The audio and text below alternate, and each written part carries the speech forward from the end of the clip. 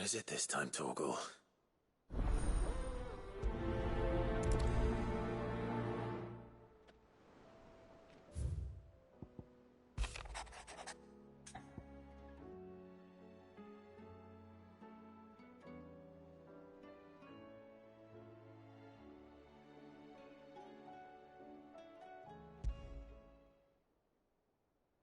Something tells me this is no mere adventure story.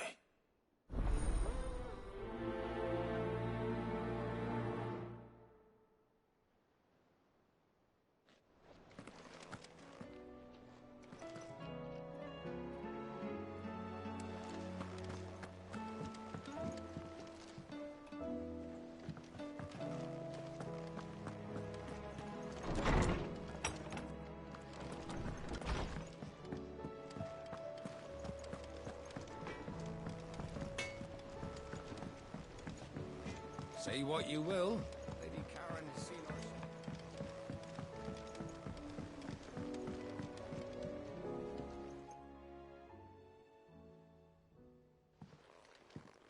Pining for something, boy. What is it? What do you see out there?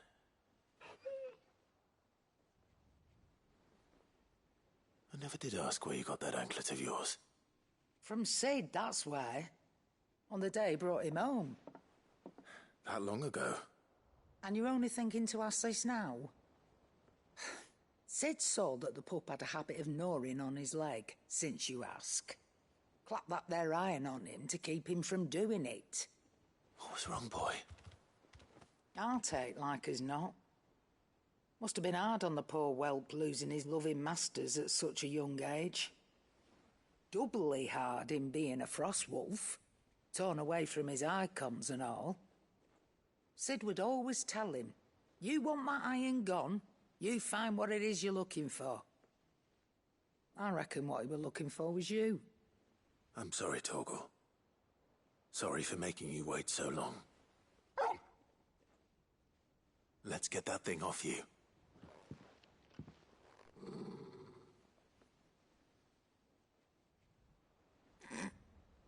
Doesn't sound like he wants it off.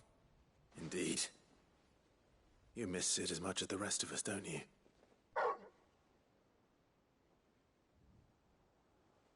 You want me to go with you somewhere?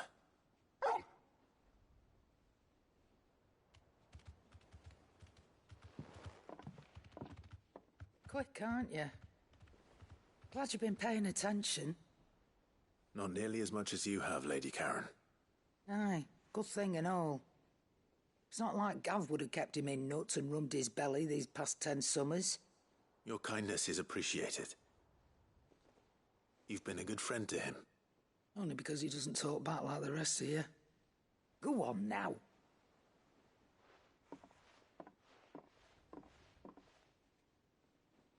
Where to then, Torgal?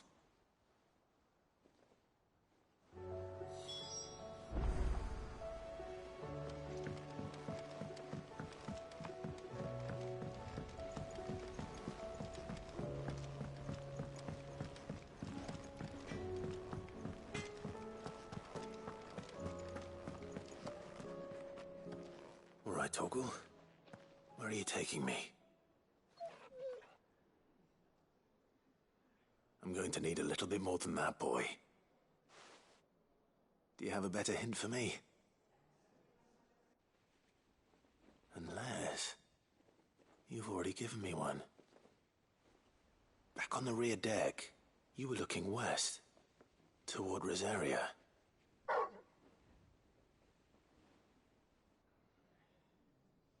Why don't we try the rookery?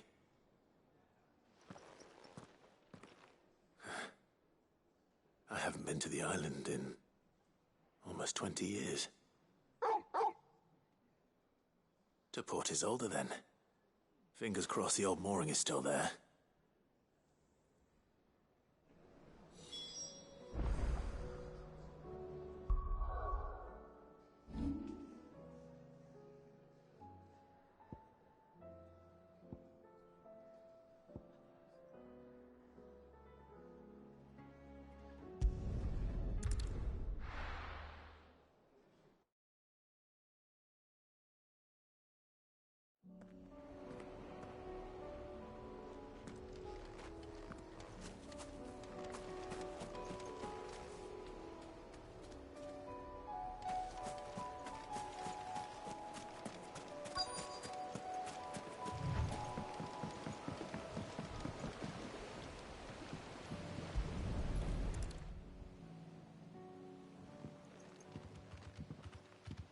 It's still here.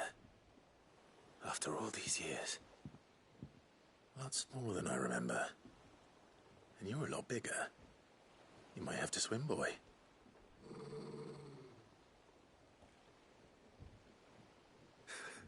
I wasn't being serious.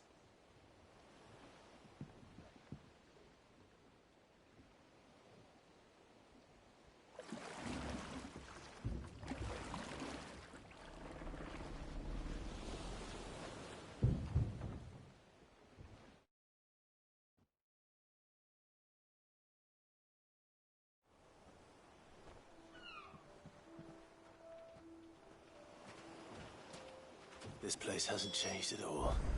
The rookery's right through those trees. Come on.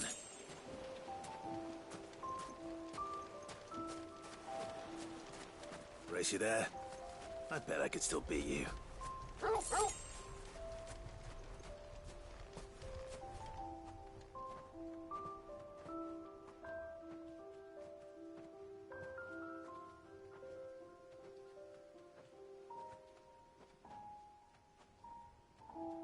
Here we are. This was our hideaway. Wasn't it, Torgal?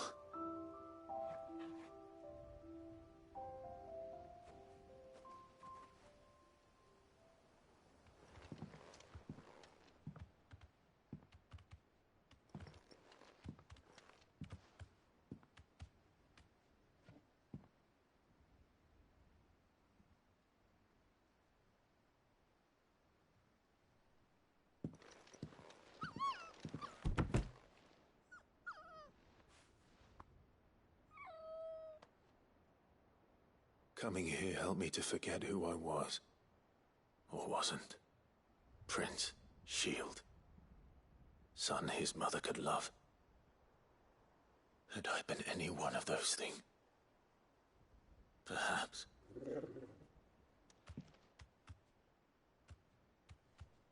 What is it, boy?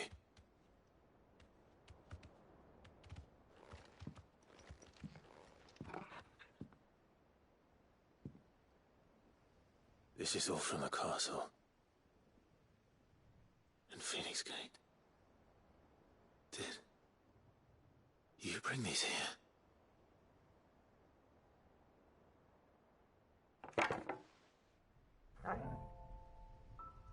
My sparring sword.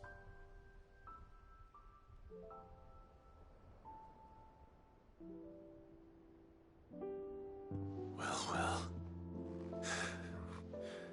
You never stopped looking for me, did you, boy?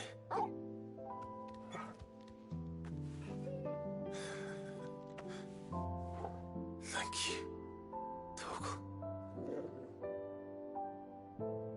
For never giving up. For never forgetting.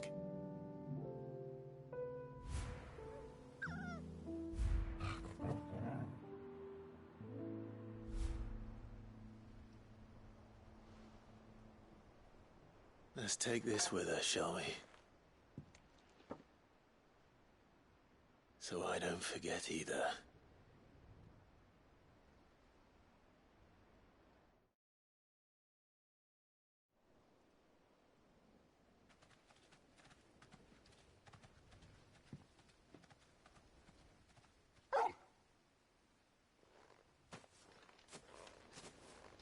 That's not the way back to the boat, Torgal.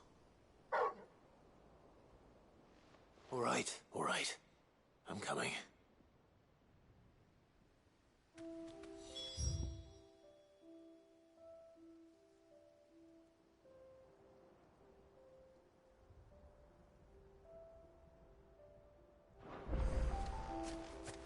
I think I know where we're going.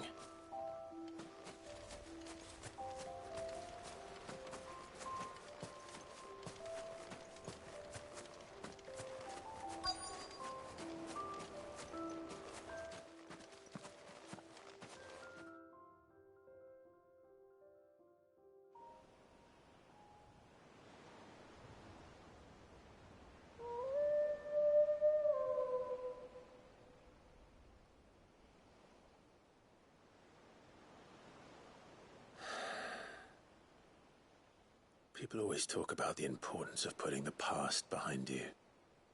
But without it, we wouldn't be who we are today.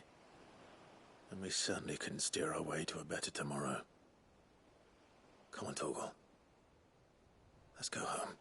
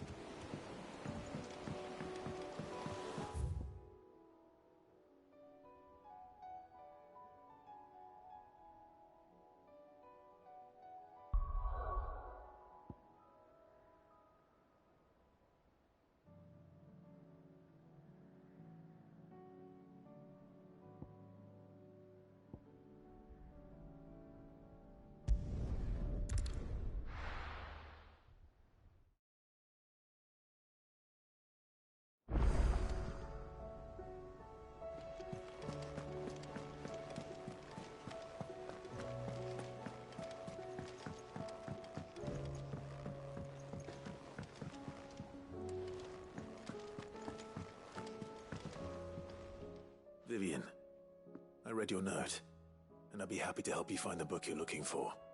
Thank you, Clive. But tracking it down will not be easy. Are you sure? Please. You have always granted me your wisdom and insight whenever I asked.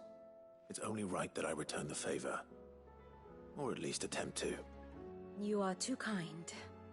Alas, what I ask of you is rather more trying than delivering the odd lecture.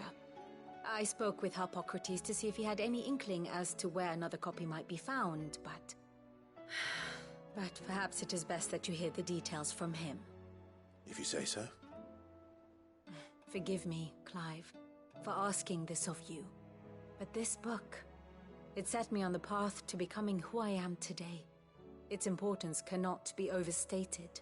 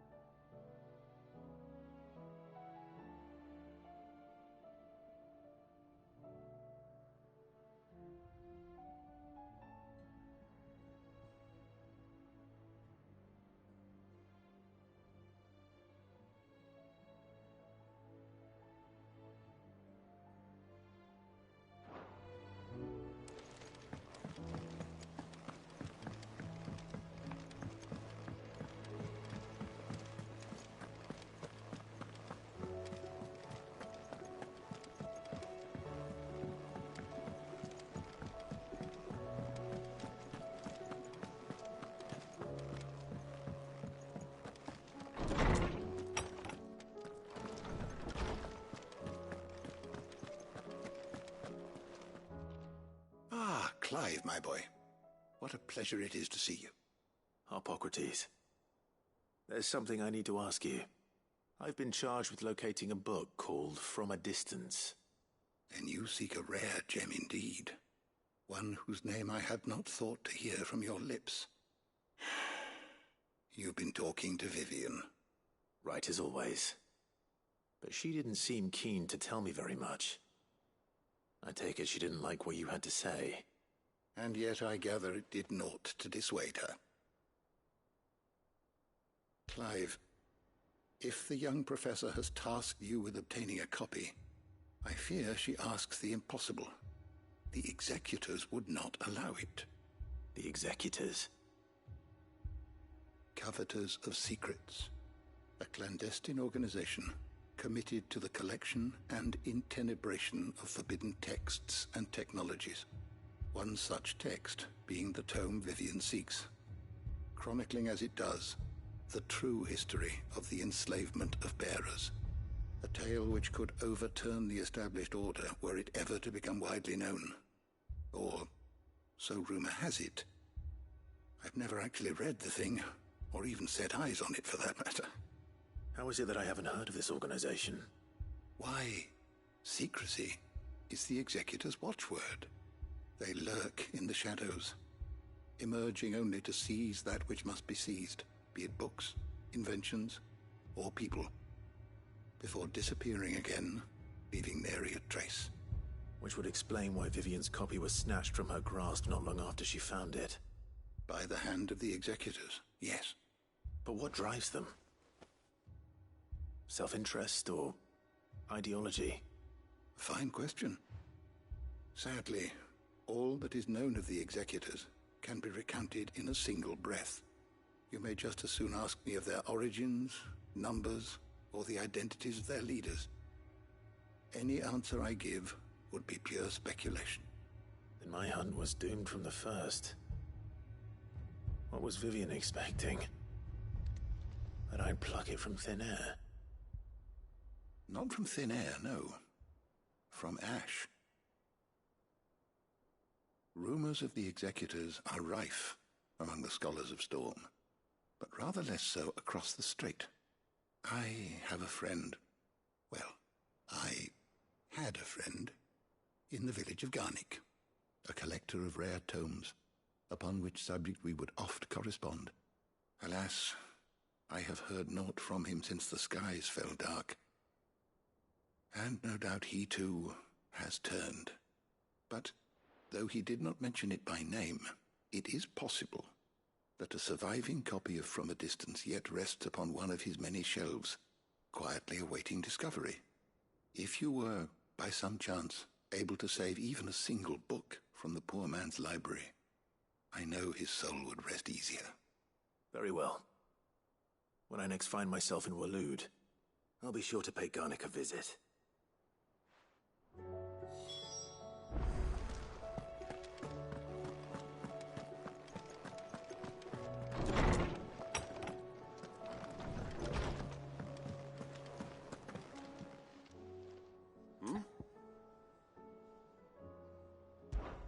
Clive, my boy! Rutherford informs me that we owe you our thanks. Hadn't intended for you to get involved, but such are the times we live in, huh? I would have done the same for anyone else. You're far too modest, Clive. You'd make a terrible nobleman.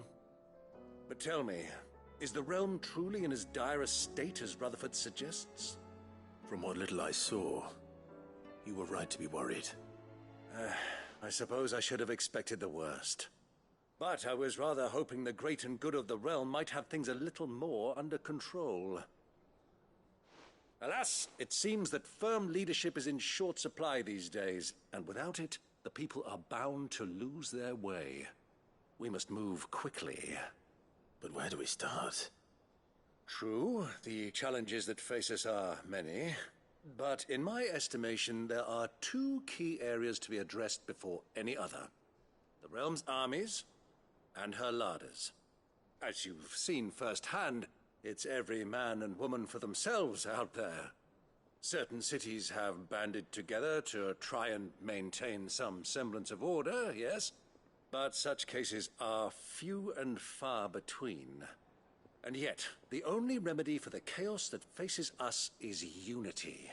A unity that transcends even the borders laid down by our ancestors. In short, if Storm does not stand together, she will fall apart. But how would one even begin to unite the realm? The armies, my boy. As I told you already, we begin by restoring order among the ranks of those sworn to maintain it. Sadly, I doubt I could convince even the lowliest gaggle of privates to dig a latrine together. But I do know someone the High Commanders have been known to listen to on occasion. Field Marshal Eugen Havel. I thought he was retired. He was, until an Akashic army tore through Randalar and killed most of the rank and file. There is no man alive more capable. Literally. And as luck would have it, I've already spoken with him on the matter. Of course you have. And he's agreed to help. On one condition. That he first speaks with you personally. Havel has always been a man of frustratingly rigid principle, and he has certain qualms about clasping arms with, well, with an outlaw. I extolled your many virtues as best I could, of course, but the old goat was adamant that he be allowed to appraise you in person. You don't mind, do you, my boy? Of course not. As long as chaos reigns, we will never build a better world. I'll do whatever it takes. And if the Field Marshal wishes to speak with me in person, then so be it. That's the spirit. I'll leave for Randalar at once. Would you send a Stolas? Of course. Rutherford is already in the Dhalmekian capital.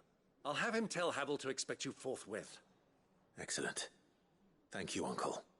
No, thank you, Clive.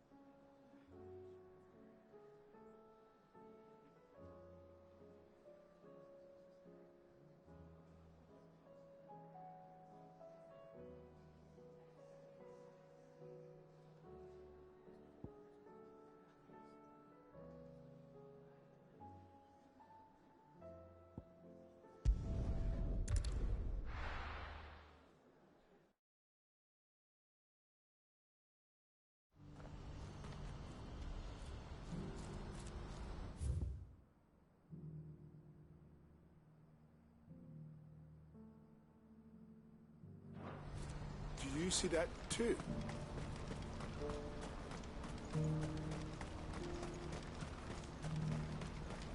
Papa? What is it? Oh, please. Just make it stop. I'm scared. It's all right. I'm here. Nothing good's gonna come of this, I'm telling you. Just looking at it.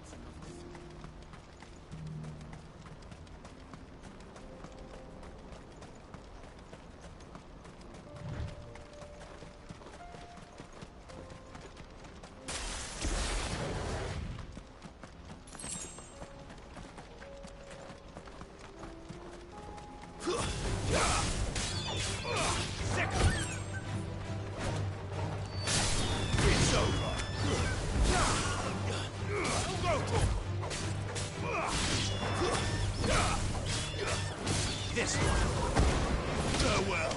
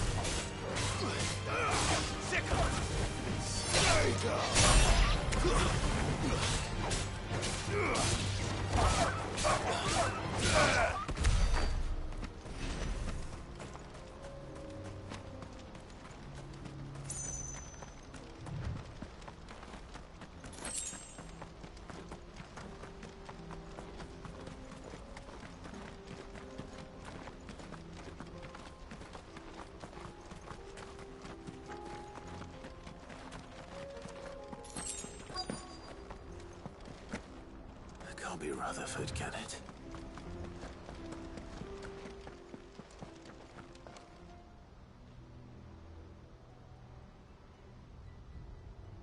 Turncoats and cowards, the lot of you! If it's a fight you want, it's a fight you shall have! Allow me. I don't need your... Please, Field Marshal. Oblige him. This won't take long.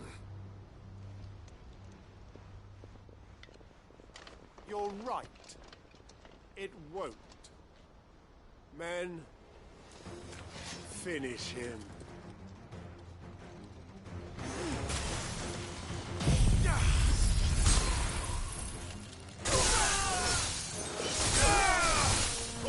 Kill!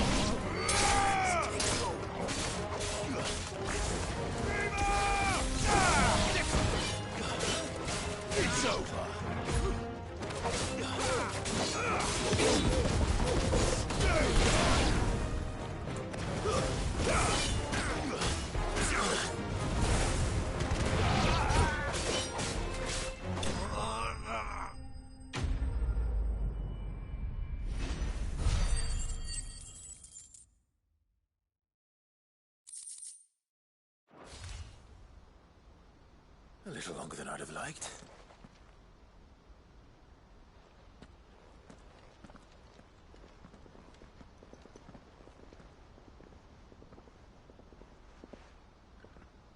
Field Marshal Havel, I presume.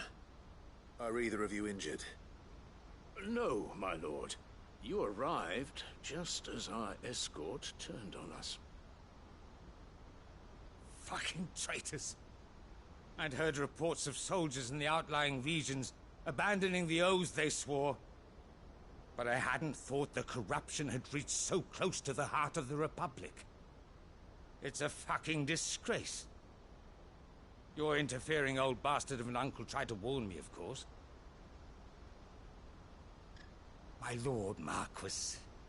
Or is Sid the Outlaw more to your liking? Call me what you want. It doesn't change who I am, or the urgency of the message I bring. My uncle has a plan to right the realm, and he needs your help to see it through. Before I agree to anything, I'd have you answer one question. What do you stand to gain from all this?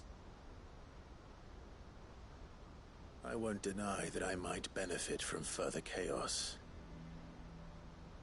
But I seek a new beginning for all of us. And while the choices I've made may not always have been the right ones, I know I made them for the right reasons. For so long, so many of us have been told how we could live, how we could die, when it should have been our decision all along. Now we have a chance to put things right. But in order to take it, we must stand together. Even if it be beside those with whom we don't see eye to eye.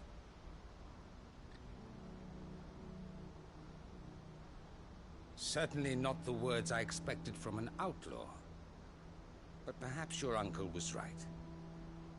You are no ordinary outlaw. I'll never hear the end of this. All right. I'll start by ordering my most trusted guard to bring the Dhalmekian fringes under control.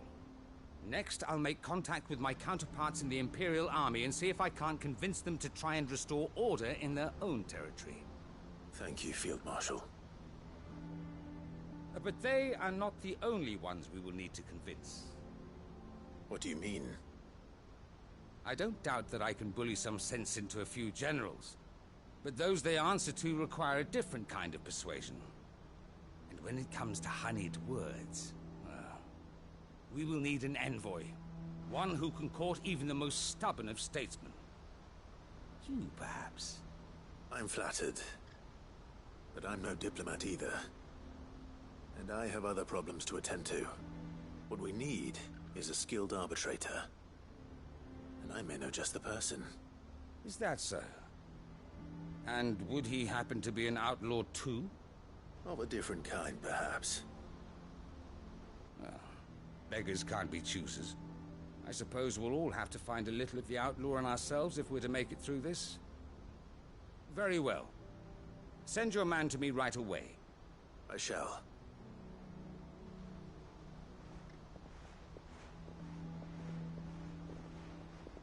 My Lord Marquis. Your Lord Uncle bade me escort the Field Marshal to his manor in Port Isolde. And I will see that my associate joins you there. Very good, my lord.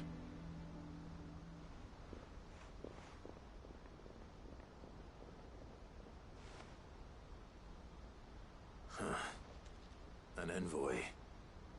I'm not sure I'm the man to talk anyone round. I can barely convince my brother to take his medicine. No. This is a job for someone with experience. Someone like Quentin. I hope I can convince him at least.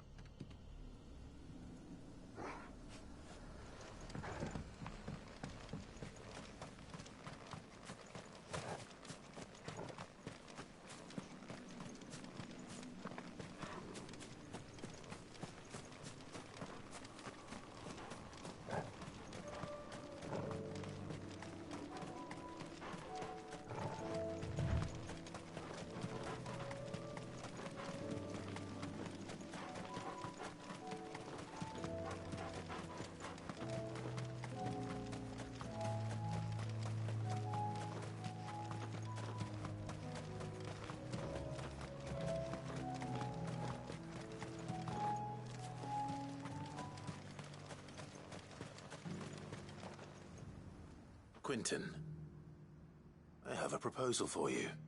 Do you now? Something tells me you'll be asking more of me than a cask of Gotand gold.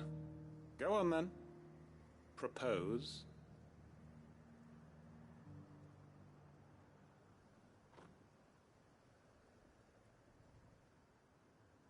You'd have me convince the chiefs and chamberlains of the realm that they should simply swallow their pride and do the one thing that has proved impossible for thousands of years. Was there anything else? Perhaps I can fetch you a meat pie as well. I know it's a lot to ask, but I can think of none better suited to the role. And you'd have me give up what little I have left to do it. I told you, Clive. The people of Lostwing are my family, and I cannot abandon them. You'll have to find someone else. I'm sorry to hear that. So am I. And why might that be? What he's asking. How's it any different to what you've done so far? They want you to speak for those who can't speak for themselves. That's what you do best. If it's the vineyard you're worried about, we'll see that the grapes are picked and the tons filled. You know we will. It's not that. Then what is it? You said yourself we're family. Don't you trust us? You know that's not what I'm... Then what are you saying? That only we are worth saving? Why turn your back on everyone else? You convinced us we could build new lives for ourselves, and if you can do that, who's to say you couldn't convince the entire realm? A stirring argument. I fear that any rejoinder I make might fall somewhat flat by comparison. So you'll join us? Where do you need me? Field Marshal Havel will want to speak with you in person. He's currently in Port Isolde. I can arrange for a party of Cursebreakers to accompany you there. That would be very much appreciated. I hear the roads are far from safe these days. Hopefully not for long. My uncle will want to know that his plan is taking shape.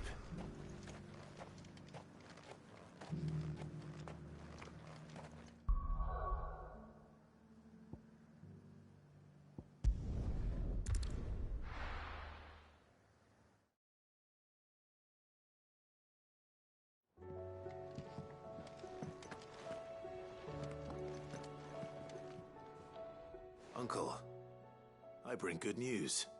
The Field Marshal has agreed to your plan. Ha! Of course he has. I didn't doubt you for a moment, dear boy. Rutherford is accompanying him back to your manor in Port Isolde as we speak. They will await your return there. As will one other. One other? Who, exactly? Lord Havel was concerned that even if he could get the realm's armies to agree to an accord, he might not be as successful in convincing those with political power.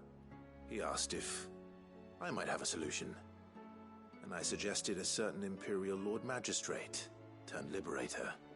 One of your co-conspirators? Master Quinton would probably call me one of his, but yes. Another outlaw, then. Just the thing we need to put these rotten politicos in their places. Good thinking, Clive. I'm glad you approve. The more the merrier, eh? Uncle, assuming Havel and Quinton can solve our problem with the armies, you still haven't mentioned how we might manage the grain shortages. Oh, don't you worry, my boy. The 7 high houses will be seeing to that. They have all agreed to make the most generous of donations. Oh, of course, it did take a little persuasion, but luckily I had some unexpected help. From who? Why, you, my boy. Rumor has it that you rescued the Lady Ariane's head steward Rockford from a horde of bloodthirsty bandits. It was more of a handful. Well, the old battle axe was so pleased. She had a shipload of talents delivered to my private docks by the next new moon. And when the other houses saw the parsimonious old crone's purse strings finally loosen, they as good as tripped over themselves in the rush to follow suit. I'm happy to hear it. Now, I must be getting back to the manor. Join us there at your earliest convenience, would you? Of course, Uncle.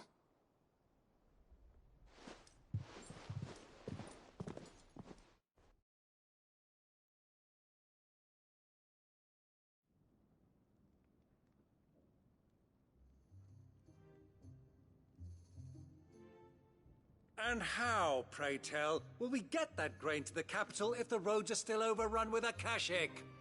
You'll find another bloody road. I only have so many men, and I'm not about to send them headlong into an ether flood. That is, unless you'd have them turn as well. Well, I'd certainly eat less. Says the man with a belly bigger than a band of curls. My soldiers actually need their rations. Without any food to keep them going, they'll be dead even before you've sent them on your fool's errand. If I may, gentlemen, perhaps I might suggest an alternative approach. Though supply routes are indeed disrupted, there is no shortage of ships. Indeed, they bob away in every bay from here to Randalar, awaiting a safe haven. Allow them to make port and fill their bellies full of grain. And once those who crowd the cities are fed, ferry the displaced back to the countryside to work the fallow fields. But I'm sure that you wish to continue your discussion. Forgive the interruption. Two such firm friends as yourselves need no help from the likes of me. Rutherford spoke fondly of the great bond between you. Us? Friends? I can't stand the man! Clive, I'm beginning to question the quality of the company you keep. And what kind of company were you expecting him to keep? The man's a criminal! Criminal? How dare you? You are not fit to breathe the same air as this fine, upstanding young gentleman. Upstanding?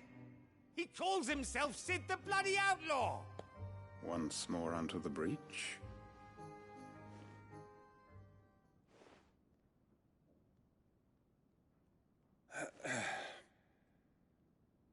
Shall we begin again? What we seek here is not to create a new nation, nor to claim the thrones of those that already exist. We wish simply to bring stability to the realm that mankind might weather the current storm. And to do that, we must convince those in power, the generals, the statesmen, the nobles, that our cause is just. There will be disagreements, yes, and I imagine some resistance, much resistance.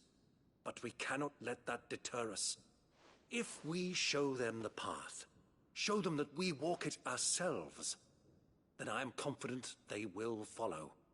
The fate of the world lies in my nephew's hands, but the well-being of her people lies in ours. And we must not squander the chance that Clive has given us. Uncle Byron, Now, with that settled, let's move on to the signing of the Accord. For what great moment in history hasn't been accompanied by a little ceremony?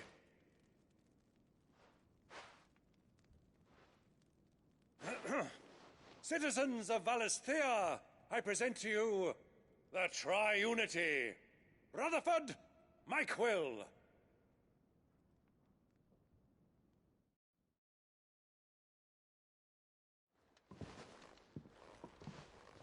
Well, my boy, the stage is set. That it is. This is the role you were born for. Now I ask only that you trust in the talents of your supporting cast. We shall play our parts to the best of our abilities, that you might have the opportunity to shine. The realm needs its Sir Crandall. And there is no better Crandall than you, Clive. I want you to keep this signed accord as proof of our faith in you. I will. Thank you, Uncle.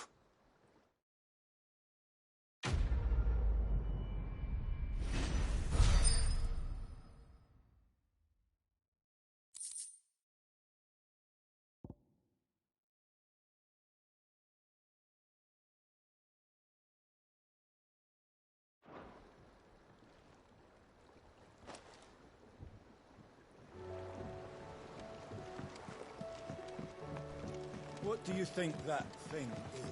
And how the hell is Sid going to do it?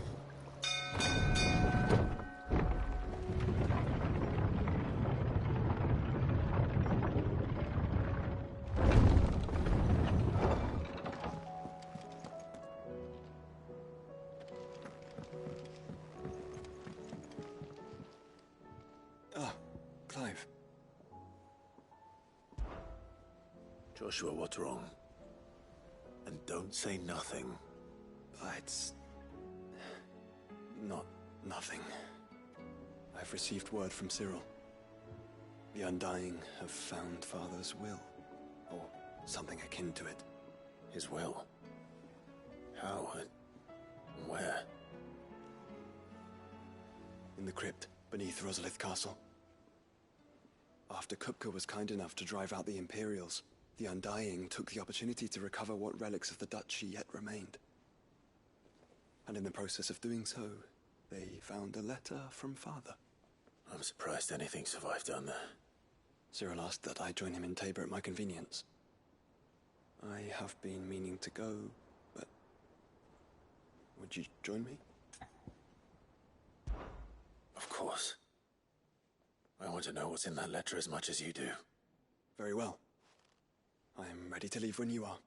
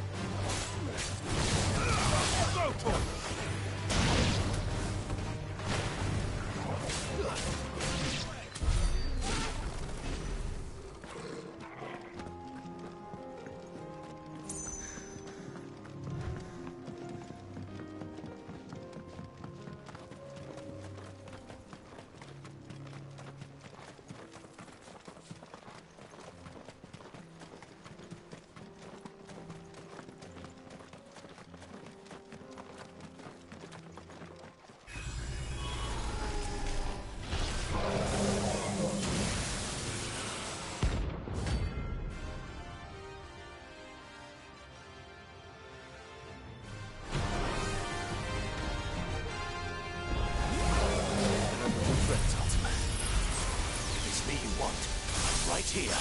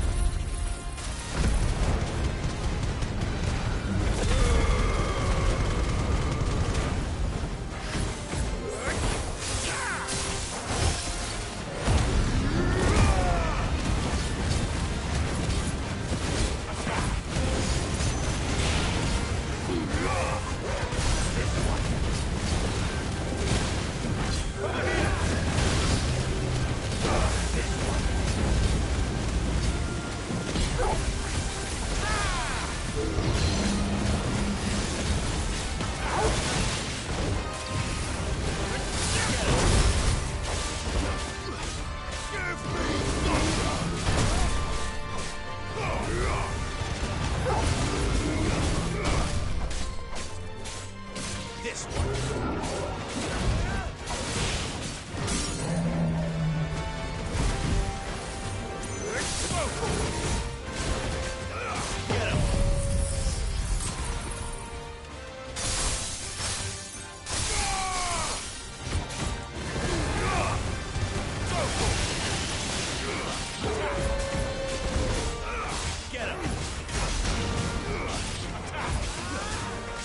Enough!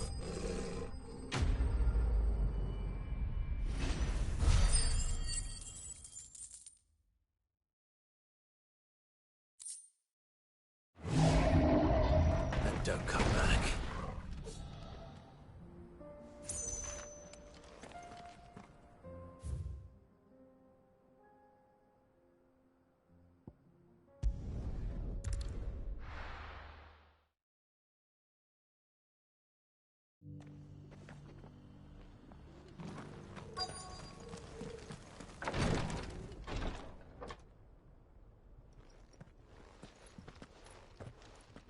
Your Grace, my lord, I trust your journey was not overly onerous.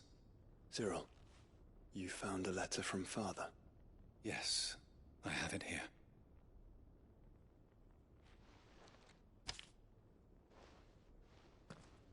If you would do us the honor, my lord.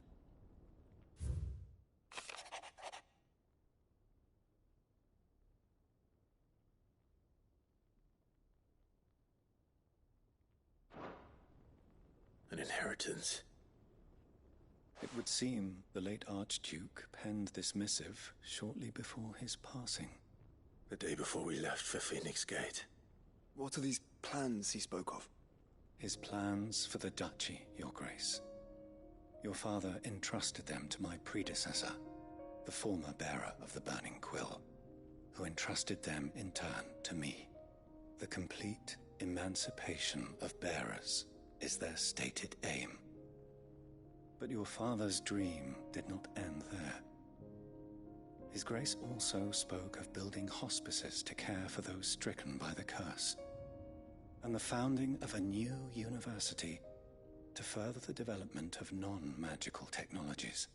With the blight spreading ever more widely across the twins, Archduke Elwyn saw this as the only means of securing Rosaria's survival. He wished to see men and bearers treated as equals. To see centuries of common wisdom overturned. Small wonder he did not think it achievable within his lifetime. But he thought it achievable nonetheless. Had he not, he would never have written this message. Nor would he have entrusted his vision to his most faithful aides. Those who would have stood with you, shielded you from the machinations of the less benevolent personages at court. It's a pity only they are still with us. 'Tis true that those most loyal to your father were the first to suffer the Duchess's wrath. But one at least remains, and she has come bearing gifts. What do you mean? Mayhap it is better that she explain, my lord. After all, the duties entrusted to me by my predecessor extended only to recovering His Grace's will and arranging a meeting with the one who might execute it, or a part of it at least. And where is this woman? She awaits you in the archive, Your Grace. Thank you, Cyril. Shall we then?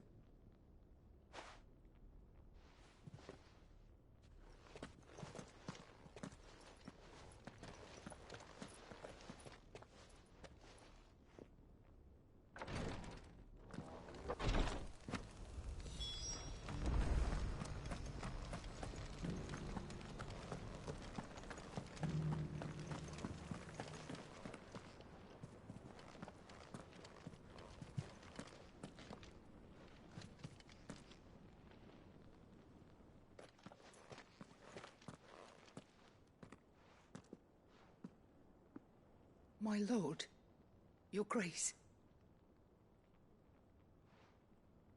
I hardly recognize you. I am Goditha, retainer of House Rosfield, loyal servant to the Phoenix and his shields. Your father, the Archduke Elwyn, entrusted me with the delivery of a gift. I only hope you can forgive my tardiness in bringing it to you. Lift up your head, Lady Goditha. You have our gratitude for your service to our house and to our father. I merely did my duty, as any proud Rosarian would. My lady, perhaps you could explain a little more? What exactly is the gift you bring? As I'm sure you know, it has long been the custom for the children of House Rosfield to be presented with certain keepsakes upon their coming of age. Indeed it has. Our father often spoke of the day when our turn would come. And had he lived to see it, he would have presented you with the treasures I bear. Matching armbands for you both. Alas, he did not live. Indeed, he was taken from us even before they could be completed. He had intended to claim the Heartstone with which each armband was to be finished himself, but it was not to be. And his gifts remain incomplete. I see. It saddens me to bring them before you, as they are. It was your father's wish that you be presented with the finished articles, not these, works in progress. But with his grace long since gone, and the stone left unclaimed, I had little choice. You are grown men now, and his house is yours. And while I would not presume to insist upon your claiming the Heartstone in his stead, I know that nothing would have pleased him more than for you to do so. Thank you, Lady Goditha. What say you, Clive? What else? Of course, my lady. May our father's will be done. Oh, I am much obliged. Do you know where we might find this Heartstone, my lady? I do. Though it may be a matter of a good deal more than simply happening upon it. It is found in the bellies of elder griffins, you see. We do at least know where to find one. A certain specimen has made its nest in Titan's Wake, not far from here. A certain specimen? You are most perceptive, Your Grace. In answer to your unspoken question, yes. In fact, this is the very same beast your father meant to slay. I have been tracking its movements since you were but a boy. Were you to slay it in his stead, as men of House Rosfield, it would surely make your father proud. What say you, Joshua? What else?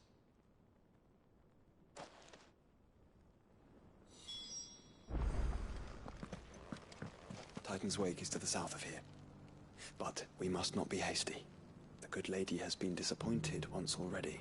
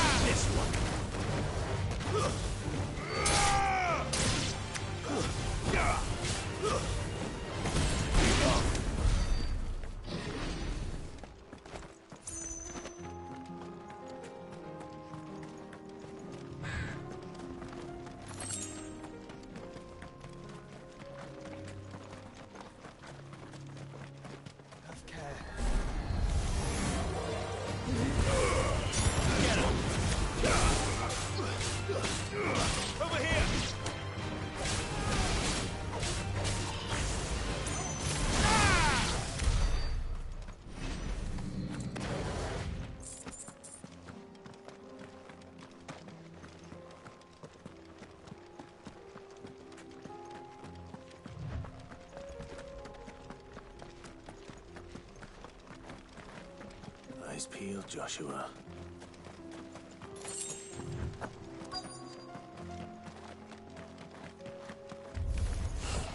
There it is.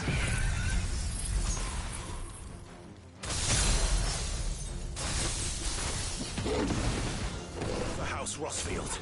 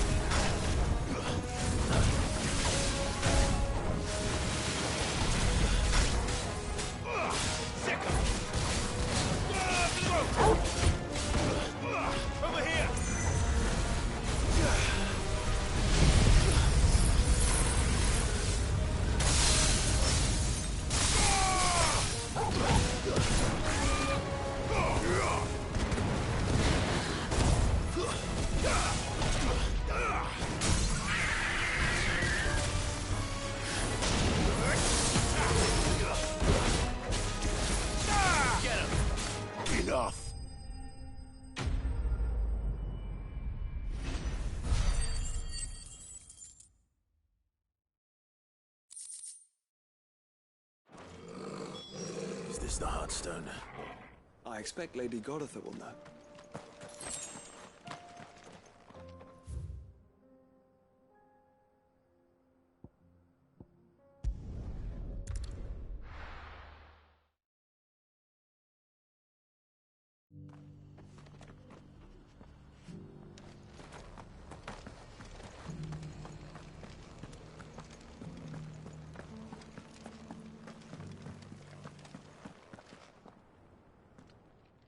Thank the Founder you were safe.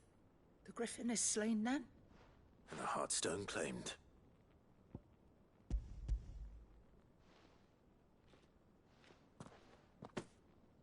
Yes. This radiant luster, like frozen flame. It is just as your father described it. Thank you, my lord. Your Grace. Your father would be so proud. Lady Goditha, the lapidary is ready. Thank you, Cyril. I will be with him shortly. If you would excuse me, I shall have the stone cut and set forthwith.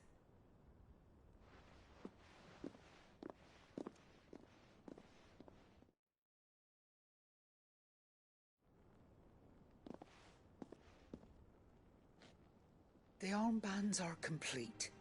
Pray, take them. They are yours, after all. Heartstone is harder and more enduring than garnet, or even ruby.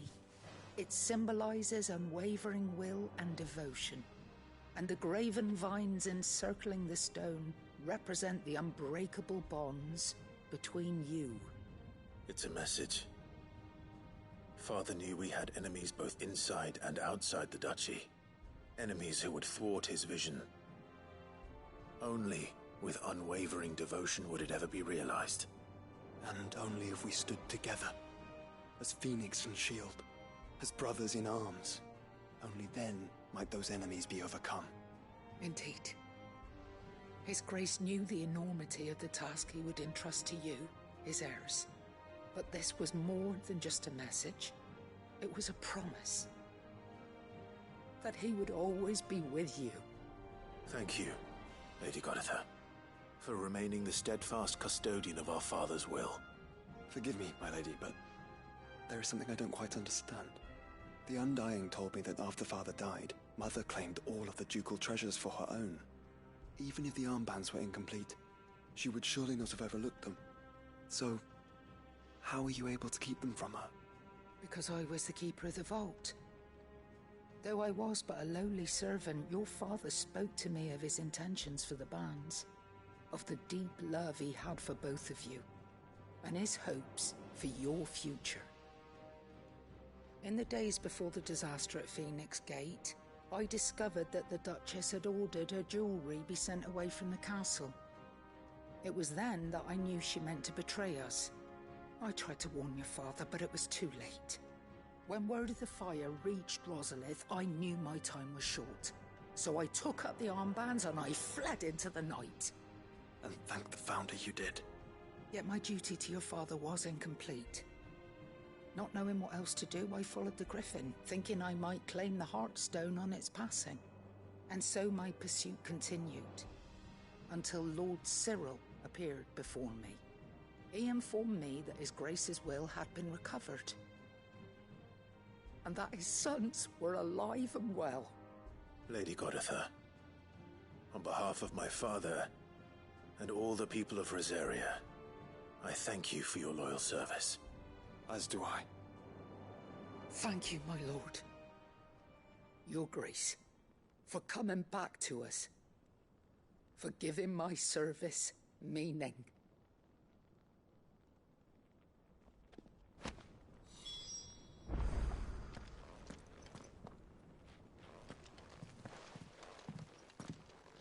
The bands suit you well. It must be gratifying to finally receive the inheritance that was denied you for so long. It is. And we thank you for the part you played, Cyril. If you would permit me to play my part a little longer, might I suggest that you make your way to your father's memorial atop Hawk's Cry Cliff? Let him see that you have received his blessing, and that his vision lives on in you. I suppose it would be churlish not to. What do you say, Clive? Shall we pay Father a visit? I think we should. I was hoping to be able to offer him my thanks before we left for Origin. Your father's helm is enshrined there. It has been since the day we recovered it from Phoenix Gate. I prithee claim it, for it too is a part of your inheritance, and I do not doubt that your father would prefer it in your hands than perched upon some lonely rock. Thank you, Cyril.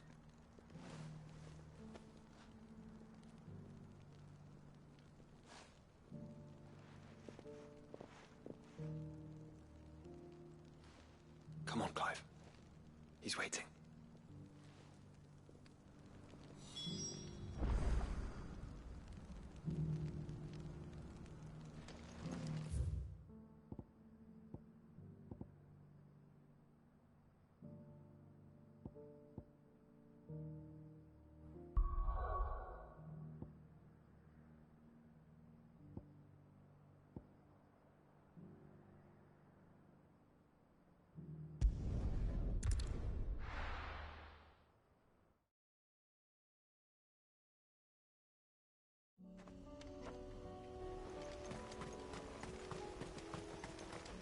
Unwavering will and an unbreakable bond.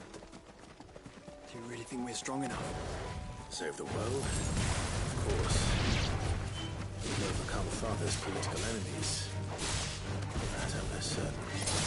Especially knowing what we know now. What Mother was truly capable of. But perhaps these bands would have helped. Knowing he was with us would have made all the difference.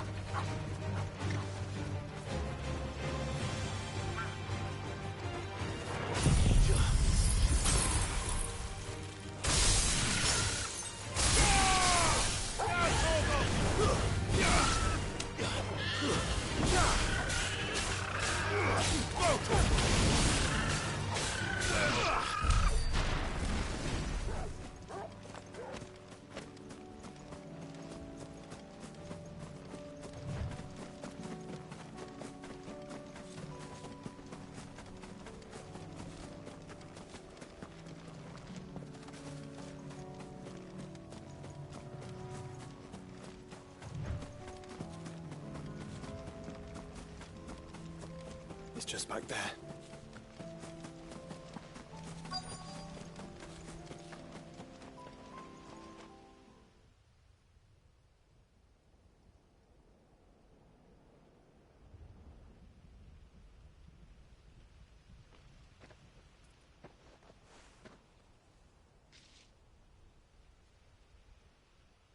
Father always fought for what he believed was right.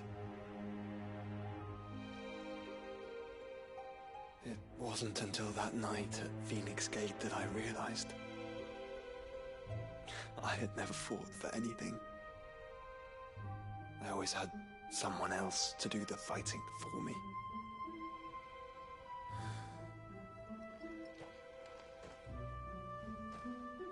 No matter how fate conspired against him, he never lost heart, never looked back, never stopped fighting.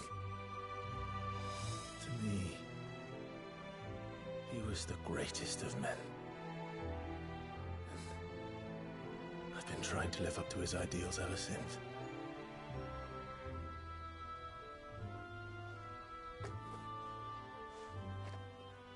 We all have, Clive. We all have. And we'll keep trying. Because that's what he would have wanted. What he would have done himself. Even if it meant standing against the very gods in the heavens. I shall be borrowing this, Father, if I may. That you might watch over us as we follow in your footsteps.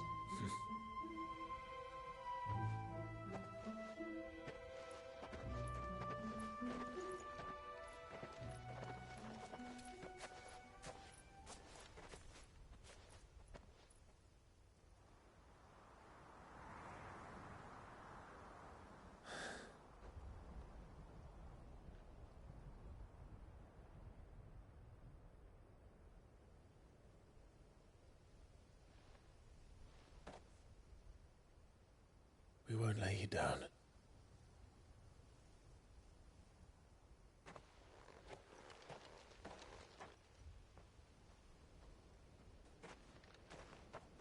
Onward then. Onward. To the end. And to a new beginning.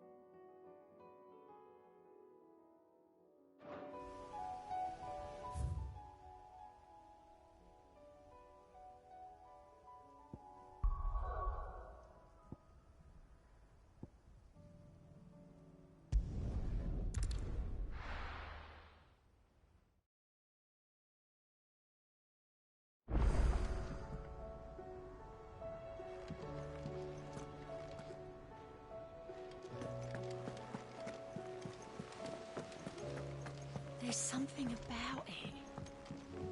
I feel... Cid, do you have a moment? By all means. It's my old master. Seems there's no escaping her. She found some way to send me a letter. And something else. Records from a Waluda prison. Seems they were keeping a lot of bearers there. How did she come by such a thing? Finding bearers always was her strong point. And it seems the cells of Balmung Dark are full of them. Foreign captives, the masterless. Bearers no one would miss. And even better for her, bearers with no one to look after them. When ether started lapping at the walls, the jailers fled. Leaving the bearers to be liberated by whoever happened to come along next. Cid, I'd like to believe that I've earned your trust by now. And while I'm well aware that you've forbidden Cursebreakers from traveling to Waloed, I can't let those bearers die in their cells. I'd rather risk shipwreck on the Shadow Coast than leave them to starve. We'll be needing the Enterprise if we're going to navigate the Narrow. Does that mean... I'm making an exception, but we travel together. And we stay no longer than we have to. Ash is an inhospitable place at the best of times. We save as many as we can, and we leave. Thank you, Cid. There was a name in the prison register. A name from my past. Chadwick. Another of my former master's protégés. A gifted soldier, and the closest thing I had to family. The thought of him held captive in that place. He must be very important to you. He was. Is. Then we find him. The entrance to the prison lies in the shadow of Ravenwit Walls, just beyond the portcullis.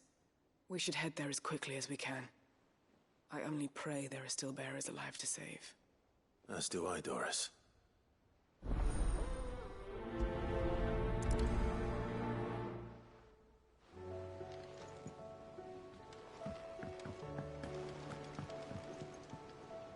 Cid, I was wondering if you could help me.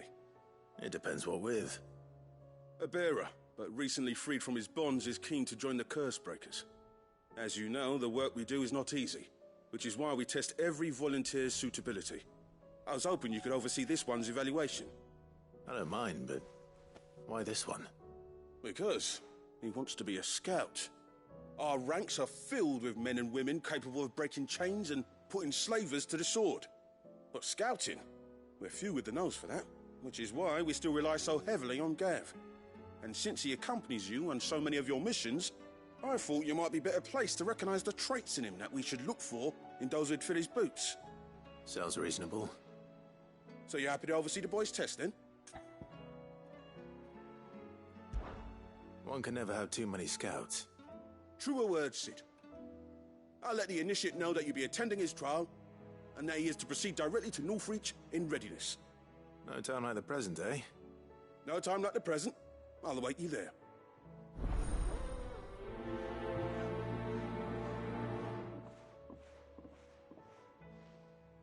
Northreach. I don't suppose they could have chosen somewhere closer.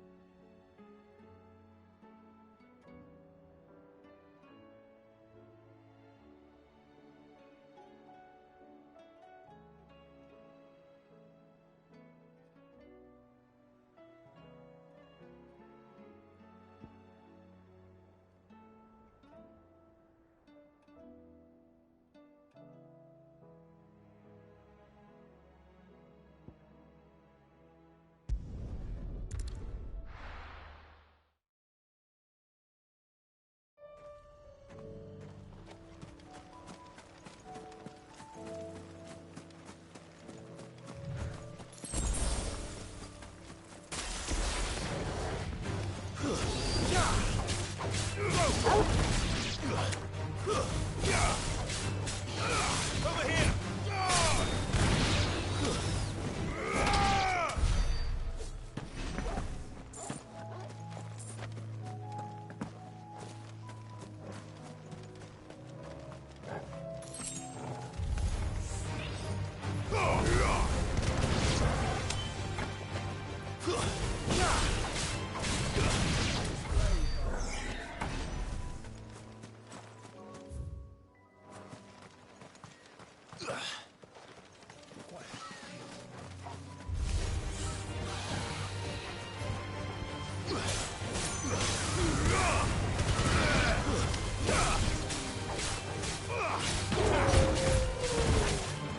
This one.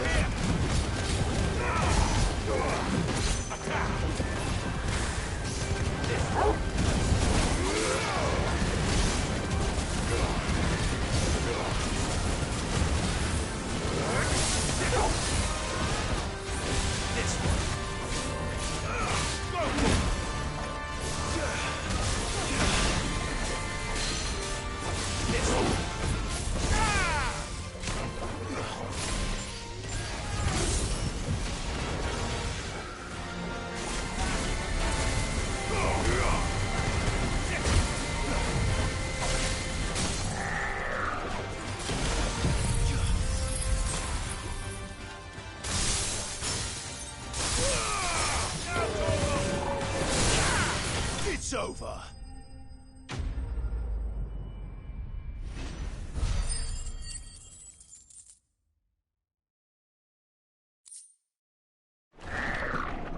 Sweet dreams.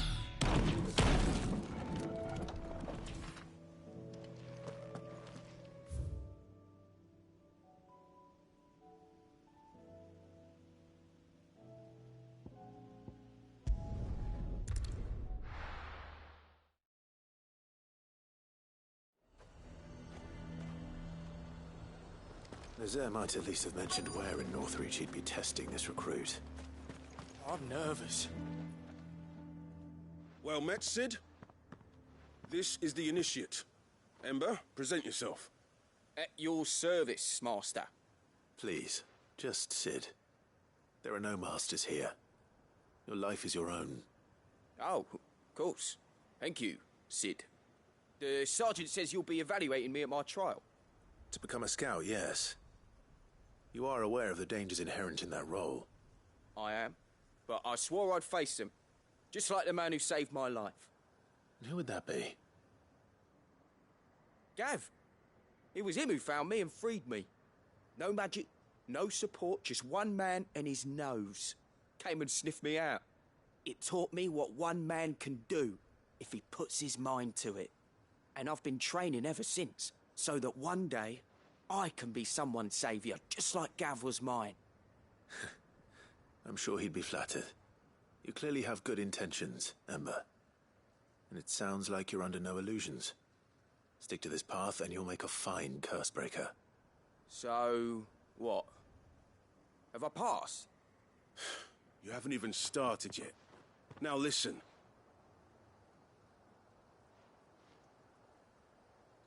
Not far from here is an Imperial lookout, Eastwatch. The guards there record all their sightings in a logbook. You are to find it and bring it here. And bring it here, right. Anything else? No. Sneaking into a heavily guarded Imperial outpost and stealing the logbook would be quite sufficient. You'll need to assess the situation, determine a point of entry, create a distraction and effect an escape, all without being discovered and thrown into an Imperial oubliette. Ember, Gav isn't our best scout because he can do everything. It's essential that you know your limits. Know my limits, right. I won't let you down.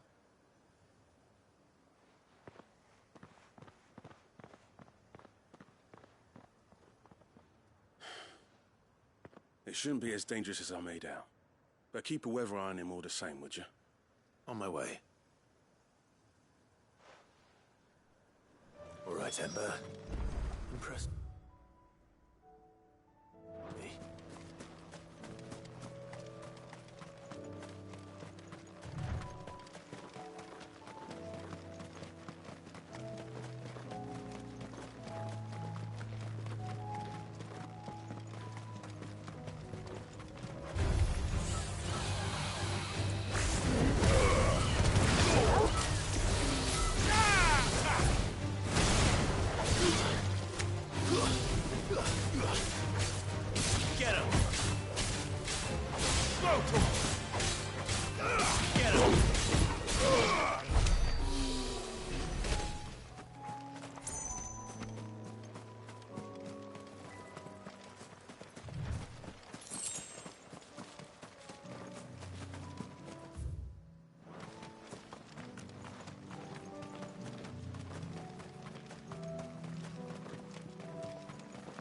These are clean kills. Perhaps young Ember really is ready. Or maybe not.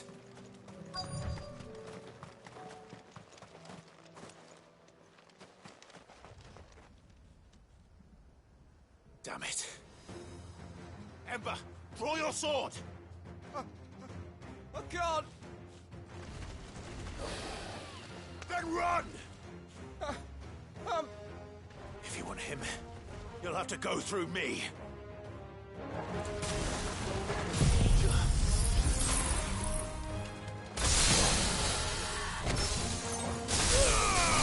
All yours, Torgal!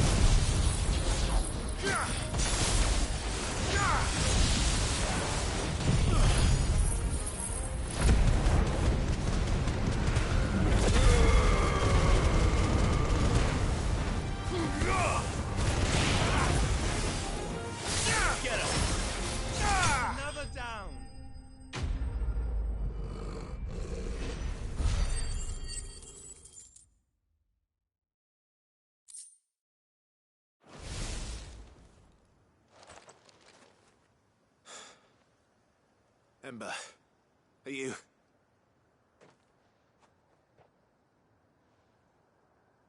Gone. Of course. Scouts really are a rare breed. Back to Northreach it is, then.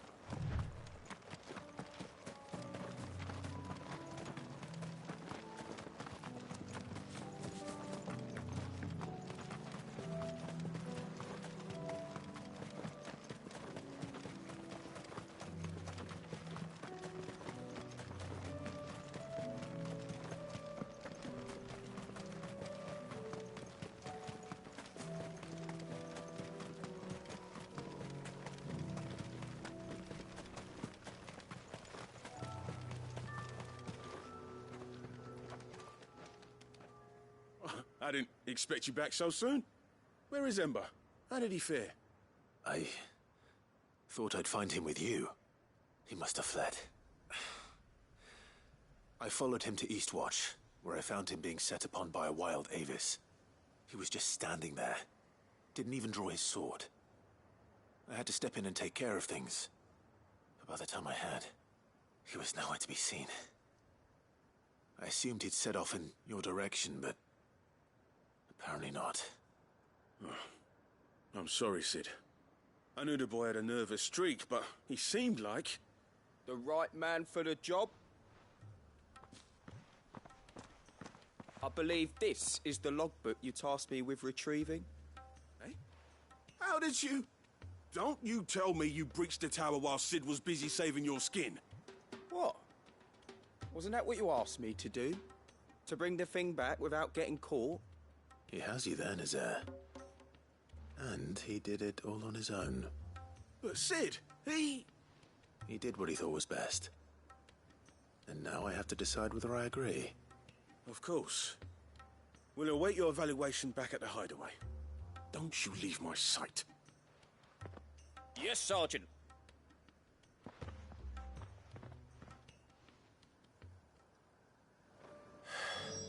This won't be an easy decision.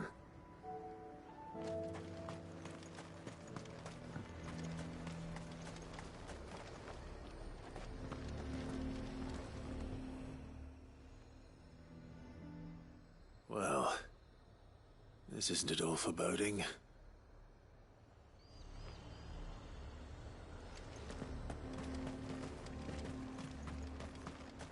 The garrison is threatening to pull their sentries from the market. I would speak with this Duke. Saw the captain just now. Your town needs you.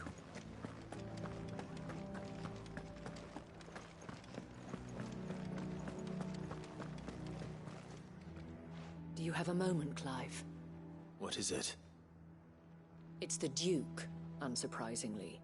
His Eminence has assumed full control of the garrison and put every able-bodied man to work on the fortifications. The town was left all but unguarded, so Philippe was compelled to form a citizens' watch to fill the void. And though my dear boys have been characteristically willing to assist him in this, they want for bodies. So I was wondering if you would lend them your strength, that the people of Northreach might sleep easier, if only for a few nights.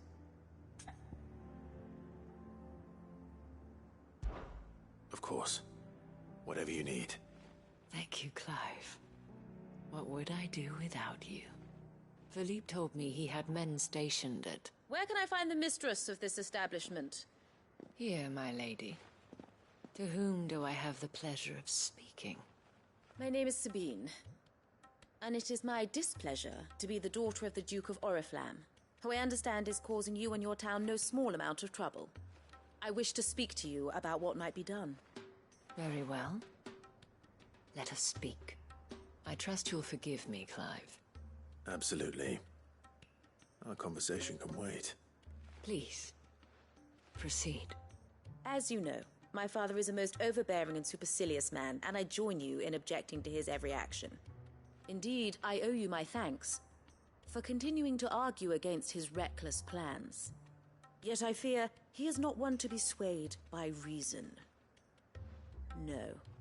He must be made to face the consequences of his actions. And who would make him do this? I would. Myself and several other like-minded individuals. Were you to join us, we would surely have the strength to drive him from Northreach for good. Does that not seem a trifle drastic? Drastic action is precisely what is called for. Unless you are content to see your people downtrodden and dispossessed. My father would have it that citizens exist only to serve the Empire. That they should be forced to make every sacrifice to ensure her revival. But he is wrong. It is not the people who must serve the Empire, but the Empire who must serve her people. He's always been like this. Scornful of the opinions of anyone he judged beneath him. But he cannot be allowed to ride roughshod over the common folk any longer. We must fight him. By all possible means. Fight him? No. My purpose is to quell the tension in Northreach, not to stoke it. Respectfully, my lady. Our only chance of saving this town depends upon every one of us uniting against our common enemy. Your father and his followers included. While I understand your frustrations, I cling to the hope that he may yet be won round. False hope, I assure you. But I see that your mind is made up. I shall bother you no longer. If you will extend me the same courtesy, I bid you good day. She certainly has spirit. Indeed. But unfortunately for us, that spirit is only likely to harden the Duke's resolve, which may be enough to seal the fate of this town. Not that she cares. This is all about her and her father. Families. I'm sorry, where were we? Ah, yes. I was about to tell you of Philippe's plans for the town watch, but perhaps it's better that you heard them from him. I believe he's in the market, if you'd be so kind as to seek him out. Right away.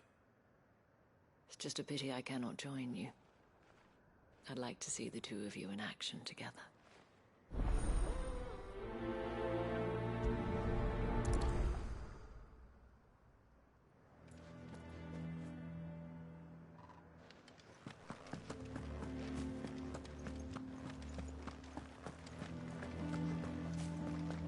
Your town needs you.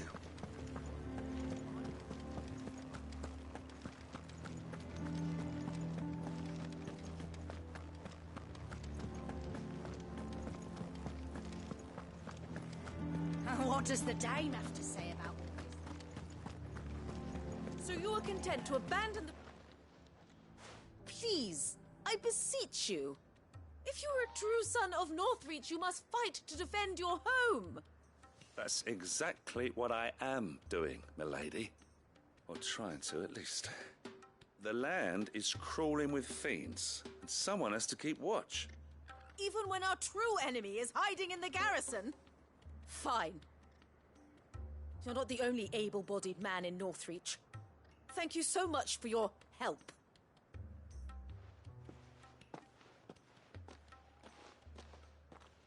She cornered you too, then? Could hardly get a word in edgeways. Like father, like daughter, eh? She made an uninvited appearance at the Vale earlier, hoping to convince the Dame to join her in fomenting rebellion. I bet that went well. Her ladyship seems to have a way with people. Anyway, what brings you here? Our mutual friend thought you might welcome some help. Oh, she did she? Right as always. In fact, you're just the man. We've had some reports, you see. Sightings of, you know what. They're back. Seems that way. All over, too. We haven't been able to confirm anything yet, but if you're willing, you could go and see what's what. Right.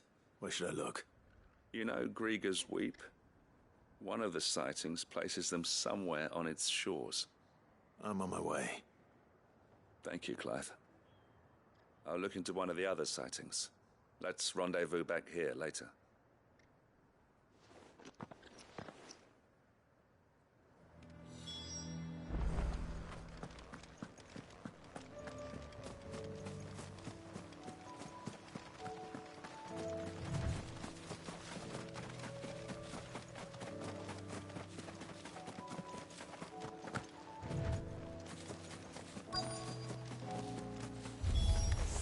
Damn it.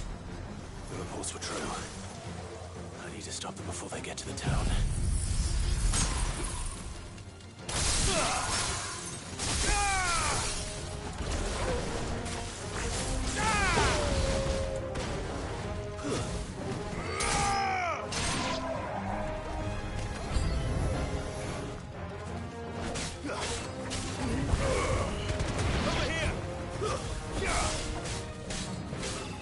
Get him!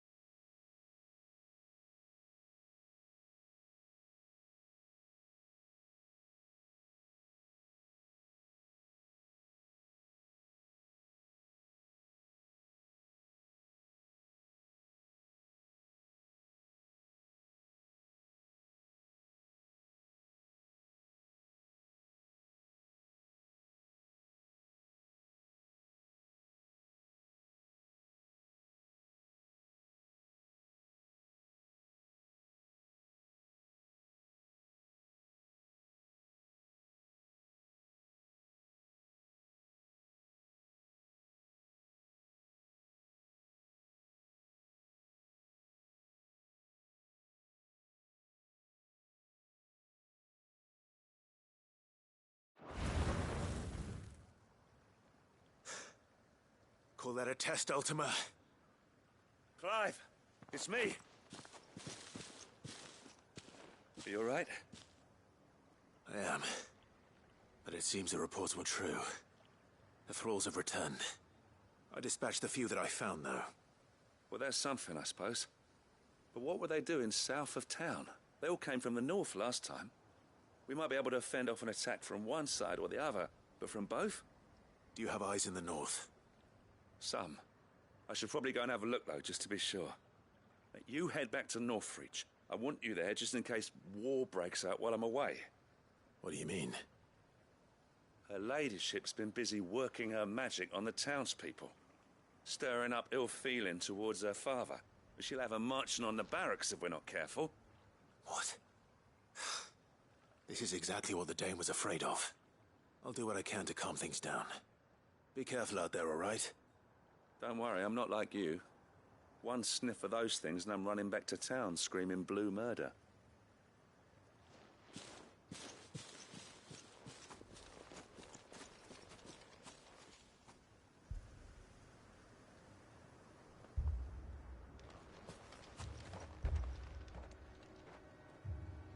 Do you not see, Father? The people of Northreach have given enough, and only a fool would ask for more. Listen to me, Sabine. Where would our people be without their country, hmm? The Empire is their sword and their shield. It is she that ensures they can live without fear. And now she teeters on the brink. Without their sword, how will the people fight? Without their shield, how will they protect their kin? Can the unarmed stand against the advancing hordes? No. But there is yet hope. A new shield, a new sword. A new empire. We can rebuild Sanbreque, just as Great Griga wills it. Perhaps we could, Father. But we don't want to. Not if it is built on the broken backs of the people. Please, let us not quarrel in the street. You must see that no good will come of this. Our fight is not with each other, but with the threat that draws ever closer to our gates. A threat that your sword has yet to rid us of, Your Eminence. You will hold your tongue, whore. You may have filled my daughter's head with your heresy, but I will not be corrupted. Corrupted? Your daughter's opinions are her own, as you would know if you had ever deigned to listen to her. At least I hope they are your opinions, and not posturing born of a family feud. Northreach deserves better than that. Northreach deserves better than you, Carla. Yes, I know who you are. The slut of Twinside who bedded a Brandit. Jealous, are you? That a woman might choose a bearer over a pious man of Griga. Clive! I met a swarm of thralls coming south from Oriflamme. Hundreds of them. Too many to count. No. Work on the fortifications has scarcely begun. We will retreat to Caer Norvent and there make our stand. Did you hear me? That was an order! While this is but a heartfelt plea, let us make our stand here and protect our homes. Protect those that we love. Together, for Northreach!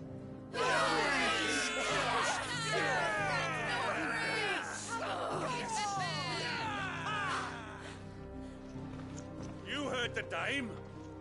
What are we waiting for? Pikemen to the gates. Archers to the roofs. Quickly, come on!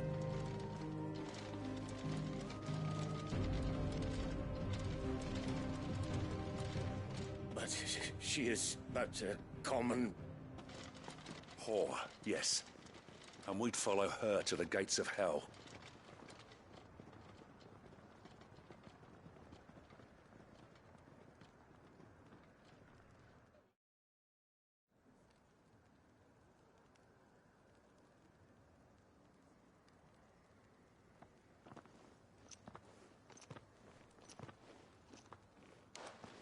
The men have their orders, and they look like following them. I got them spaced out at regular intervals. Whichever direction the thralls strike from, there'll be someone there to meet them. Thank you, Philippe. Rest assured the people will play their part. The herbalist has donated her stock of medicines to me.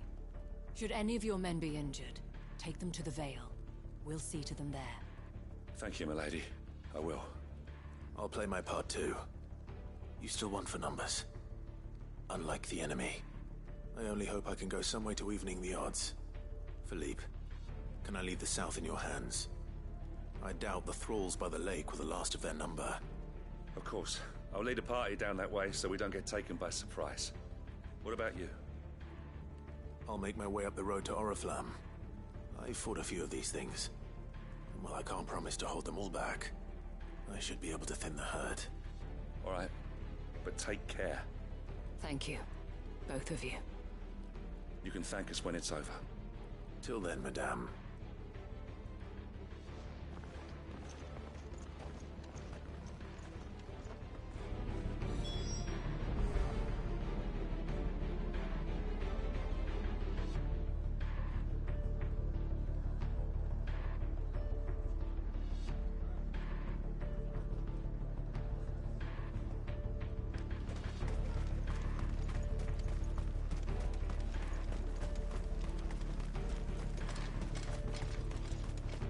I want steel in the hands of every man.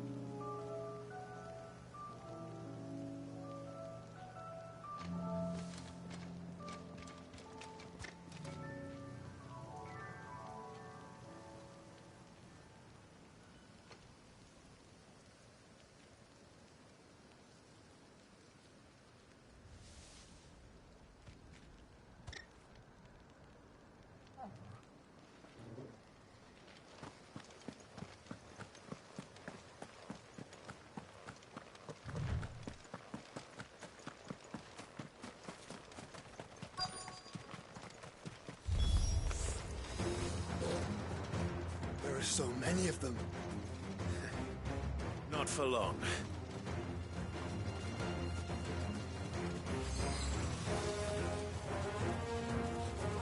Shiva! Farewell. All yours, Torgal. Over here!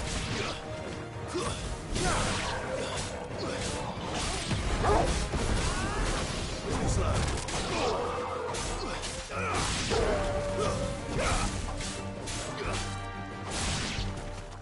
Is it over? No. It's only just begun.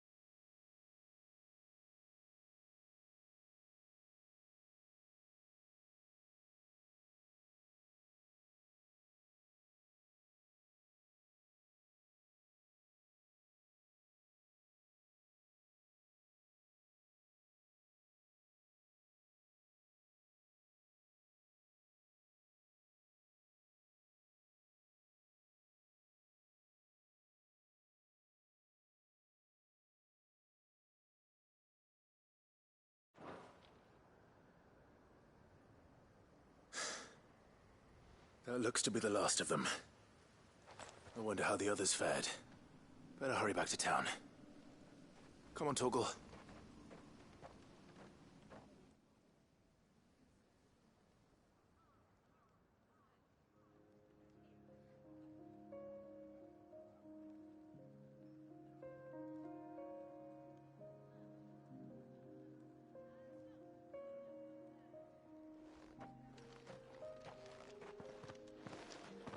Clive, it's good to see you. And you. The road to Oriflamme is clear. How did you and your men fare? Well, we ended up fighting for our lives down by the lake. Took a few nicks, but nothing the girls of the Vale can't put right. Glad to hear it. Well, It seems we've survived. For the time being, at least. I thank you both for answering the call. You were right. And I was wrong. About everything. I had thought that the only way to unite the people was under the banner of Empire. That without a strong hand to guide them, they would drift apart. To be borne hither and yon by the eddying currents of fate. But you brought them together. Not by force, nor by the exercise of goddess-given authority, but by simply being one of them. By knowing what they feel, because you feel it yourself. Our purpose was ever the same, Your Eminence. You were merely distracted by a loftier vision of empire and glory, while our eyes beheld matters closer to home. You have the right of it again. As did you, Sabine. His radiance said it himself. Sanbreque is naught without her citizens. I forgot that. And I am sorry. I'm sorry too, Father. I should never have taken things so far. I only wanted you to understand how the people felt. How I felt. But my anger got the better of me. Do not blame yourself, my dear. This was my doing. I should have listened to you. To all of you. Your Eminence, your ladyship, I do not doubt that you came here with the best of intentions. But I believe the same could be said of us all. We all want safety, security, prosperity. Not just for Northreach, but for the entire realm. And we may yet achieve it. If only we work together. Will you join us in this? Yes. We shall. Thank you, Your Eminence. Now that that is settled, I must go and see to the wounded. The Vale's doors are always open to any soldier in need of relief. And today there are more than ever before.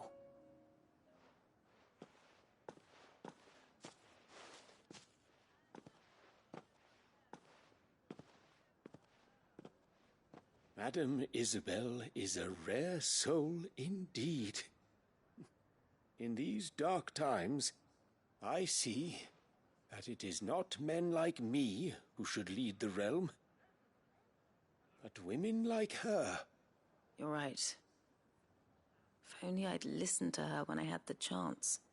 Forgive me for saying so, milady, but you still do. The Dame said it herself. We can turn things around. We just have to work together. And that goes for you, too. You're one of us now. One of you? Well said, Captain. Let this be a new beginning. Not only for Sanbreque, but for us. Well, since there's nothing more to be done here, I should see if Isabel needs any help moving the wounded.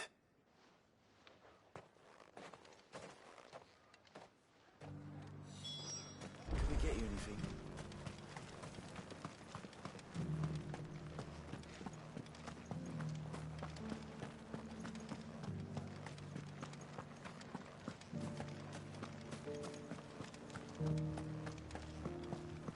Just a little further. This the last one?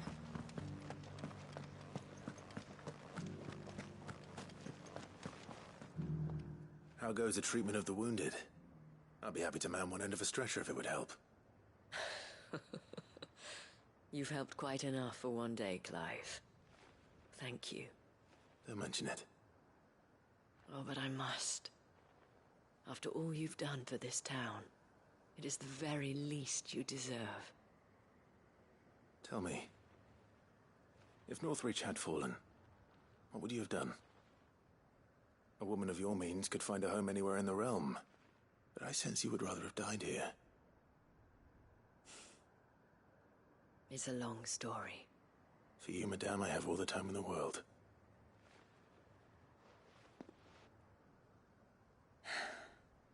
Very well.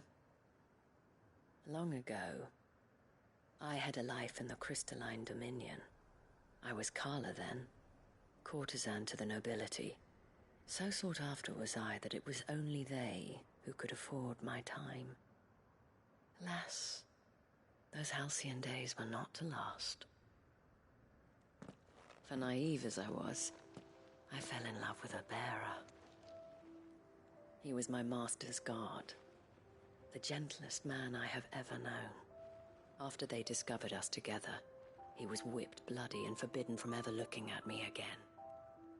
And so we fled. Not that we had anywhere to flee to.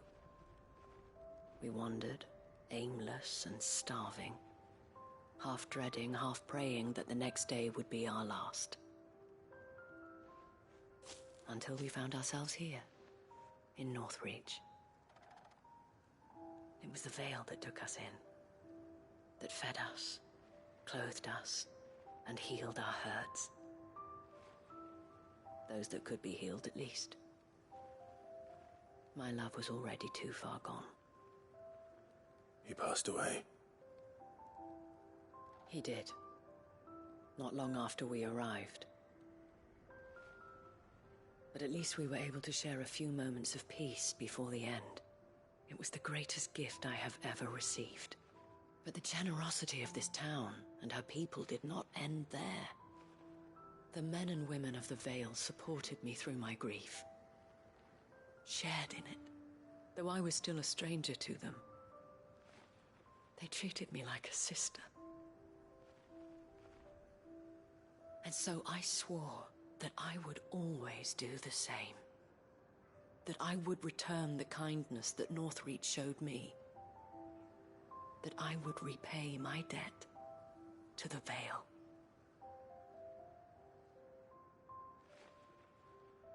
Thank you, Isabel, for sharing this with me.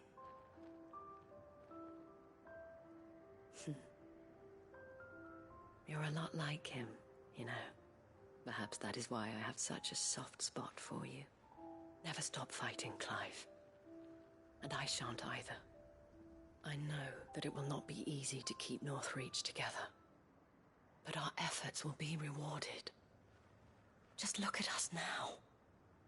The people, the soldiers, even the Duke of Oriflamme and his daughter, all united in defense of this town that we have come to call our home.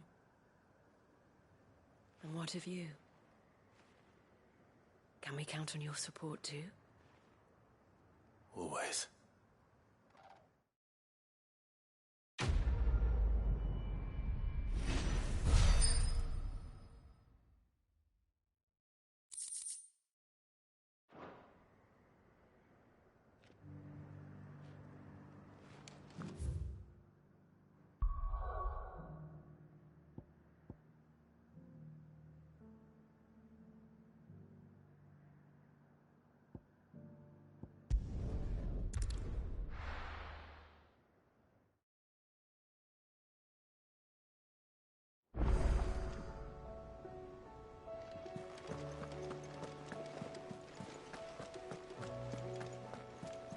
You should have seen it.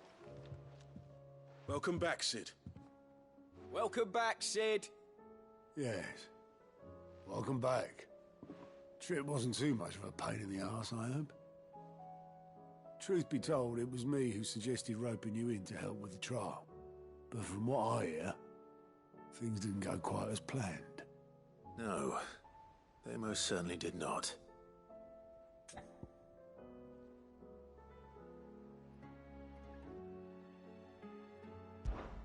Ember lost his nerve in the face of a beast of prey, but he didn't lose heart. He pressed on, and he achieved his aim. And is that not what we ask of our scouts? Indeed it is. Thank you for your honest appraisal, Cid. The fact remains, however, that Ember will not always have a battle-hardened warrior on hand to pluck him from the jaws of peril. All I have gleaned from this trial is that without someone watching his back, Ember is little more than a liability. Wait, Sergeant. Ember still has much to learn, it's true. And this time he was found wanting. But I'd say he's due a second chance, nonetheless. After all, he did do as you asked. With a bit of hard work, any hand can be made to hold a blade, and any mind can conquer its fears. But a scout's nose is different. You've either got one, or you ain't. And by sniffing out that log, young Ember here has shown he has a conch and a half. Wouldn't do to waste it now, would it? Fine. One more chance. I'll do whatever you ask. I'll spend my days and nights in the pit if I have to. I'll show you. Just you wait. Daft as a brush, that one. But his heart's in the right place. Just like someone else we know. And if you ask me, we've been leaning on him for far too long. That time the Cursebreakers took some of the weight off his shoulders, I reckon. It couldn't hurt. Just don't tell Gav I said so, will you? I won't have him thinking he's been hard done by. Next thing you know, he'll be asking for a day off. Chance would be a fine thing. Back to work. Forgive me, Sid. This did not play out as I expected. Things really do these days. But that's why we need men like Ember more than ever. Men who can make the best out of a bad situation. Remember that.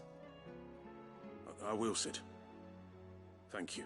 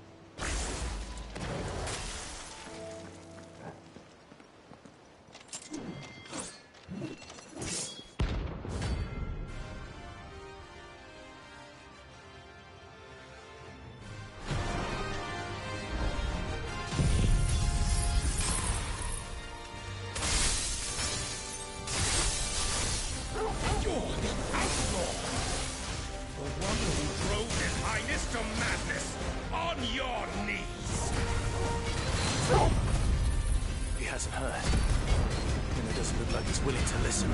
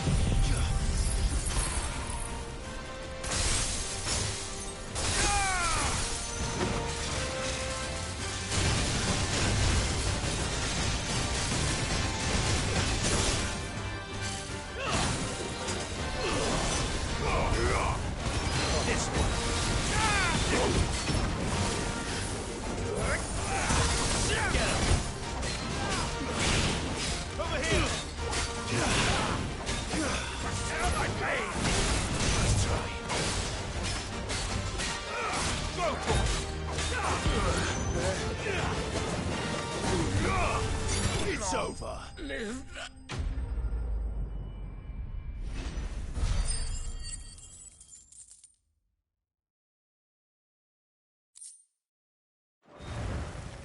Damn it. Dion would have been glad to have you back at his side.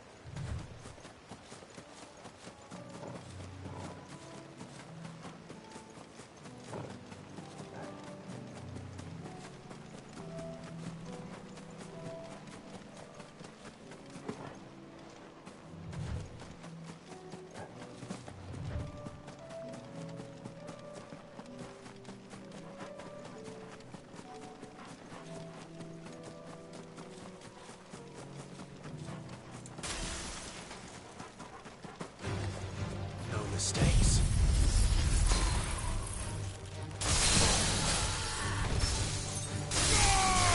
Torgal, kill!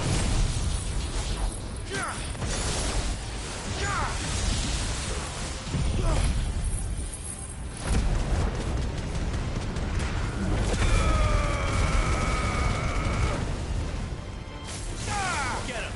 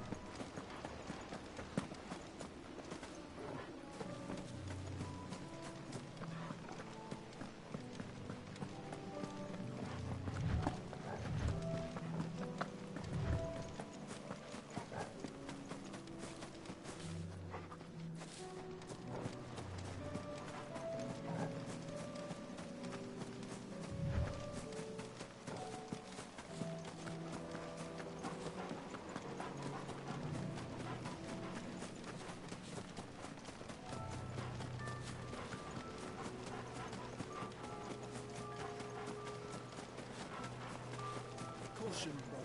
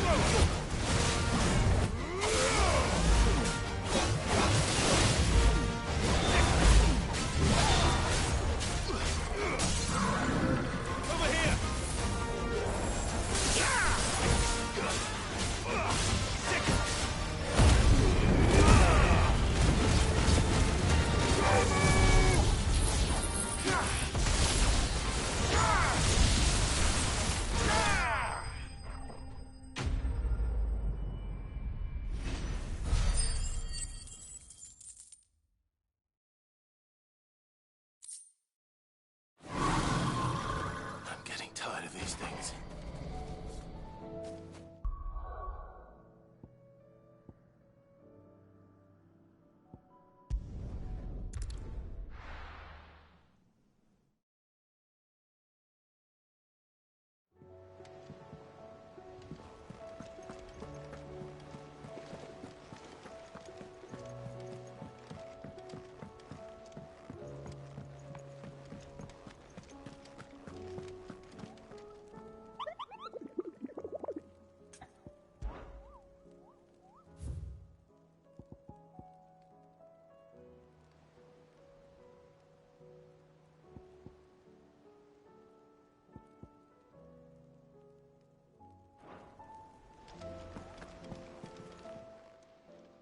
How may I help you today, Clive?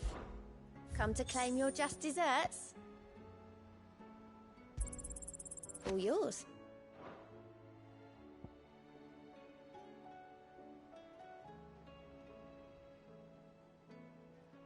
Best of luck out there, Sid.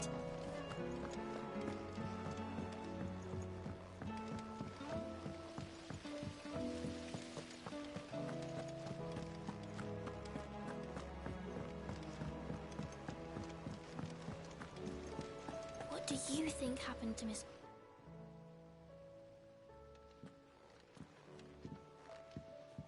Sid, you have to help us. With what? You didn't take apart another of Mid's contraptions, did you? No. Well, yes. But that's not what we want to talk to you about. It's Miss Mididol. She's been acting strange. Very strange. She's barely ever around. When she is, she acts like we aren't even there. Her head's in a crowd. In the clouds. That's what I said. In the clouds. Well, she does have a lot on her mind. When did you last see her? Not long ago. Right after she got back from saving you from Stoneir. Then it's probably just about the Enterprise. It did take quite a battering on the way there and back. You didn't break it, did you, Sid? You really should be more careful around Miss Mididol's inventions. Don't listen to her. Even if you did break the Enterprise, you could put it back together, couldn't you? But who's gonna put Miss Midadol back together? She seems really sad.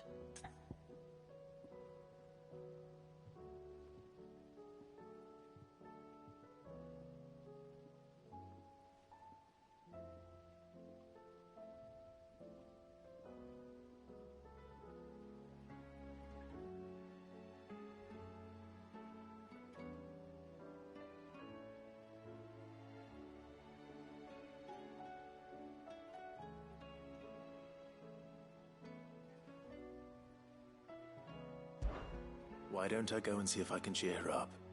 You do that? For us? She's in her dungeon. Don't scare him. It's not a real dungeon. Thanks for the warning.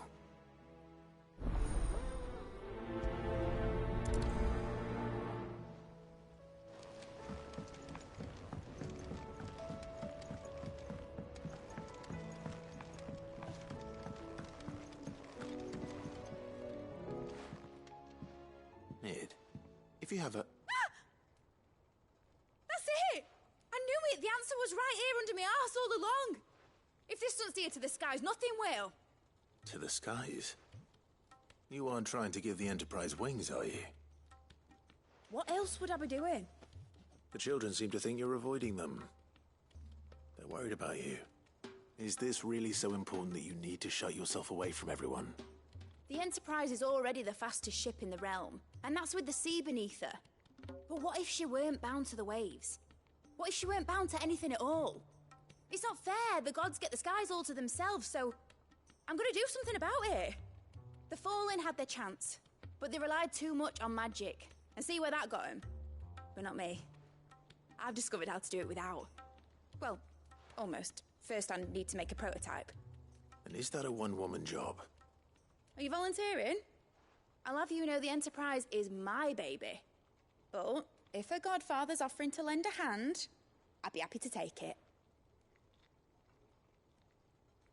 First, I'll need oil, and not just some old drippings from Miss Molly's spits in the Tub and Crown.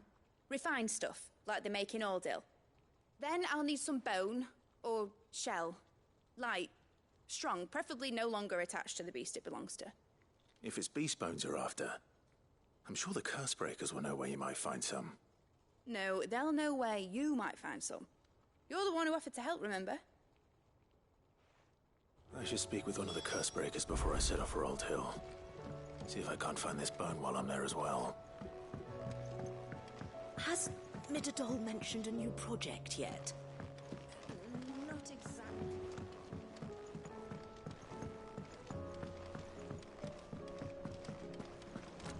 I will not let them be forgotten. Sid, may I have a moment? Of course. It is an honor to finally speak with you. My name is Herman. I've been with the Cursebreakers for some time now, and I wish to be deployed to Ash. Any assignment will do. No. The lands across the Narrow are too dangerous. I will not send good men and women to risk their lives needlessly. Why would you want to go back? I need to retrieve something. Something important. I was raised in an orphanage. The Badbach Conservatory. Or rather, I was held captive there. It was not a place of nurture. It existed solely to turn bearer children into mindless weapons. We were tortured until we feared no pain. Tormented until our hearts turned to stone. And few ever survived long enough to become tools of the last king. I can't imagine. I lost so many. I can't even remember all their names. But they must be remembered. They cannot fade away, faceless and forgotten. The Institute was run with military precision. Every child measured, every name recorded, every death logged with meticulous care. Sid, allow me to travel to Ash and recover the registry, so that my brothers and sisters might live on. You were a good friend, Herman. But the fact remains that Ash is simply too dangerous. Cid, please. Even should it cost me my life. Too dangerous for you, Herman. But not for me. I'll go to Bad Bach and find the registry. You will? I won't let you risk your life. I don't know how to thank you. You can start by telling me where I'll find this orphanage. Vida Grace. Hidden in a forest, overlooking the plains. All right. I'll see what I can find there. May the mothers guide you.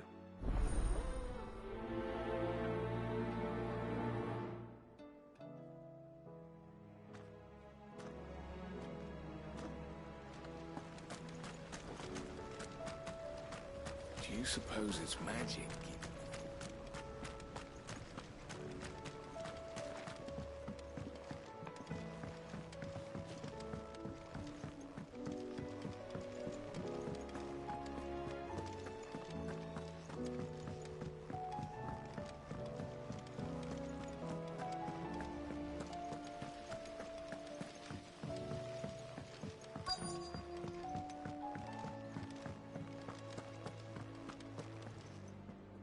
All right, Cid. Come to buy us around, have you? Only if you earn it. Mid needs a piece of light but durable bone for her next project. You've encountered your share of beasts on your travels across the realm. Any ideas? Most bones are the same. Whack 'em hard enough and they'll break. If it's durability you're looking for, shell will serve you better. You know what an adamantus is? I do. And I know to give them a wide berth. Will any old adamantus do? Well, with shells, the older the harder. There's a rumour of an ancient adamantus down in Karava, near Ul Bidza, or what's left of the village anyway. But don't expect to make quick work of the bastard. There's a reason it's lived as long as it has. I'll keep that in mind. Thank you.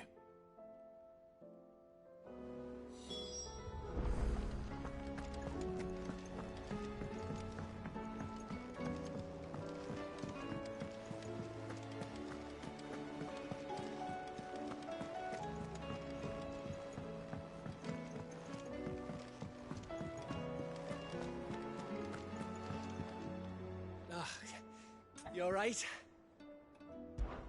Something troubling you? No more than usual. It's just... Etta's baby will be coming soon, and I wanted to make something for it. I'm sure she'd like that. Back in the north, families would always make gifts when a bairn was on the way. Yeah, let the little tykes know they were welcome in their new homes, like. So, what's the problem? Well, the problem is that Etta's due any day now, and I don't know if I'll be ready in time. Is there anything I can do to help? You know, there just might be. All right then. What exactly are we making? A good luck charm. But not just any good luck charm. Not just any. No. One made from the feather of a silver chocobo. There's nowt lucky in all the realm, or so we used to say back home anyway. Thing is, they're hard to come by. Had Otto and Karen check with their suppliers, but nothing. I'd try and track one down myself, only... Only the big day is fast approaching. And that's all you need, a feather. That or the bird whose horse it's attached to, aye. I was gonna start by asking around with traveling traders plying the northern borders. Well, there's no shortage of those passing through Martha's. I think I might make that my first port of call. I'll let you know if I find anything. You're a good friend, Clive. I won't forget this.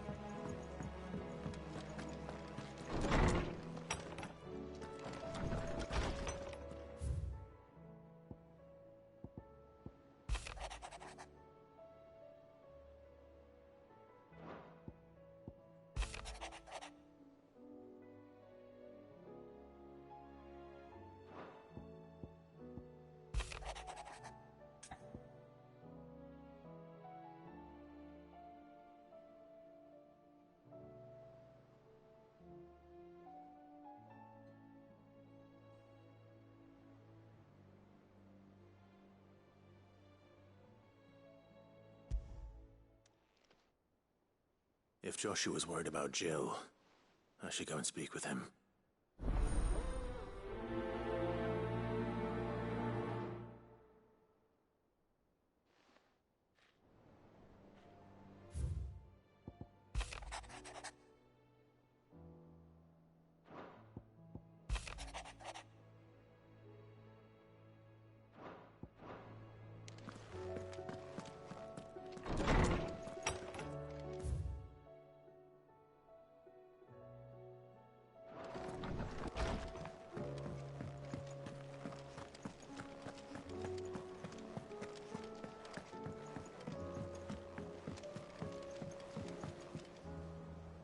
Joshua, I read your message.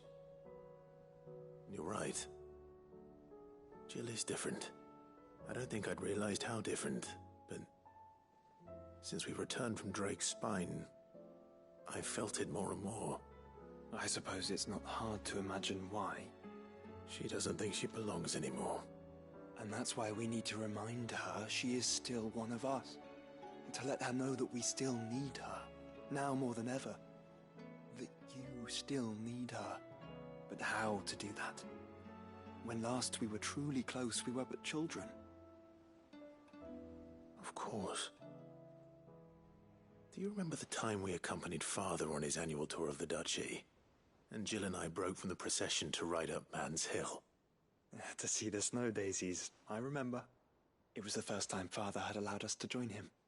And when he realized you were missing, he had the entire retinue down to the pot boys combing the countryside. In the rain. A thunderstorm forced us to take refuge in a grove of oaks before we'd even made it halfway there. It was the Lord Commander who finally found us, and needless to say, he was none too pleased. Then it seems you and Jill have unfinished business. What do you say? Man's Hill. It's not that far. Oh, true. Though I suspect it is also much changed. Little in southern Rosaria remains as it was when we were children. You're saying I should go and scout the area for bandits? I'm saying we should first go and see if there are actually still any snow daisies left. What would you do without me, Clive?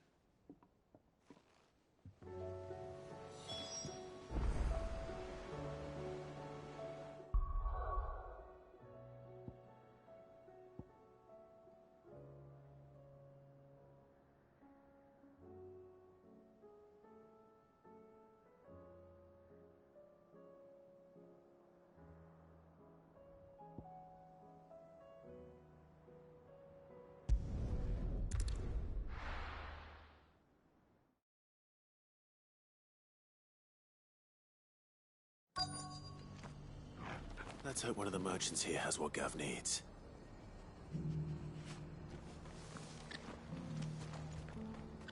Excuse me. I'm looking for something. Oh, well, then I'm your man.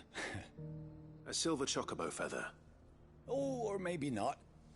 Though you're not the first to mention the bird around here. There was a man stopped by the rest not long ago, claiming he was attacked by a silver chocobo. Near some gutted hovel, not far from Eastpool. Most took him for a braggart and a liar, but who knows? Perhaps there was some truth to his tale. We'll see. Thank you.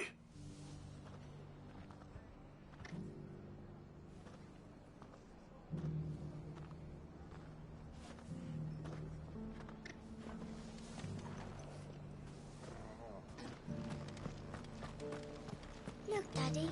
Shining so brightly. Isn't it pretty? Yeah. Pretty grim and sinister.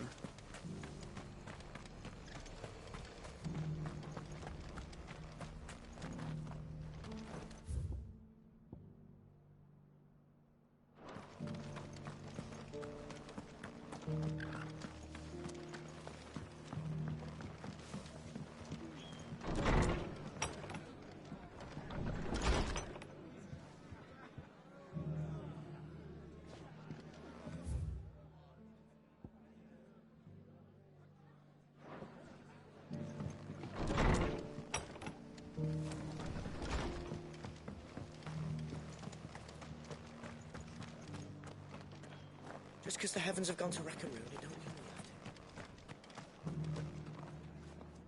How do, traveller? You've the look of a man who could do with a new whetstone. Or perhaps a bawdy etching of the Vicerine. Maybe another time. I'm looking for a silver chocobo feather. If that's the case, rumours are all you're likely to find. No one has seen a silver chocobo for years. Word is they were all hunted for their feathers. Some northern nonsense about bringing good luck. Didn't bring them much, nor their bows. If any are still out there, I reckon they'll be doing their damnedest not to be discovered. You're probably right. Thank you anyway.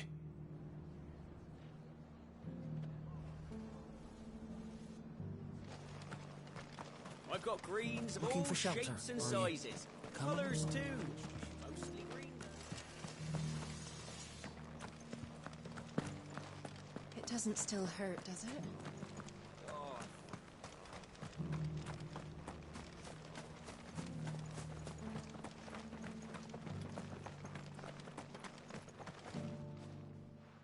Can I help you with something? You wouldn't happen to sell silver chocobo feathers, would you?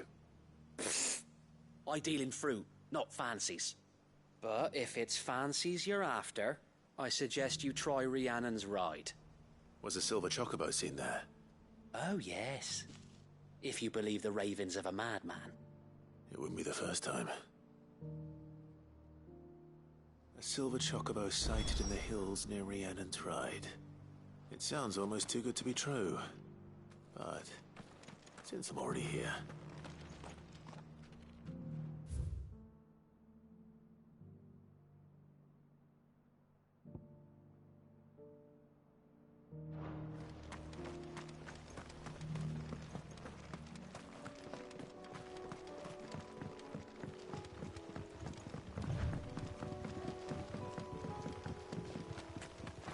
Can hardly make out a plummet.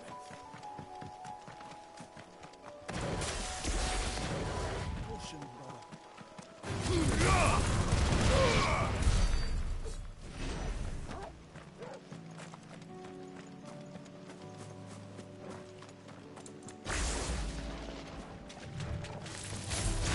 Get him!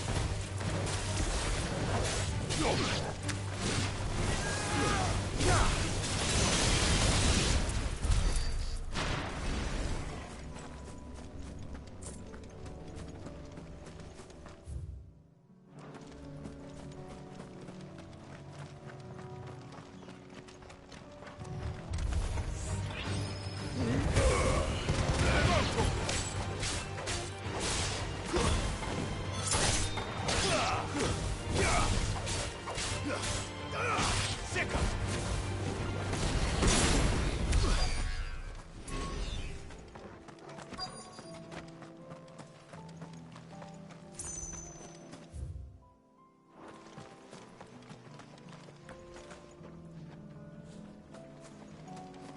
Tracks. They're not left by bandits for a change.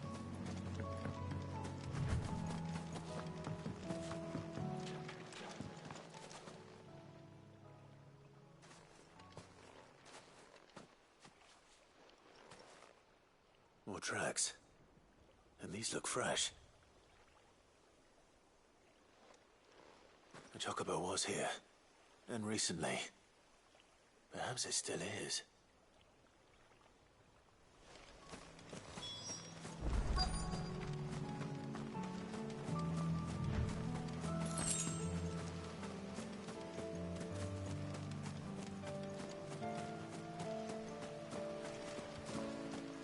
I don't hear anything.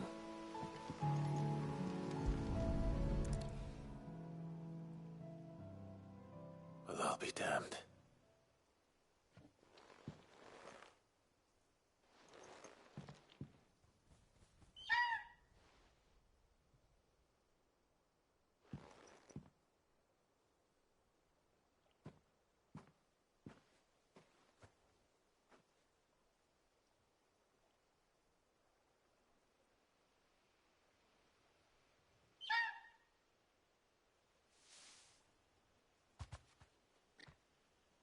It's all right. I'm not going to hurt you. Just borrowing a feather for my friend.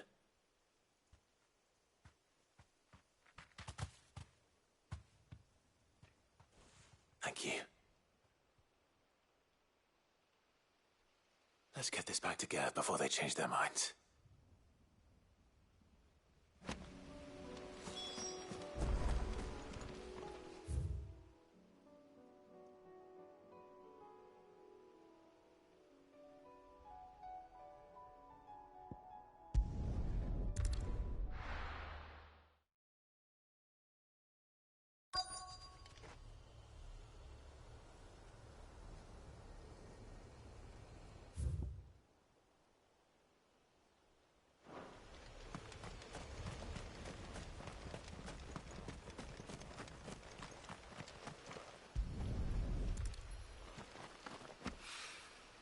It's oil.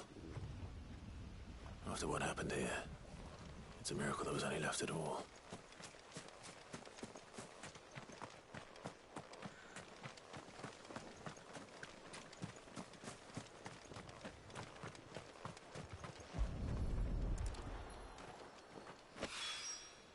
This should be enough.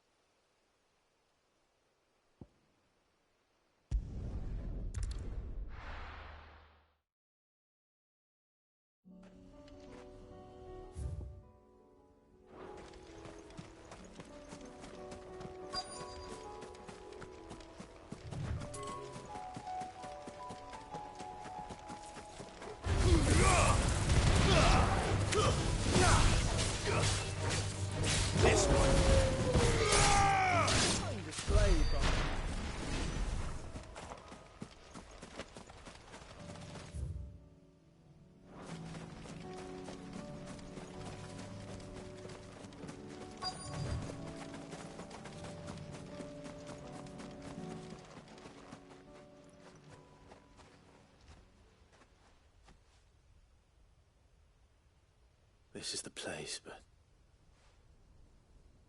I'm sorry, Clive.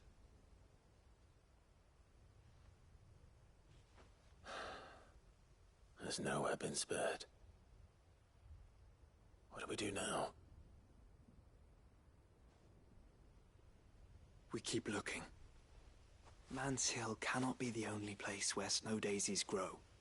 Perhaps, but... it's the only place I know of. Knew of. Then why not ask someone who might know of another? Someone at the backyard? To the hideaway, then.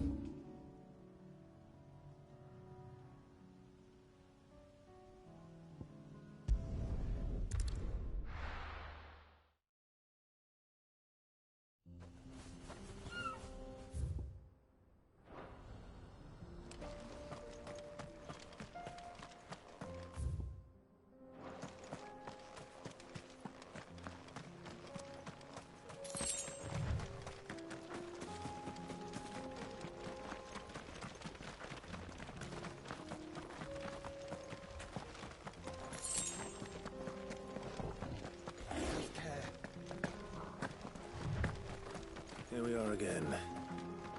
Carava. If you were a tortoise, Torgor, where would you hide?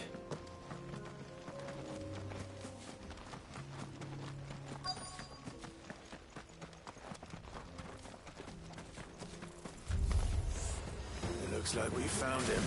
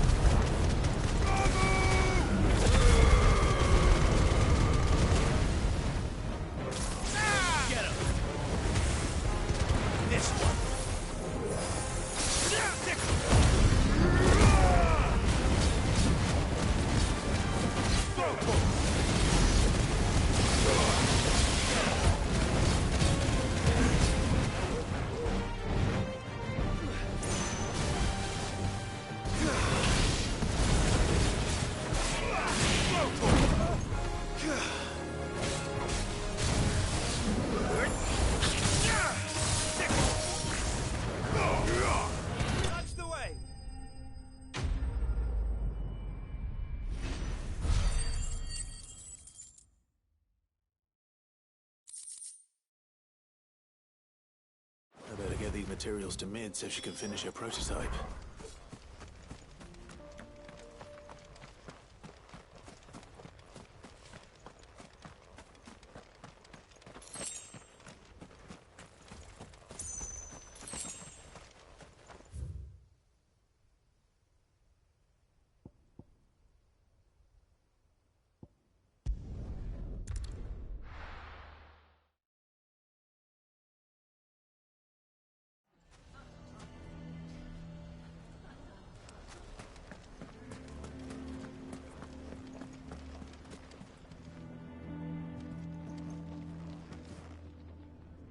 Here to help me pack? Thanks, but I'll be traveling light. I'm almost finished already, in fact. You're really going to go through with this, then? I am. But before I go, there is one small issue I'd like your assistance with. Well, two, in fact. If it's within my power to help you, I will. It's the children. I refuse to let them share in my disgrace. And if I leave them here, they surely will. Our friendship would see them ostracized forever. But I can't take them with me either. I can think of only one place where they are certain to be safe, and provided for, and loved. The Hideaway. Of course. The children would be more than welcome. Thank you, Clive. I will not forget this. Lubor, are you still here? What is it, Ferda? You look pale. There's been a flood in the Velcroy, a damn big one. The League of Outlaws encampment was completely submerged in ether. What? Every last one of the bastards has turned, and they're headed this way. Bandits are one thing, but Akashic bandits are quite another. The town guard won't stand a chance against them. We need to evacuate. There's no time to lose. Ferda, gather the men. The Akashic may strike at any moment. We must make ready to cover the townspeople's escape. Well, what are you waiting for? Yes, my lord. Clive, change of plan. The children stay with me for now. I need you to find Conrad and Natalie. Tell them to prepare for a full and immediate evacuation. Understood. I'll do what I can to convince everyone else. Wish me luck.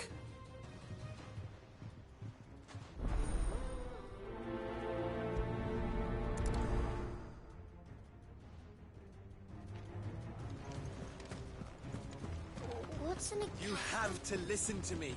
They're coming. Why do they always have to make such a...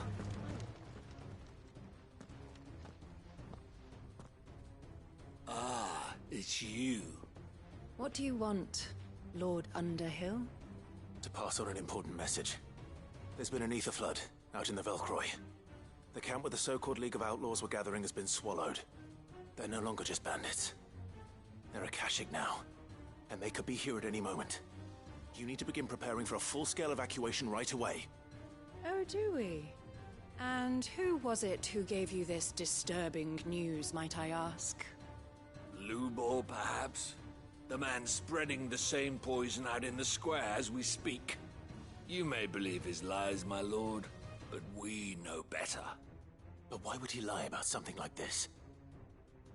Some twisted attempt at revenge, perhaps. If he had not been unmasked, he may well have been elected our leader. A great honor for one of his kind. One he might well feel aggrieved at having been denied.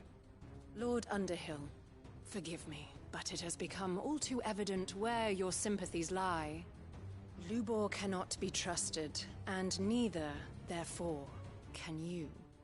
You may not trust me, but for the sake of your people, ask yourselves if there is any chance that this is true. There isn't. You can be certain of that. Now be off with you. You're making a mistake. Come, Clive. If our words will not move them, then we must find another way to help save the town. You're right. Let's speak to Lord Ferda.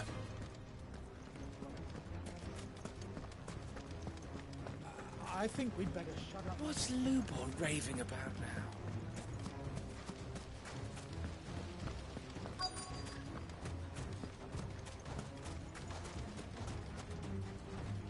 Lord Ferda. Cid, what's wrong? I went to warn Conrad and Natalie about the Akashic, but they wouldn't listen. They've convinced themselves that nothing Lubor says can be trusted. The bloody fools. Which means the town guard can't be counted on for support. But I can. If there's anything I can do to help you defend Dalamil, you only have to ask. I appreciate it. Cid! Ferda! I've been looking for you everywhere. Victor? I thought you'd left. I couldn't abandon a friend in need. And Lubor is in need at this very moment. Come quickly.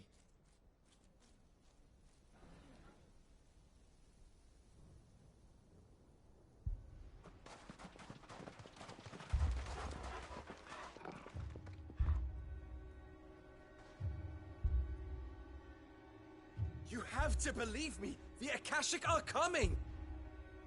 They don't eat, they don't sleep, they don't tire, and they don't care who they kill. They're unlike anything that's come before. There will be no parley, no mercy granted. We may have saved the town once, but this is different. I do not ask that you forgive me, but please believe me. If you do not run, you will die. You will all fucking die!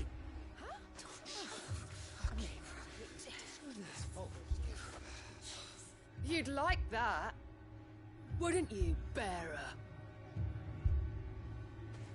Yeah, with us out of the way, your kind will be free to claim Dalamil for yourselves. You should run! Run, bearer! Yeah, run! Run! Far away! Run! Just go! Yeah. Yeah. Yes! Go! Come on, then. Go on, go! Just go. Lubor. Wait. Someone's coming. Stop! You're hurting him!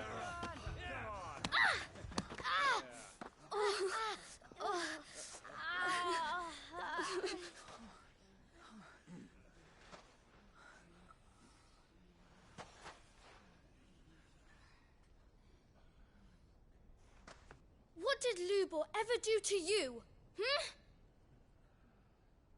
He solves all your stupid problems, and he keeps all of you safe. You know there's nothing he wouldn't do for this town. Who was it who made that cleaver you use every day, Conrad? And what about your counting table, Natalie? Who fixed that? Whose men make sure the streets are clean so all your boots don't get dirty? Who spends all day, every day making sure things run smoothly round here? And none of you ever say thank you. Ever. But did Lubor ever complain? Well? Does he ever stop smiling? He keeps this whole place going! And you act like it doesn't even exist!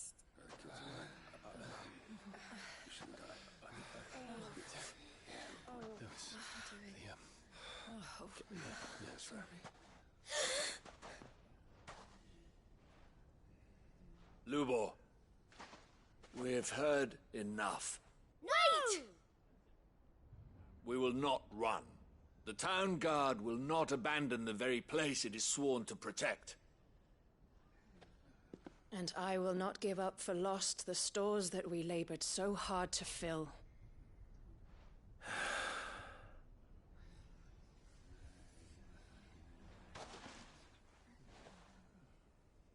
So tell us, how do you propose we deal with these Akashic of yours?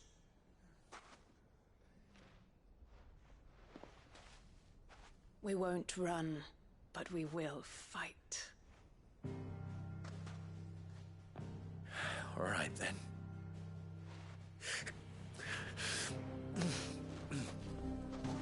Fine.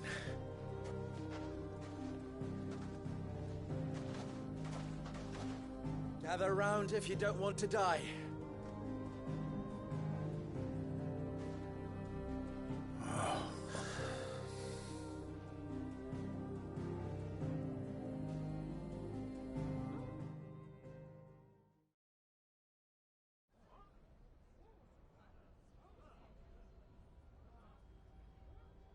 Allow me to explain the situation. The ether flood occurred near the village of Cheratina, deep in the Velcroy. The place had been abandoned for years, until the League of Outlaws decided to make it their base of operations. Now they're all turned, and if the scouts' reports are correct, heading in this direction. They are mindless monsters, driven only by hate and rage, and they are utterly unpredictable. With the bandits, we at least knew how and where they were likely to attack. When these creatures come, Dalimil will have the bitterest fight it has ever faced on its hands. The town guard will muster at the north gate. The rest of us will take the south. Both forces will provide men to serve as scouts and messengers, ready to spread word of the size and nature of the Akashic force as soon as it is spotted. And as soon as it has been, we will converge on its position and see that it is driven back from Dalimil at all costs. Conrad, can I count on the support of the town guard? Always. I leave the selection and coordination of the messengers in your hands, Victor. And the command of our men in yours, Ferda. If you would both be so kind. Consider it done. As you wish. Natalie, I would ask that you and your people have the townsfolk barricade themselves inside the bathhouse. And tell the merchant not to waste time securing anything beside the essentials. Preserving life is our one and only concern. As long as we survive, it doesn't matter what trinkets we might lose. Our riches can be regained. And if anyone doubts that, let it be known that the Briar's Kiss stands ready to cover any losses. Very well. I shall tell them. Where do I fit into this plan? Where else but the most perilous place of all? I would like you to travel to the home of our erstwhile League of Outlaws, Cheratina itself. The main host is most likely still there, and Dalimil will not be safe until it is eradicated, root and branch. A little gardening. How pleasant. I doubt it. I have a feeling these weeds will be particularly stubborn. Luckily, so am I. So you are. All right then, we all know what we have to do. Now it's simply a matter of doing it. For Dalimil.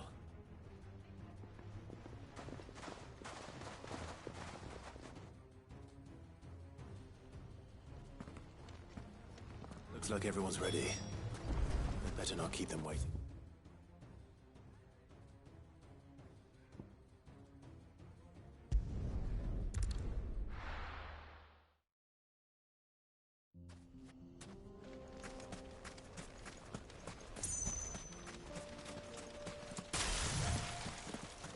it is.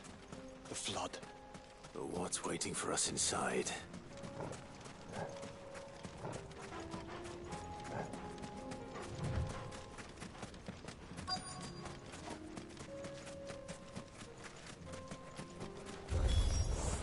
We can't leave a single one alive.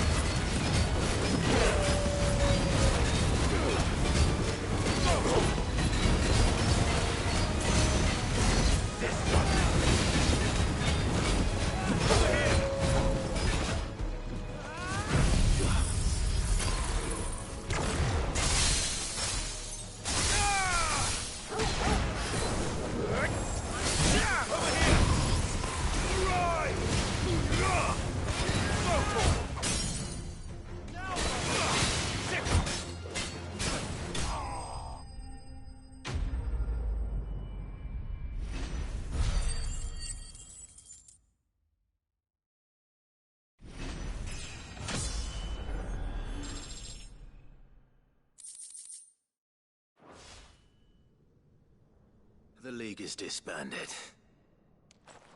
I should get back to Dalimil and see how the others fared.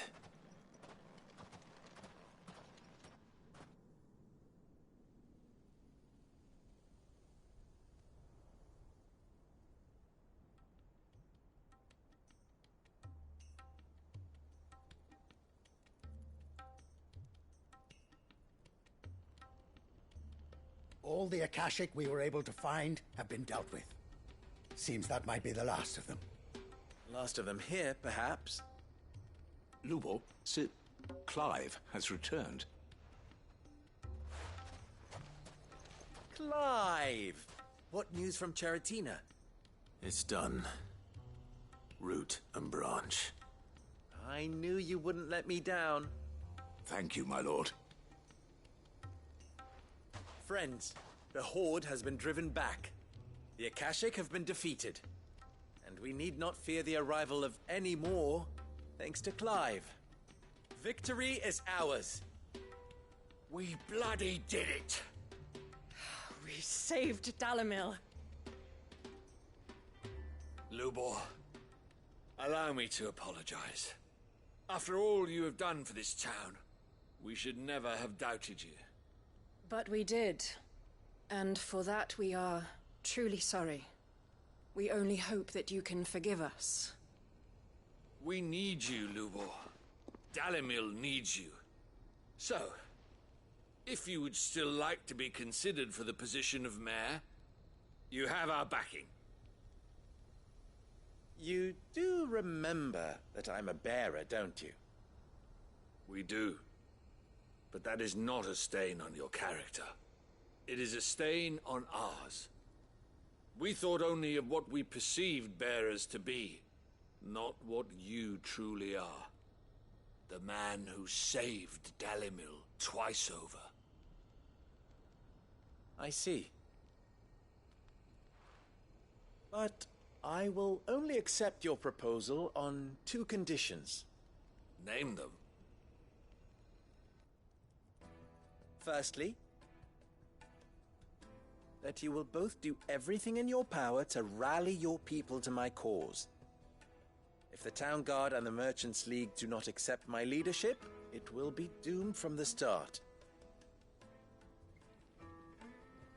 Unity is the key to defending Dalimil, and I do not doubt that we shall need to call on our combined strength again. When that time comes, I will expect us all to pull together, just as we did today. Of course. You have our word. And secondly, you will accept that if I am to lead you, the mistreatment of bearers must end here in Dalimil. Any bearer within our walls shall be afforded the same rights as any other citizen. They will not be judged by what they are, but who they are. As we failed to do, and came so close to losing everything. We agree to your conditions. And we have only one in return.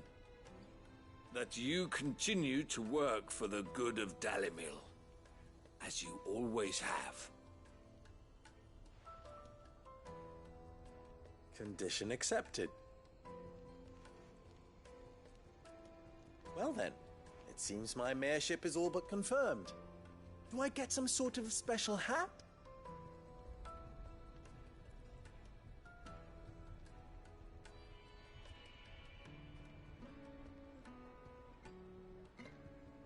How fickle fate can be. Not so long ago, I had resigned myself to leaving Dalimil in disgrace. And now, I find myself her leader. Here. For everything.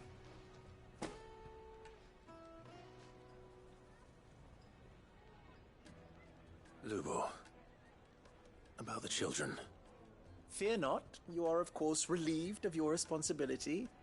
I would sooner face another horde of Akashic than see them brought up as outlaws. I'll make sure they're safe here. I don't doubt that you will. And not just the children, but everyone in Dalimil. I'll do my best. Can't have all your hard work going to waste.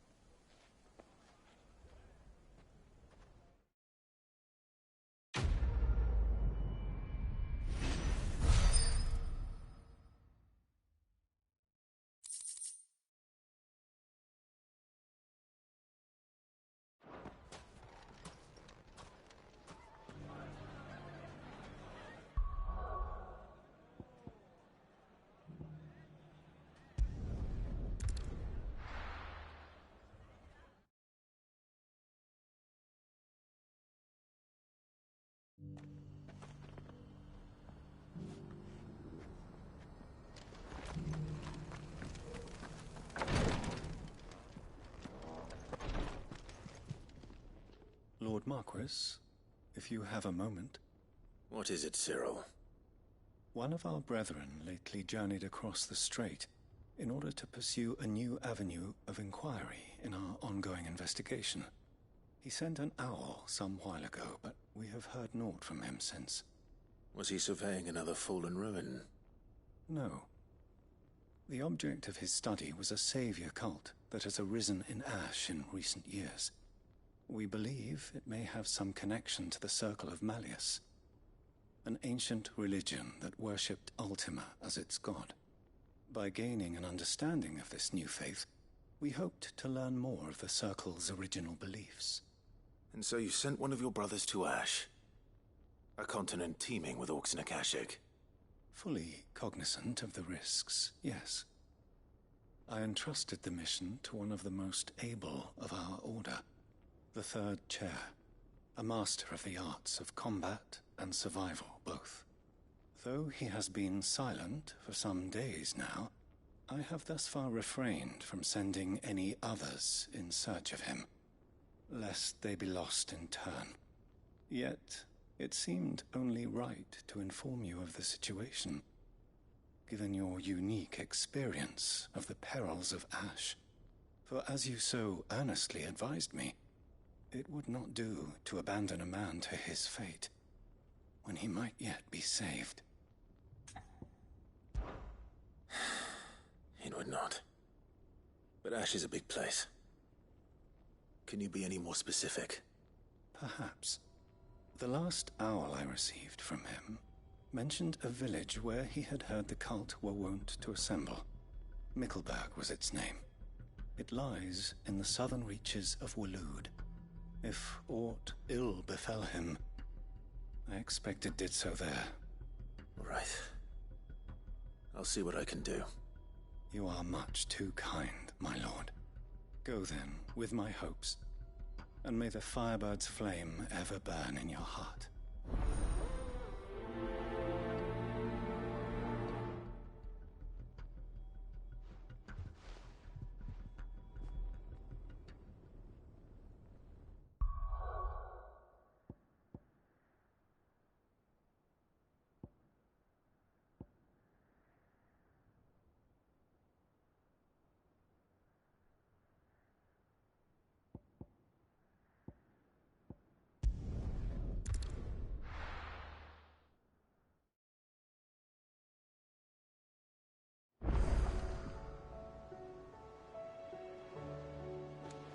Let's hope one of the gardeners knows where to find snow daisies.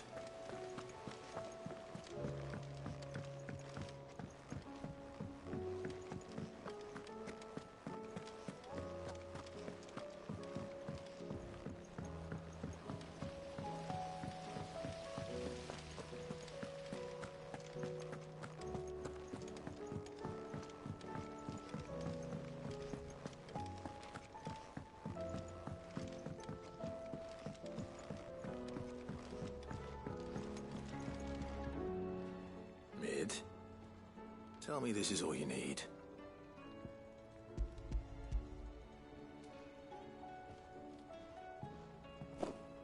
Aw, you make it sound like I asked you to save the world or something. Tell me this is all you need. It's most of what I need. After you left, I went over the figures again, and I realised I'd forgotten a 1 and a 0. And a cogwheel. Just a tiny one. Though, that's the problem. Gears that small are a bastard to make, and I may have lost the one Blackthorn spent a fortnight toiling over. Wait. The children. When they took apart your scales, there was a tiny brass gear. Now that I think about it, they didn't use it when we put the scales back together. The young'uns? But why would the... You know what? I don't want to know. I'll keep working on the model. You go and find that cog.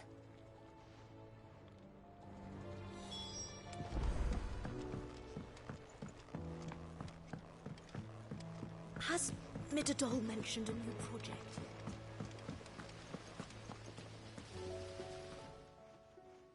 Sid! Is Mid still hiding from us? She wasn't hiding. She's fine. She's just busy working on her next project. A new invention? What is it? What is it? Is it an airship? I bet it's an airship! Do you think she'll let us help? That just so happens to be why I'm here. She needs something special, something only you three can provide. A brass gear. A tiny one. One that might fit on, say, a set of scales? Oh, the one you forgot! We remember! We saved it, just in case. It's in the bag of bits. Since your lesson, we've been disassembling, then reassembling everything we can find. All the pieces that are left over, we keep under our beds, just in case. That's good to know. Look!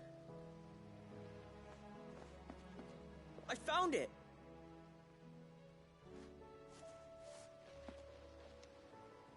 Is that all? Just the gear? We have more parts if Mid needs them. That's all for now. But I'll let Mid know about your... hoard. Just in case. Thanks, Sid.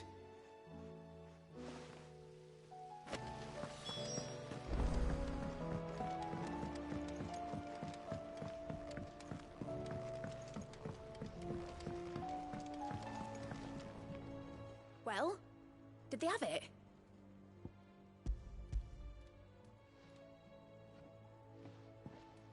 They did. And they kept it somewhere nice and safe.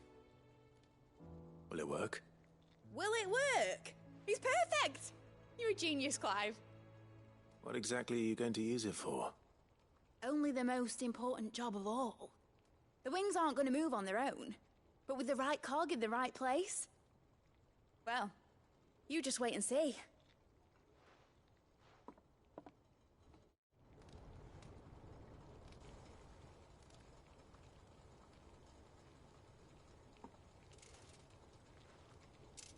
That should do it.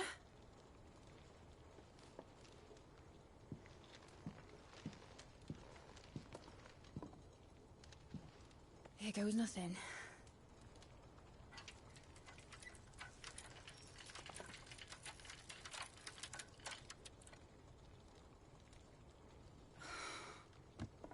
Titan's tits. It wasn't supposed to fly, was it? Of course it was supposed to fly. Wouldn't be much of an airship if it didn't.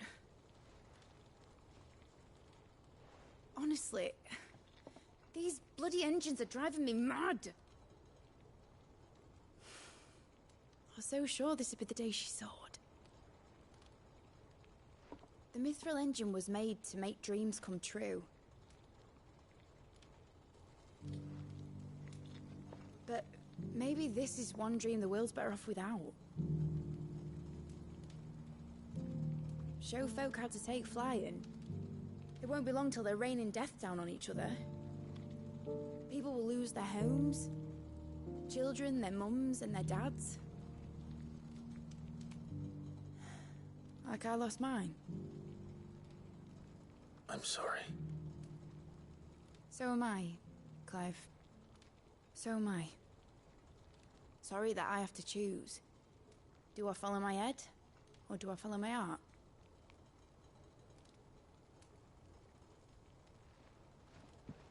Good question. The first time I stood on the deck of your ship, felt the wind in my hair. It was like I was flying. But imagine how it would feel to actually do it. My dad always said there were two ways of living life. Chasing a dream or shuffling to your grave. And he were right. Right about a lot of things. Not that I like to admit it. People need dreams to chase. Especially in a world like this.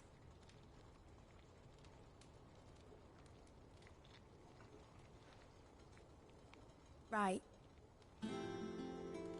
When this is over, I'm gonna take all my Mithril engines to Zemeckis and sling them over the edge. I won't have my dream end up turning into someone else's nightmare.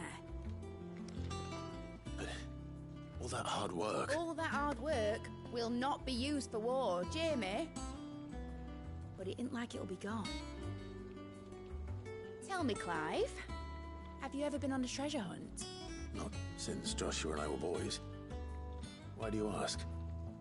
Because I'm gonna bury the engine schematics and leave behind a little riddle telling people where to find them.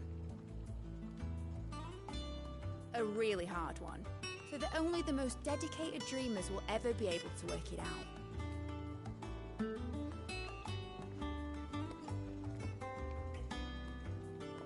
Ooh, I can picture it now. Some daft general squinting at the words with a gormless expression on his mug. Like that one, yeah. Right.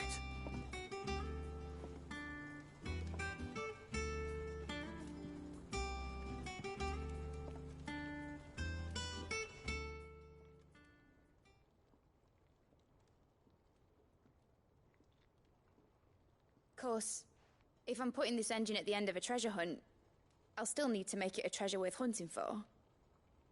Won't be much of a prize if it couldn't even make a toy boat fly after all. My dad always said, dream big. But it ain't the size of a dream that's important, is it, Clive? Only that it's a good one. And I reckon I've got a fair few good uns left in me. I'm sure you do.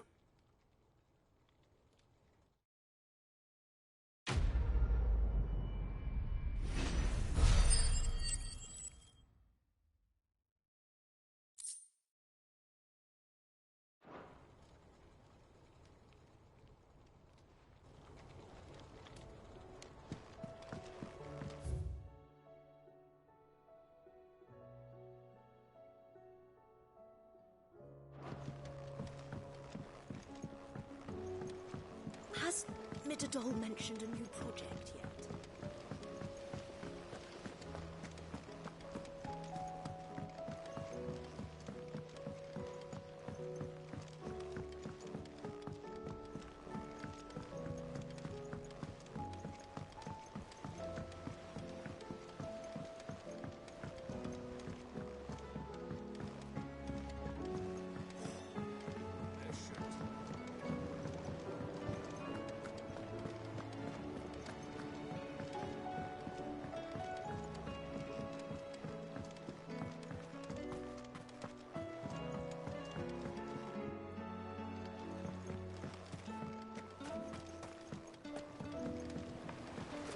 Without sun, these leaves withered long ago.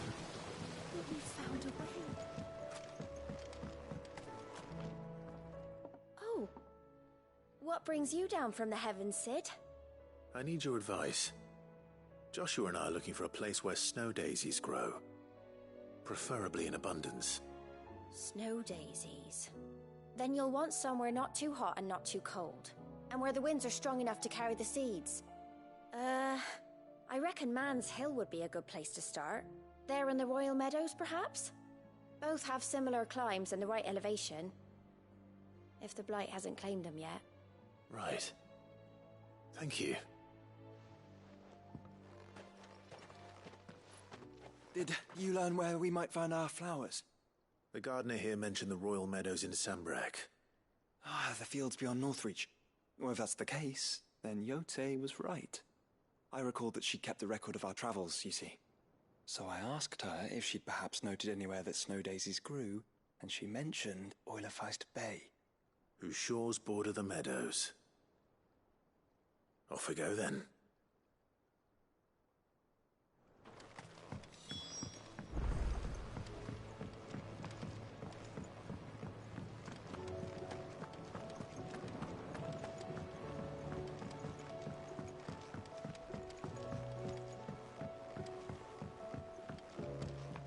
Say what you will, Lady Karen has seen herself.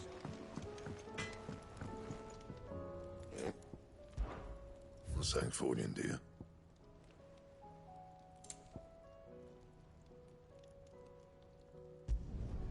No scratches, all right?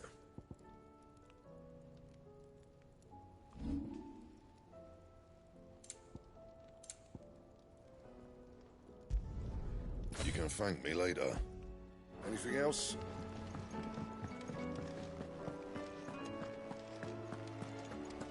It was no trouble. Clive, you're back. How'd you get on? Any luck? Any luck, you say?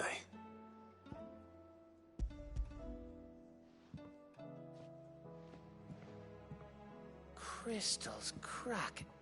Is this what I think it is? Where in the hell did you find it? It's a long story.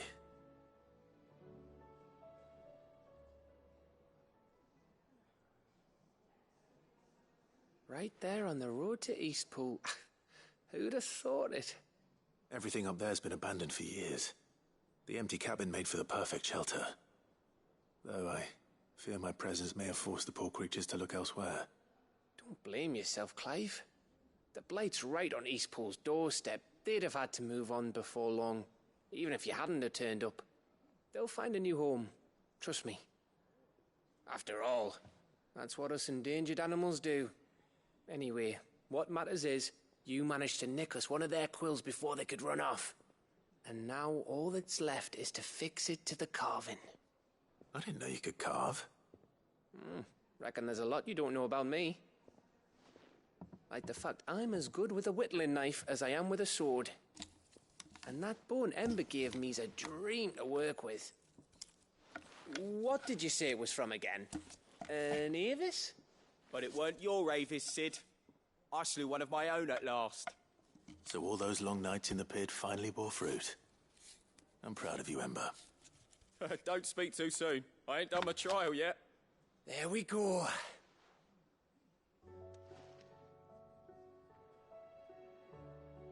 What do you think? I think if you ever hang up your scouting cap, you'll be able to make an honest living. Oh, will I? I should go and see if Ed is awake. Give it my best.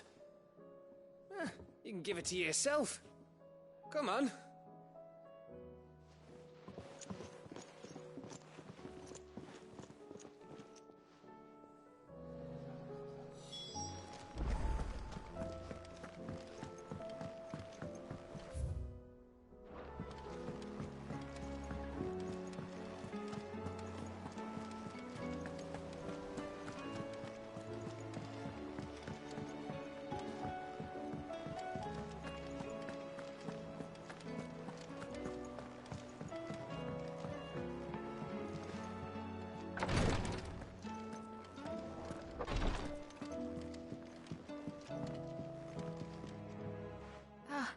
Me lords. How are you feeling? Well, thank you. Is something wrong? Wrong? No, nothing like that. What it is... Go on, please.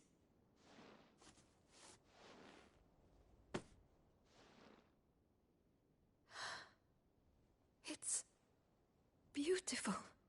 Did you make it? We did, aye. It's from all of us here at the Hideaway. Your new family, like. It's a good luck charm. We may come up north when a band's on the way. I mean a baby. To let them know that they're part of the family too. Oh, I hope you like it. I don't know what to say. I thank you, me lords, for everything. If there's anything you need, just let us know. I will.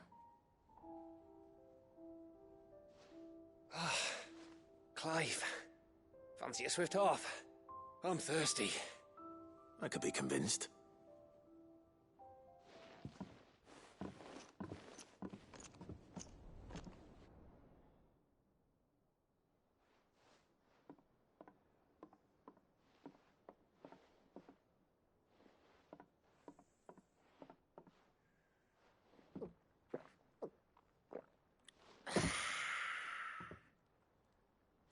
Don't you think you've had enough? Oh, we're celebrating. I'm gonna be a father. I think Edda might have something to say about that. You know what I mean. Bit of light in these dark times.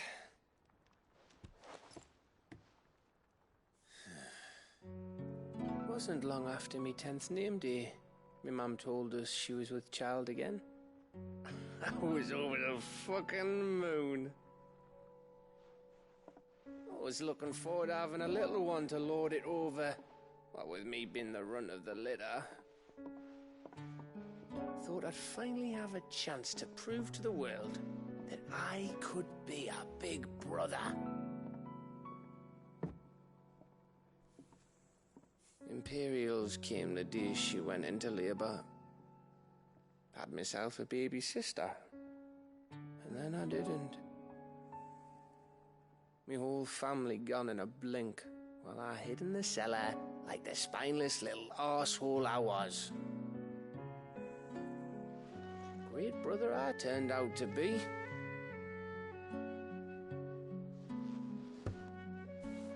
I'll never be a leader.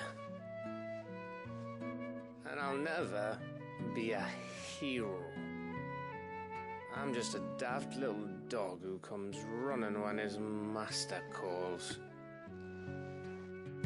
I'll never be like you, or Sid, or Jill, or even Torgal. Have you finished? Maybe.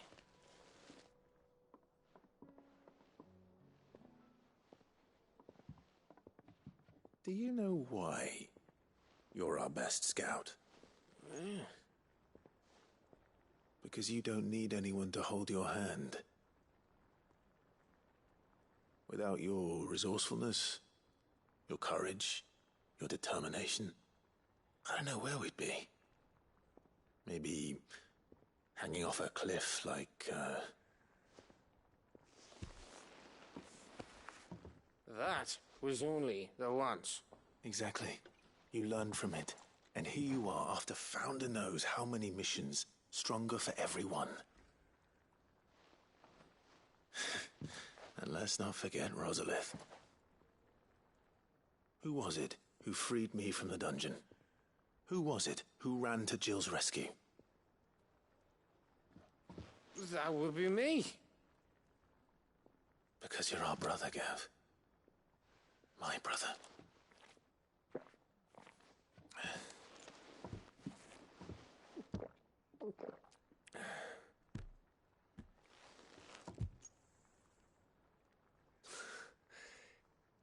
Your brother.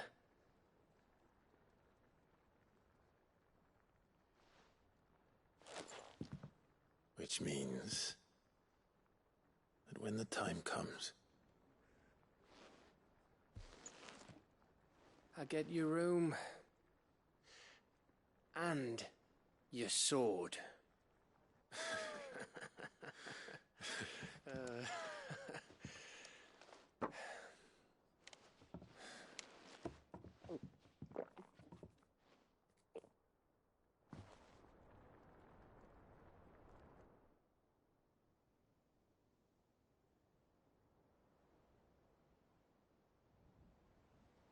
I may have had one too many. You may have had 10 too many. I said I was thirsty. Better get back to work anyway. After I walk this off. Clive? What is it? Thanks for, you know. I know.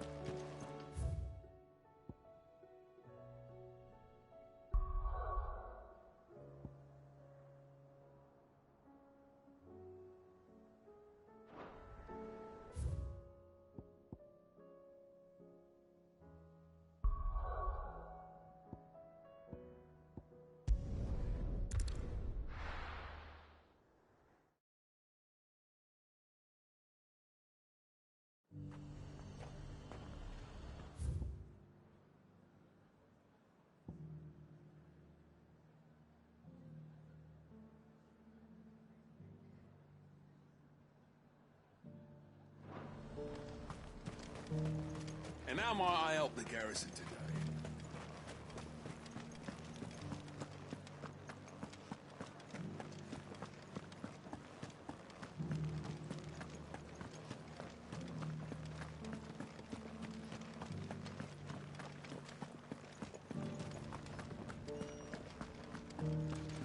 Haven't seen any of those beastly blue.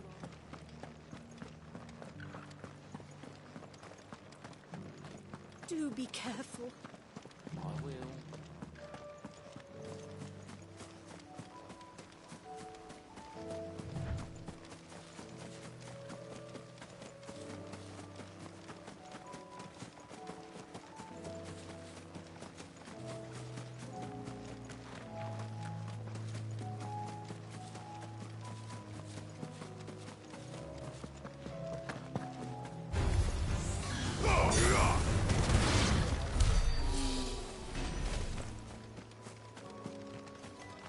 Outflows are vast. Where do we even start? Yote mentioned the coastline. We can start there.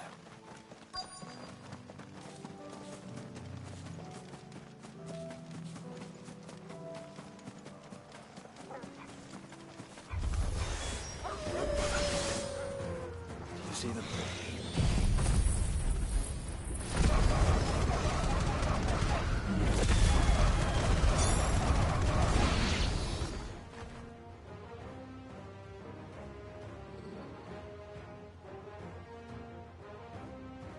What do you see, boy?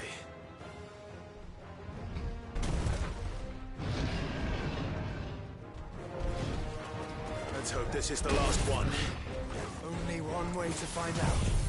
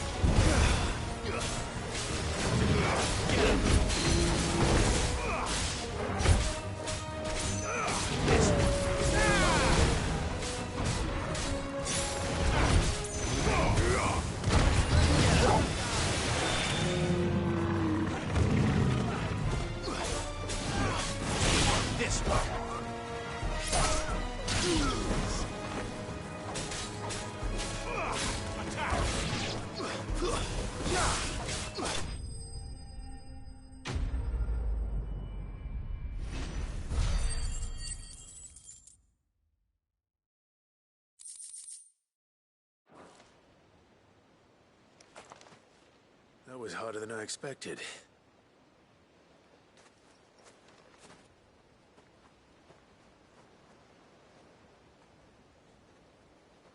But found her. It was worth it. They're beautiful. Do you think Jill will like them? She'll love them. Come on. Let's go.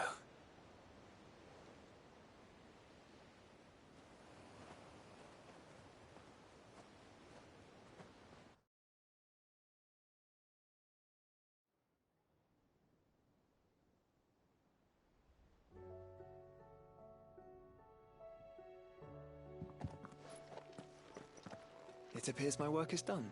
The rest, as they say, is up to you. Well, you and the skies. We wouldn't want another thunderstorm now, would we?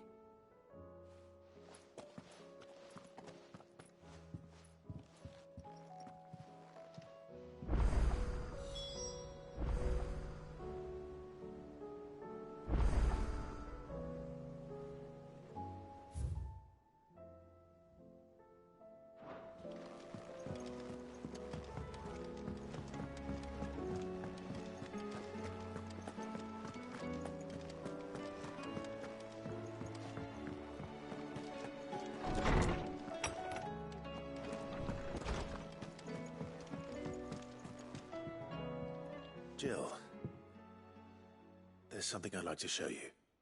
There is? And where might this something be? It's, not here. Now, I know this is sudden, but how would you fancy a trip to Oriflamme?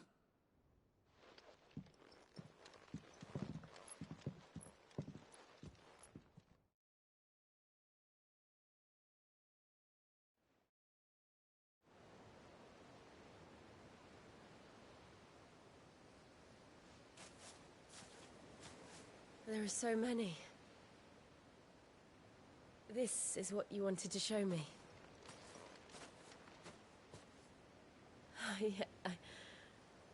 I don't know what to say.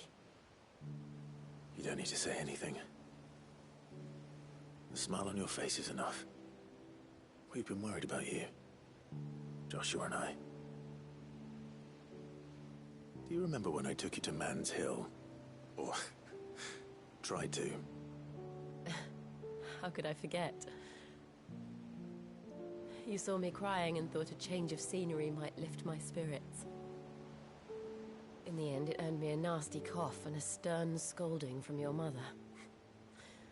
But I felt wonderful nonetheless. I'm sorry. I had no idea what I was getting us both into.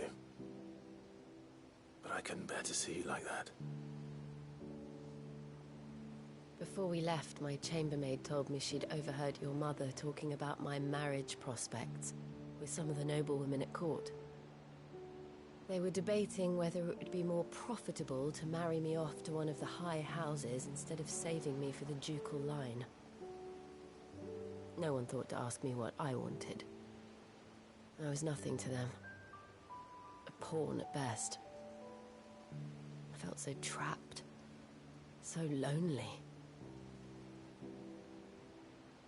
I didn't know. But I wasn't alone. You were there. Your hand in mine as we ran for those oaks. And I knew then, no matter what happened, I would be all right. I'll never forget that feeling.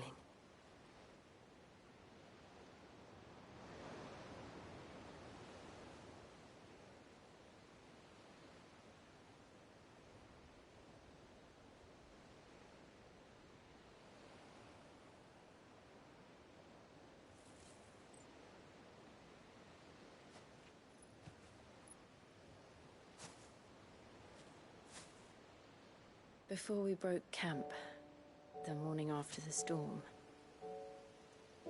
do you know what I did? No? What? I slipped away from my governess to climb the Tor.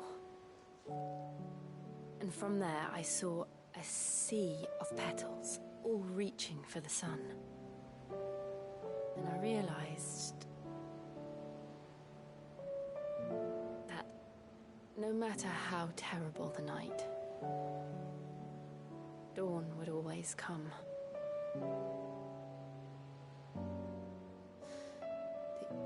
That you would always come for me. And you have. Again and again.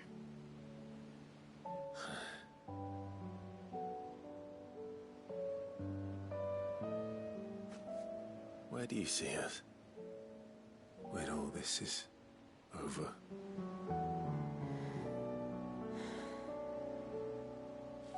I don't know.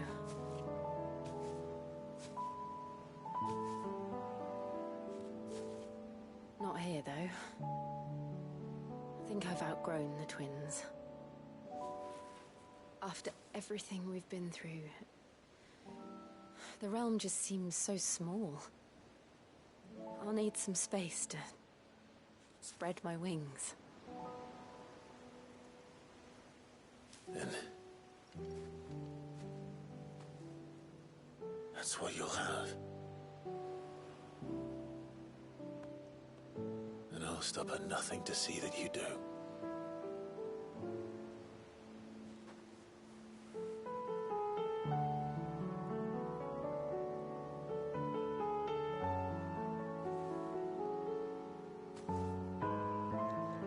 I never was much good at garlands, but it'll have to do. I'll treasure it forever. Thank you, Clive. For this, the flowers, for everything. It's exactly what I needed. You are my treasure.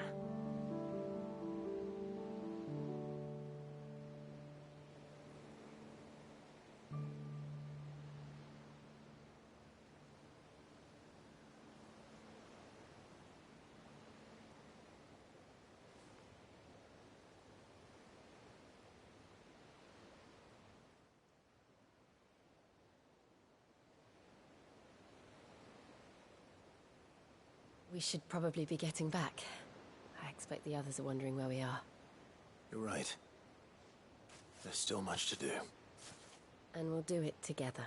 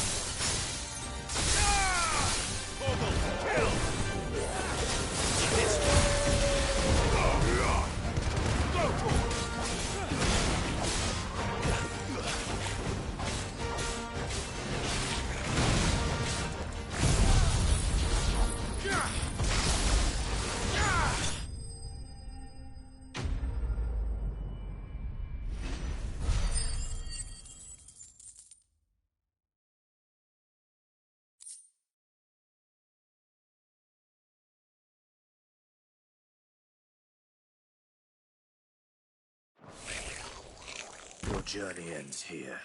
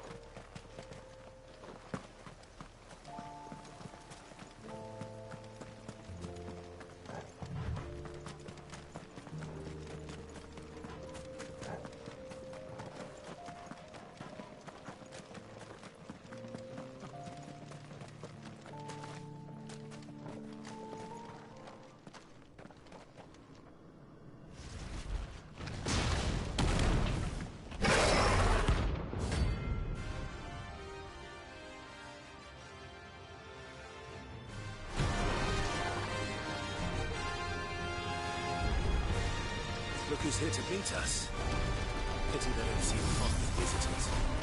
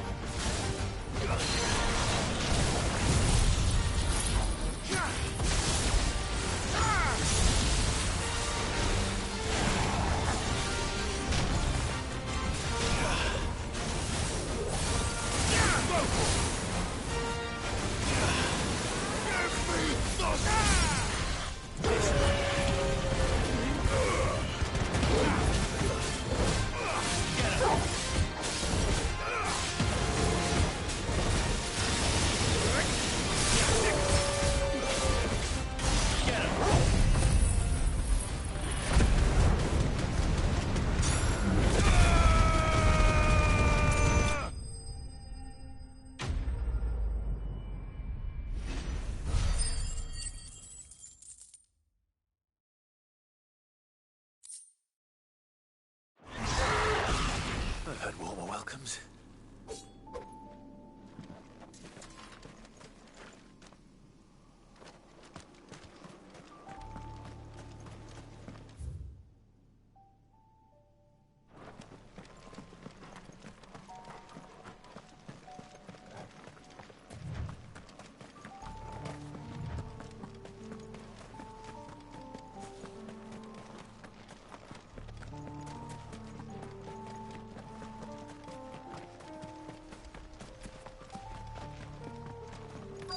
Might this be Mickelberg?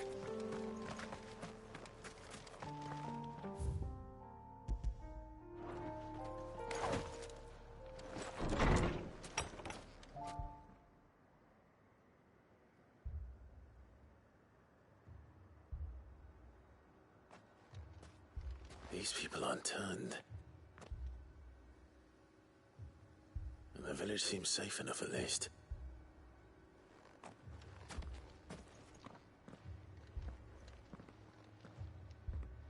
What is going on here?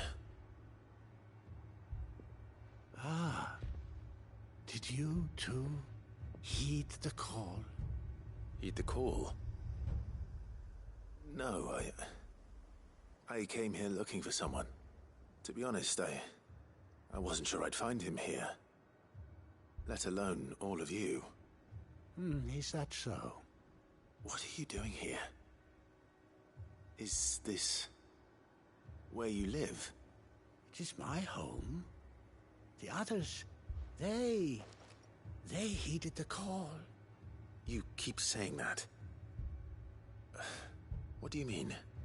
They came here to perform the rite, just as King Barnabas instructed.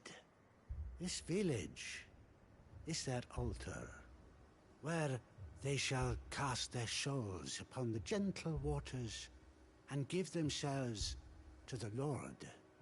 Give themselves?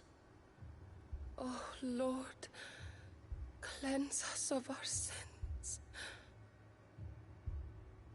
Let us be reborn in your loving arms. Free us from the torment of this mortal realm. They want to be saved. Forgive me, but did another foreigner like me come here? He was probably wearing a cowl. You mean the traveler from Stone? Yes. He's staying at my house, toward the rear of the village. Thank you. If you don't mind, I'll go and greet him. They seek the same salvation Barnabas did. At least the third chair still lives. Let's go and find him.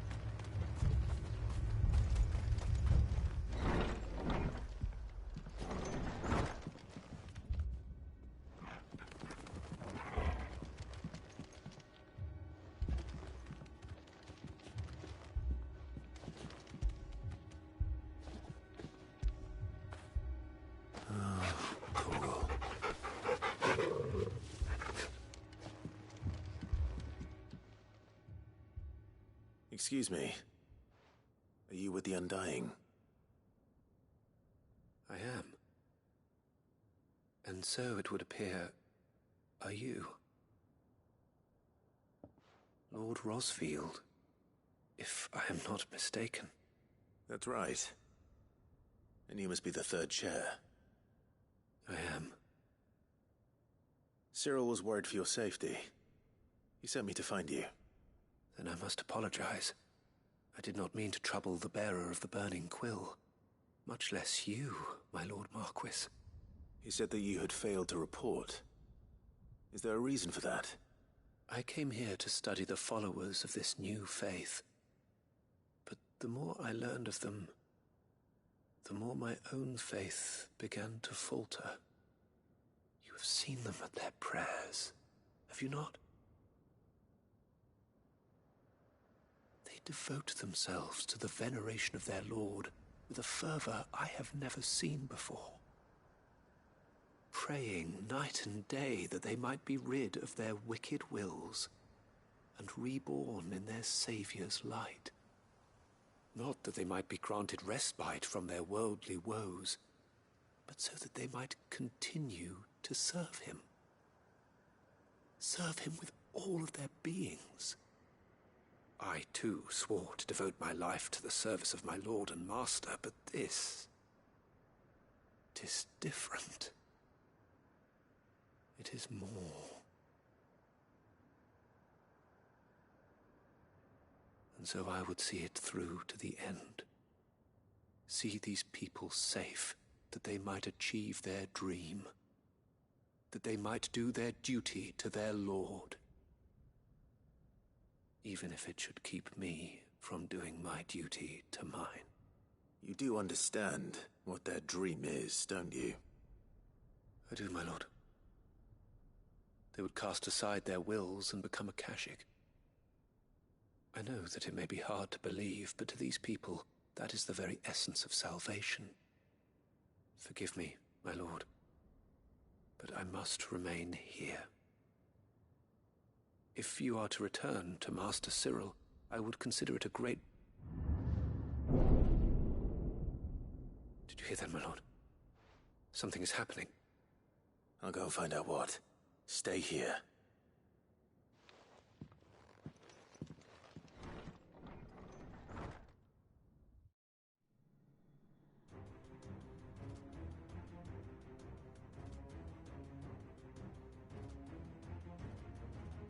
An ether flood. Oh no. There must be something I can do.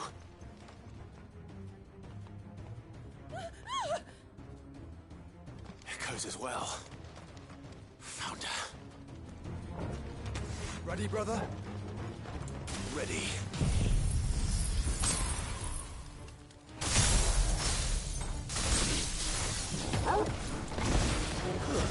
Stay down!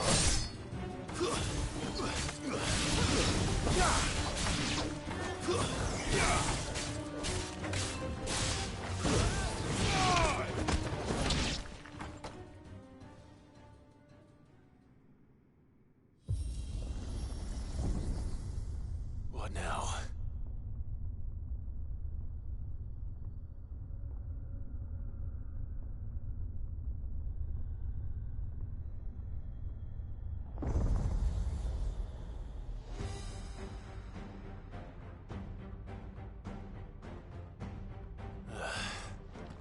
We meet again.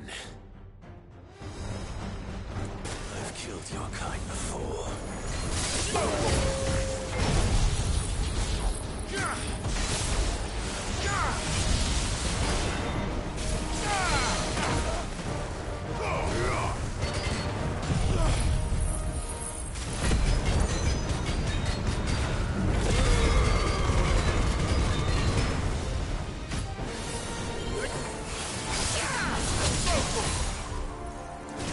Fire and flame!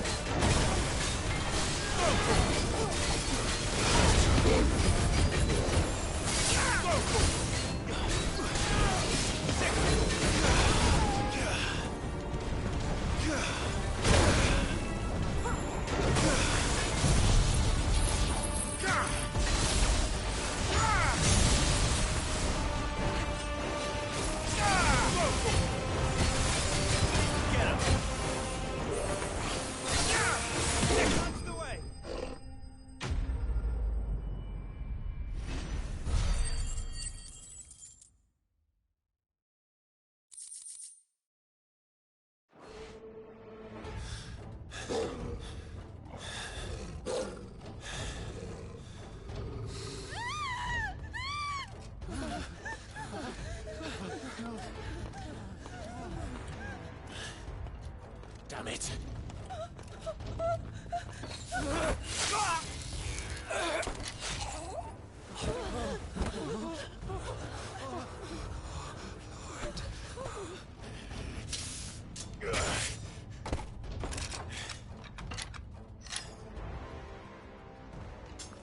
Don't you die. Come on, speak to me. I had to save them, that they might have a chance to find true salvation. By devoting themselves to the service of their Lord. Just as I did when the Undying plucked me from the gutter and gave me a cause to believe in. A duty to serve was everything to me, and I would not deny them that fulfillment. Even if they must become a Kashyyyk in order to achieve it. Forgive me, my Lord Marquis. I did not mean to trouble you with this. My findings. Could you deliver them to Master Cyril for me? Of course. Your duty will be done.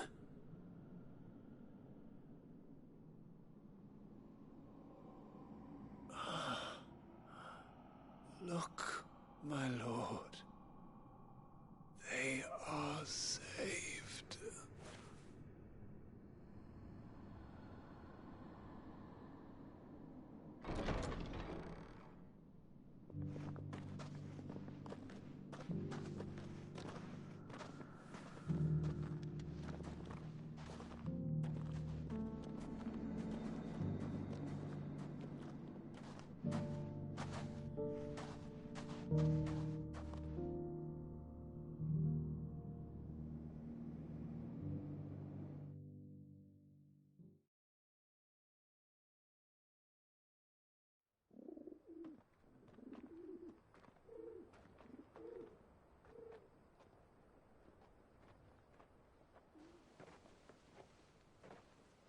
They are saved.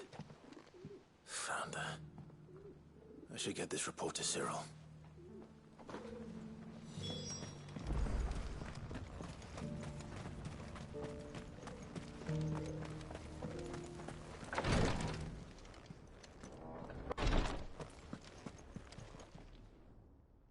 My Lord Marquis, welcome back.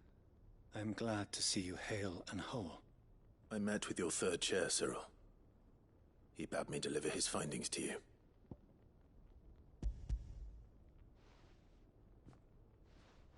Thank you, my lord. He remained in Ash? He died protecting the villagers from an echo. I buried him in Mickelberg. I'm sorry that I couldn't save him. If you could not save him, no one could.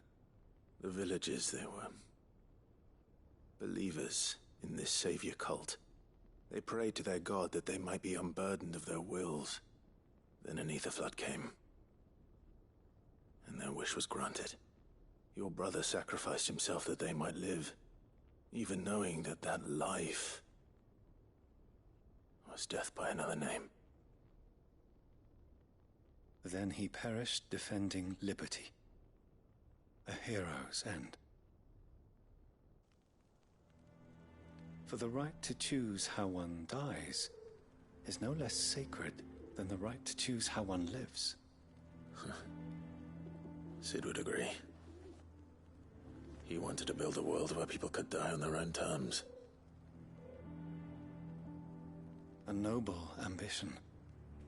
To die for one's cause is the most perfect expression of one's faith. It matters not how misguided others might judge one's decision to be. Only that the decision is one's own. We live according to the teachings of our order. We believe in them, we protect them, and yes, we die for them. For better or worse, that is our creed.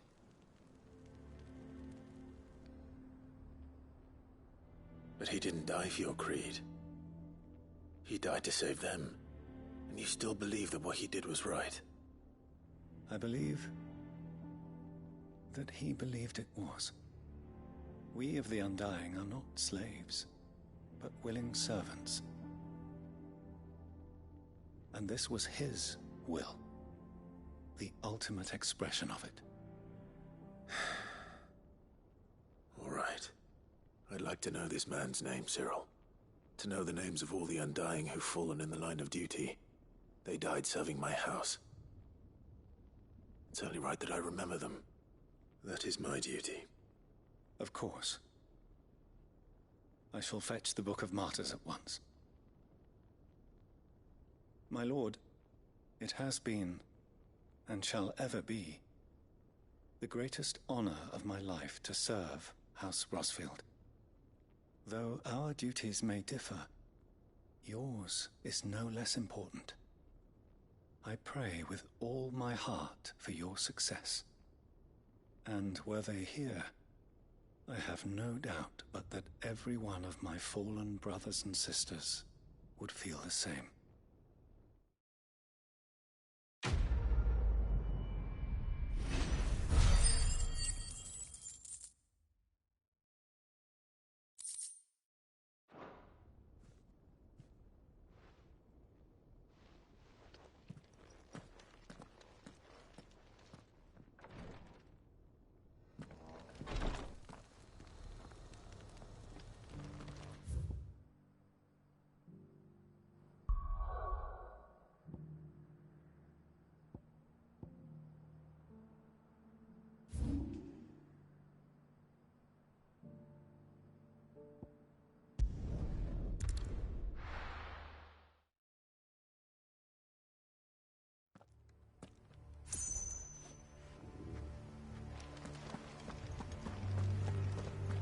Doris is waiting for me near Balmundark. The longer she's out in the open, the more likely she is to be found by Akashic. I need to hurry.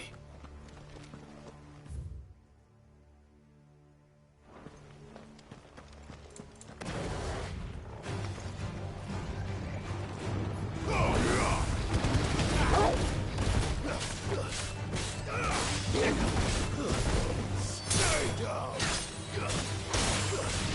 Go to him!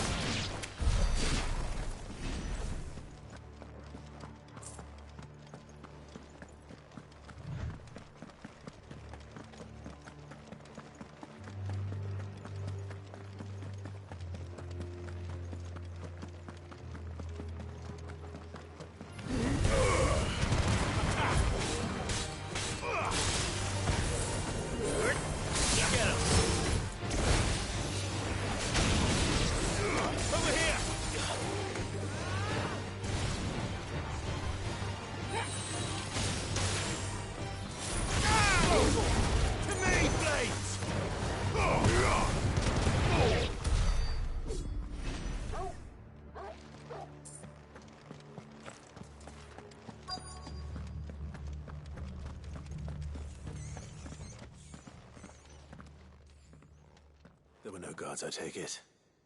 None manning the gates, no. It's a different story inside, though. The corridors are crawling with Akashic. Most likely guards left behind when the Wardens ran. If Chadwick was being held here, I worry that he may already be. Don't give up hope just yet. But let's move quickly. Let me check the ground floor. The ether's thickest there. Then I'll search the upper level. Good luck, Sid. Stay safe.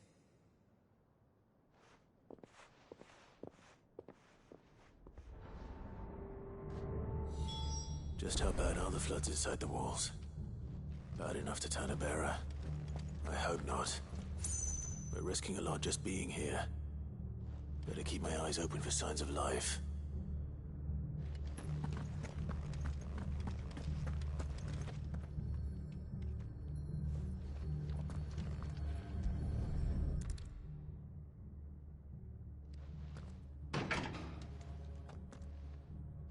Locked up tight.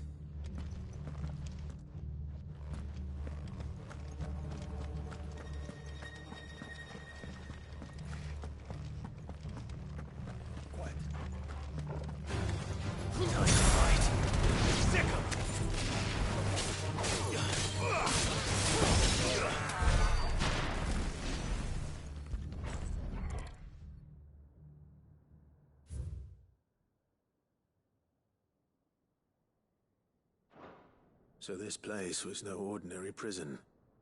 And I doubt they'll have taken the creature with them when they fled.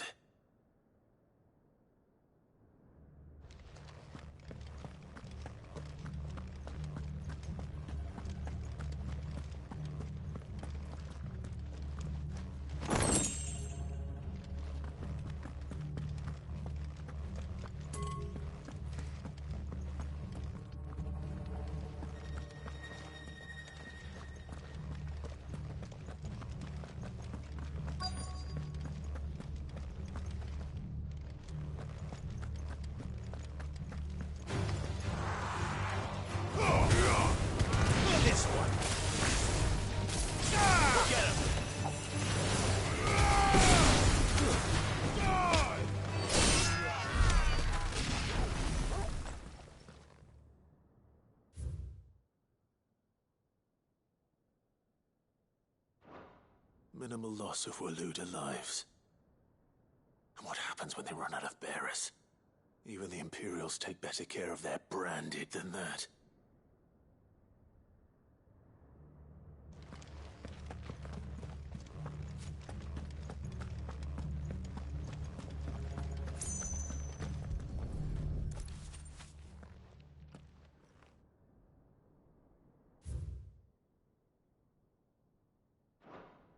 They were feeding bearers to it. This is even worse than I'd feared. Nothing but a Kashyyyk down here. Hopefully things are looking better upstairs. I should go and see how Doris is getting on.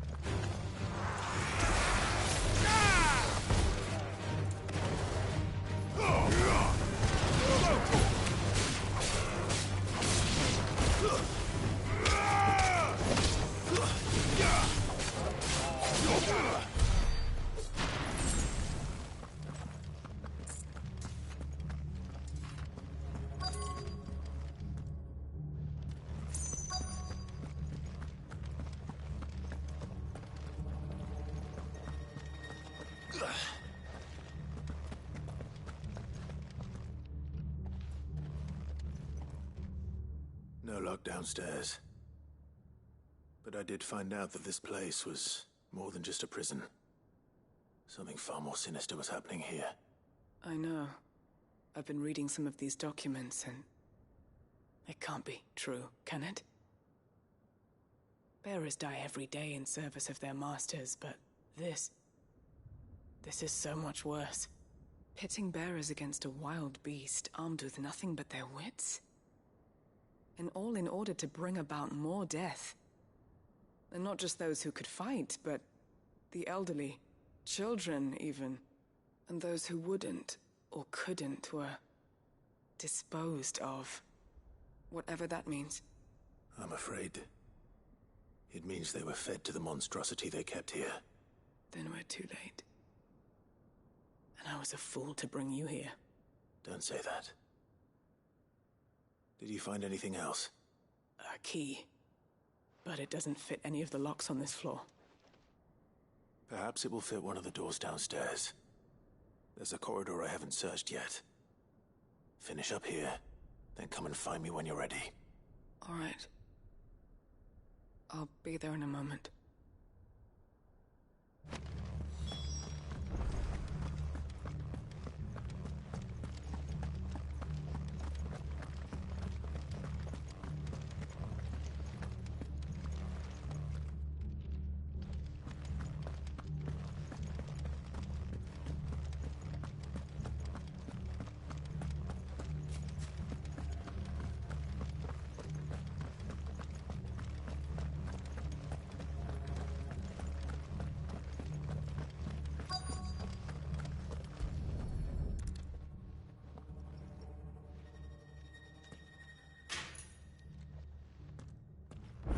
we can find down here.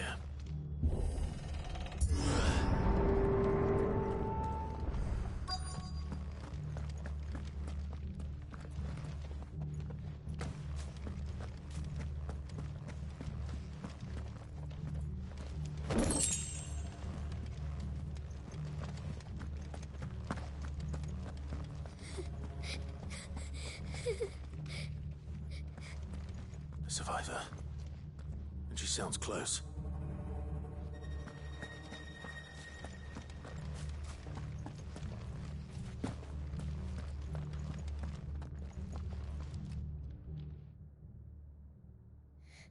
Who are you? There's no need to be afraid. Are you alone? Are there any other survivors? Some of the guards. They're still here. But something's wrong with them. Everyone else was eaten by the monster. Of course there were. Thank the Founder.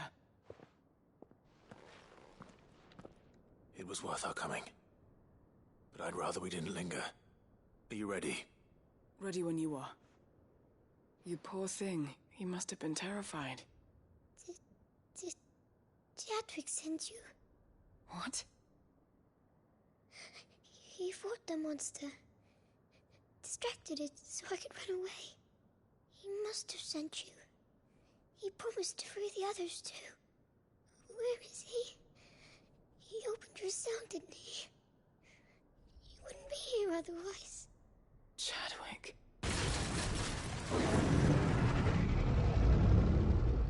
Was that? The monster's back! Jadwick, help! We have to get out of here. Doris, keep the girl safe. All right. You put that bearer-eating bastard in the ground.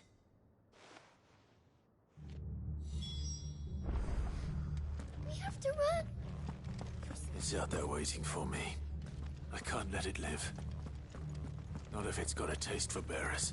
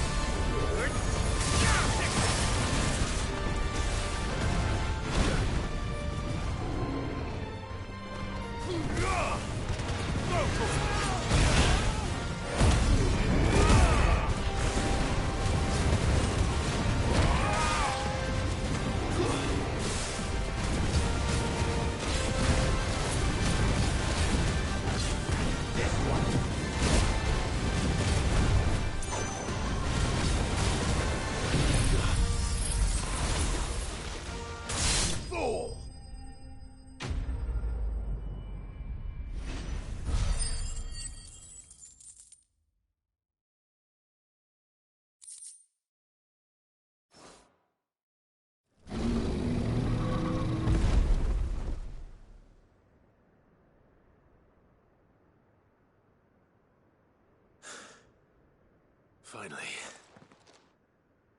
Cid, Are you hurt? I'm fine. I think.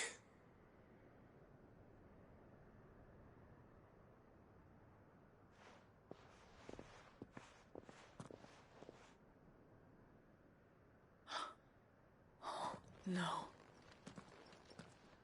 What is it? A diary. I gave it to Chadwick before we went our separate ways. He was here. Do you think that creature? I'm sure he fought bravely to the last. The girl is safe thanks to him. Chadwick. You fool. Come on. We have to get her back to the hideaway. We don't want his sacrifice to have been in vain.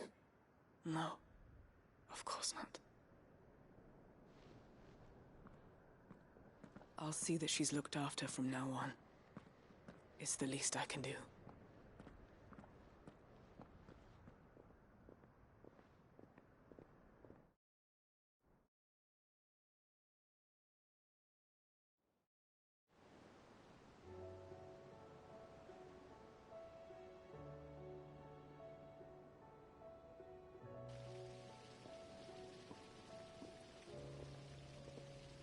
From what I hear, you've barely left the girl's side in days. I hope she's recovering from her ordeal. She is. Slowly but surely. She's far tougher than she looks. I thank the flames we found her. If we hadn't... I know. But we did. I'm sorry we weren't able to save Chadwick. There's no need to apologize. Without your help, I would never have found out what happened to him. How he fought to the bitter end to save her. To save Haida Marie. That's the man I remember. The man I thought of as a brother. I wish I could have met him. I'd like to hear more about your past. If you don't mind, that is. Of course. You already met my former master. She trained Chadwick and I to do two things. Kill and obey. We were supposed to be sold to the highest bidder when the time came. But no bid was ever high enough to convince her to part with us. For years, we were her daggers in the shadows. But we could never quite shake our doubts about the things she made us do. And then, one day, we just couldn't do them anymore. So we escaped. But staying together was out of the question. They would have found us too easily. After so many years of training, the pull to serve was always strong. It scared me to think he might have taken another master, become a dagger in someone else's hand. But even in captivity, the battles he fought were his own. And he died not as someone's tool, but as a hero. Haida Marie is proof of that. Bearers can cast off their shackles. And the Cursebreakers will show them how. I'll fight until my dying breath to see it done. For Chadwick, and for all of us. Thank you, Doris. We'll be counting on you.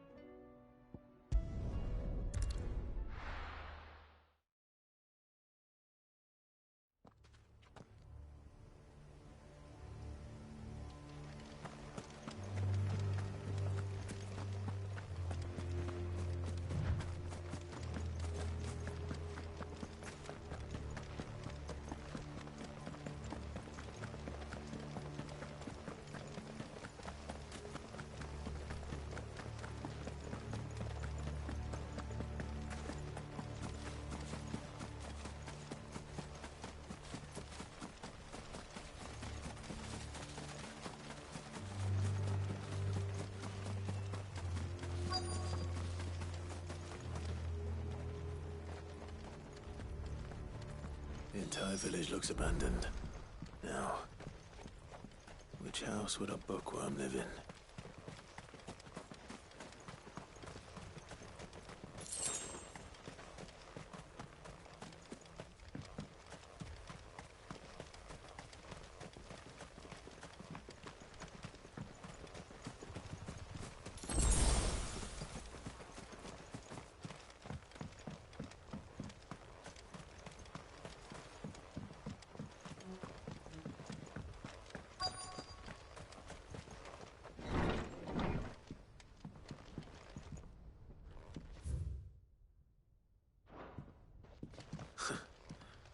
His interest was certainly varied.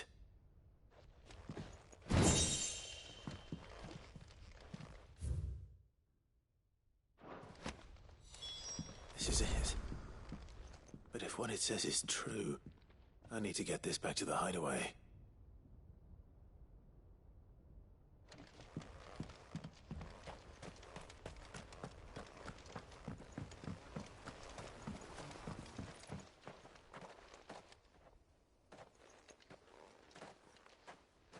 Leaving so soon, stranger? We've been watching you. From a distance, so to speak. Subtle. I know who you are. Then we need not waste time on introductions. Hand me the book. Leave it in our care and return to your life. Your care? Do you mean to burn it or bury it? That is not my decision to make. But by one means or another, its contents shall be removed from the common record. Then I'll have to politely refuse. I won't let you erase our history. Then we find ourselves at an impasse. Very well. The book can just as easily be pried from your dead hand.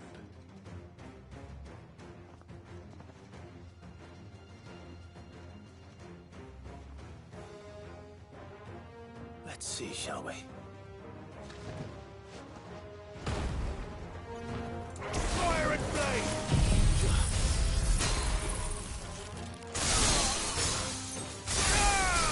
Mogul, kill! Local!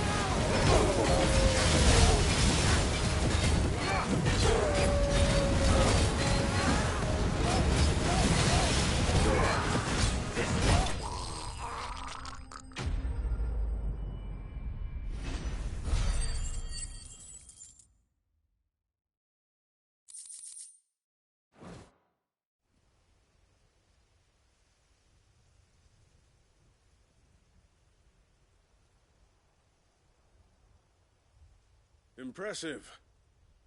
But we have other means. We shall claim the book yet. Why do you want it so badly anyway?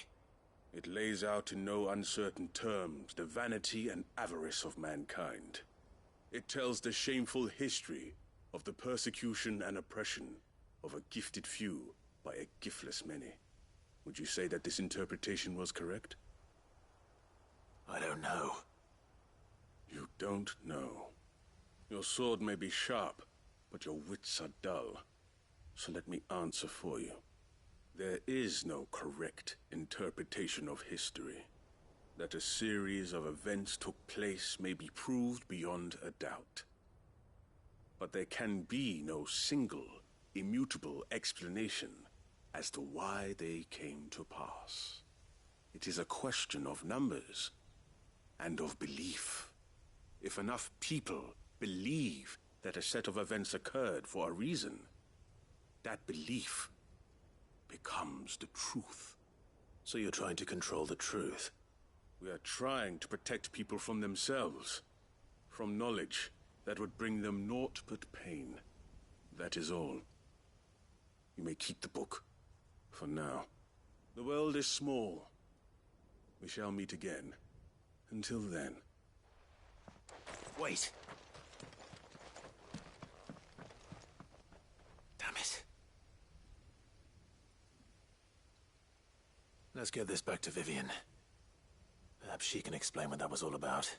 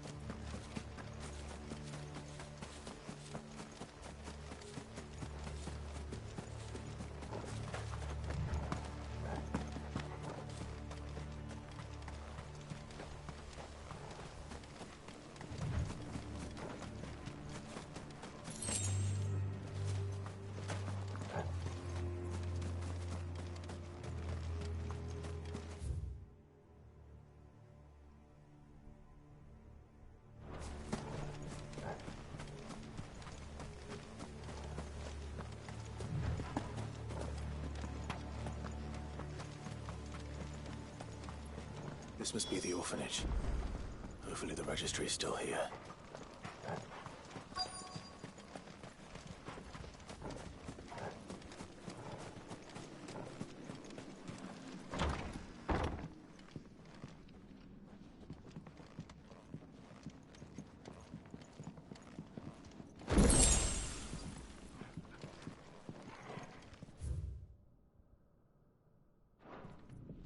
Disposed of.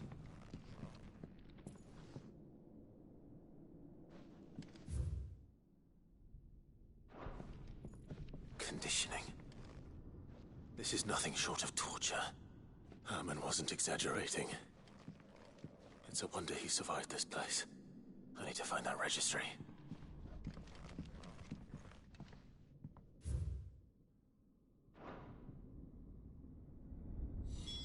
This reads like a suicide note. Did the director go through with his plan? There's only one way to find out.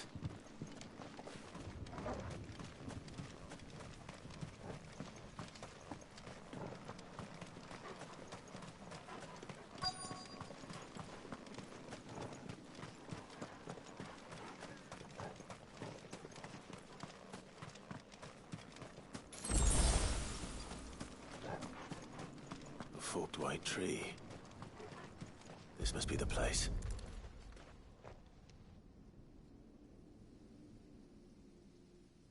Could he really be buried here? There's something hidden among the roots. Let's see.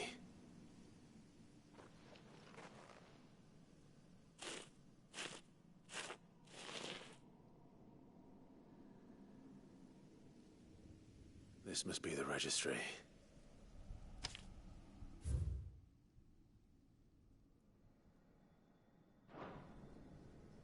So many names. This place was a slaughterhouse. But where is the architect of all this misery?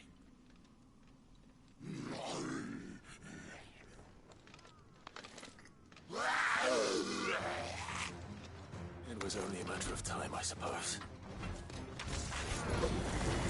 This place is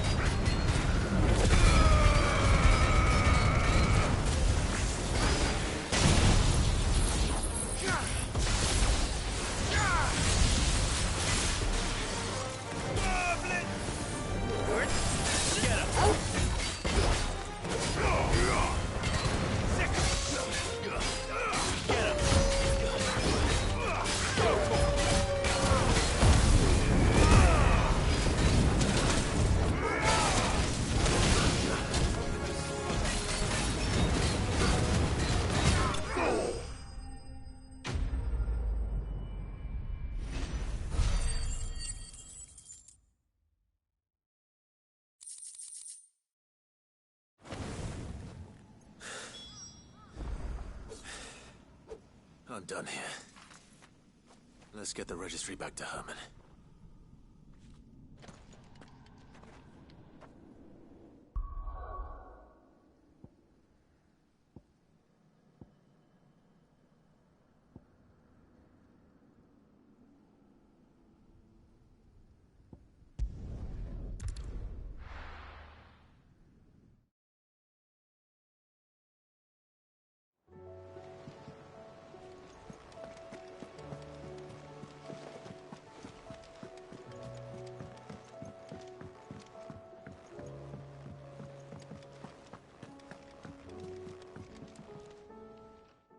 Vivian.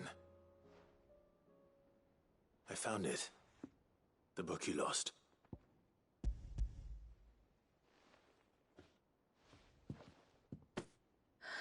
You found it. Thank you, Clive. Even though I asked this of you, I was not entirely sure it would be possible. I feared the executors had seized every copy. I met with one of these executors, and I convinced him to let me keep it. He told me something. That the truth is just a matter of collective belief. And that if enough people believe a lie, that lie becomes the truth. It does. But it also means that the truth is not immutable. That it can be changed. Provided that those who wish to change it can convince enough people that their perspective is the correct one. As the sad history of the Bearers proves. You said that the book inspired you to become a scholar. It did. Or its author, rather. She was a heretic, you see. A firebrand and a dissenter. A gallows stood ready for her in every corner of the realm. And by shunning society, or perhaps being shunned by it, she stumbled upon a truth so potent that an entire realm trembled at the prospect of its utterance. I, too, have always felt somehow set apart from the world of men. A stranger to my own species. She taught me that my solitude was not a curse, but a gift. And that, though my journey to the truth might be a lonely one, what I found at my destination would be more than worth the cost. Do you still feel that way? That you're not one of us? Honestly, I'm not entirely sure anymore. Since coming to the Hideaway, I find my thinking somewhat clouded. Perhaps the result of studying mankind from a rather closer perspective than I had intended. But the more I study, the more I find value in this perspective. In looking not from the outside, but from within. So if you'll permit me, I'd like to continue my work here. Remember, Clive, when enough people believe, belief begets truth. Give the men and women of this benighted world the gift of truth. Make them believe in you, as I do. I'll try, Vivian. I'll try.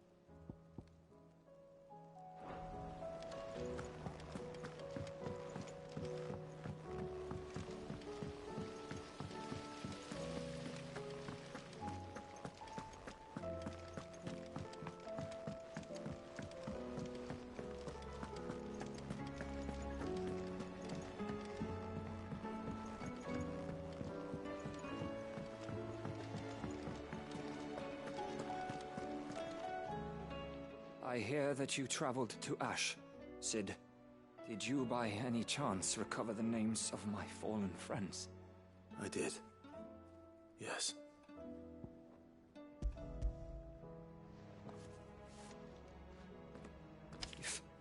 I may. The Bearer Registry.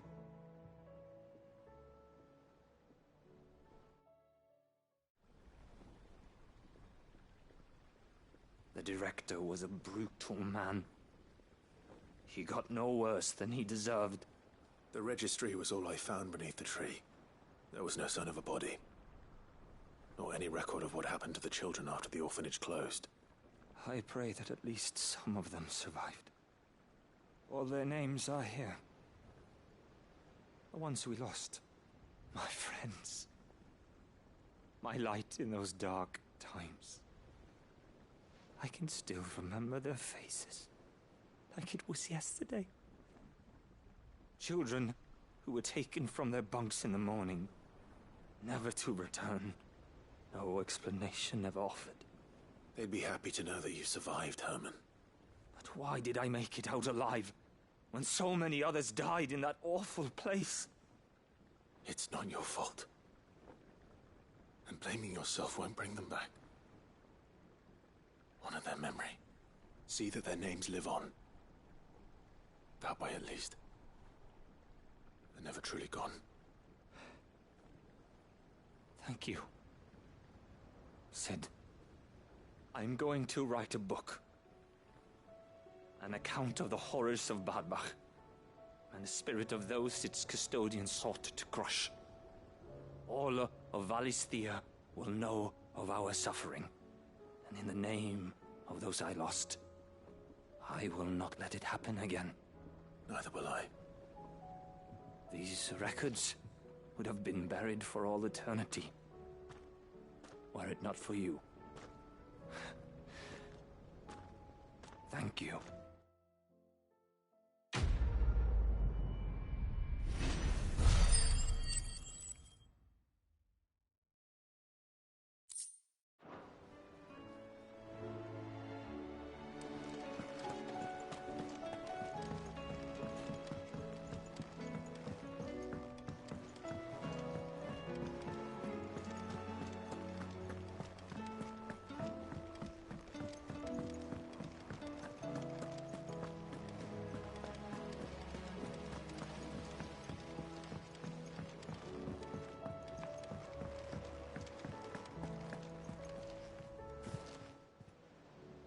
I wasn't expecting you back, son.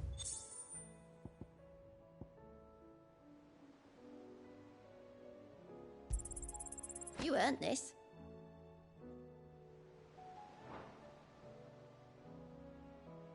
Come again.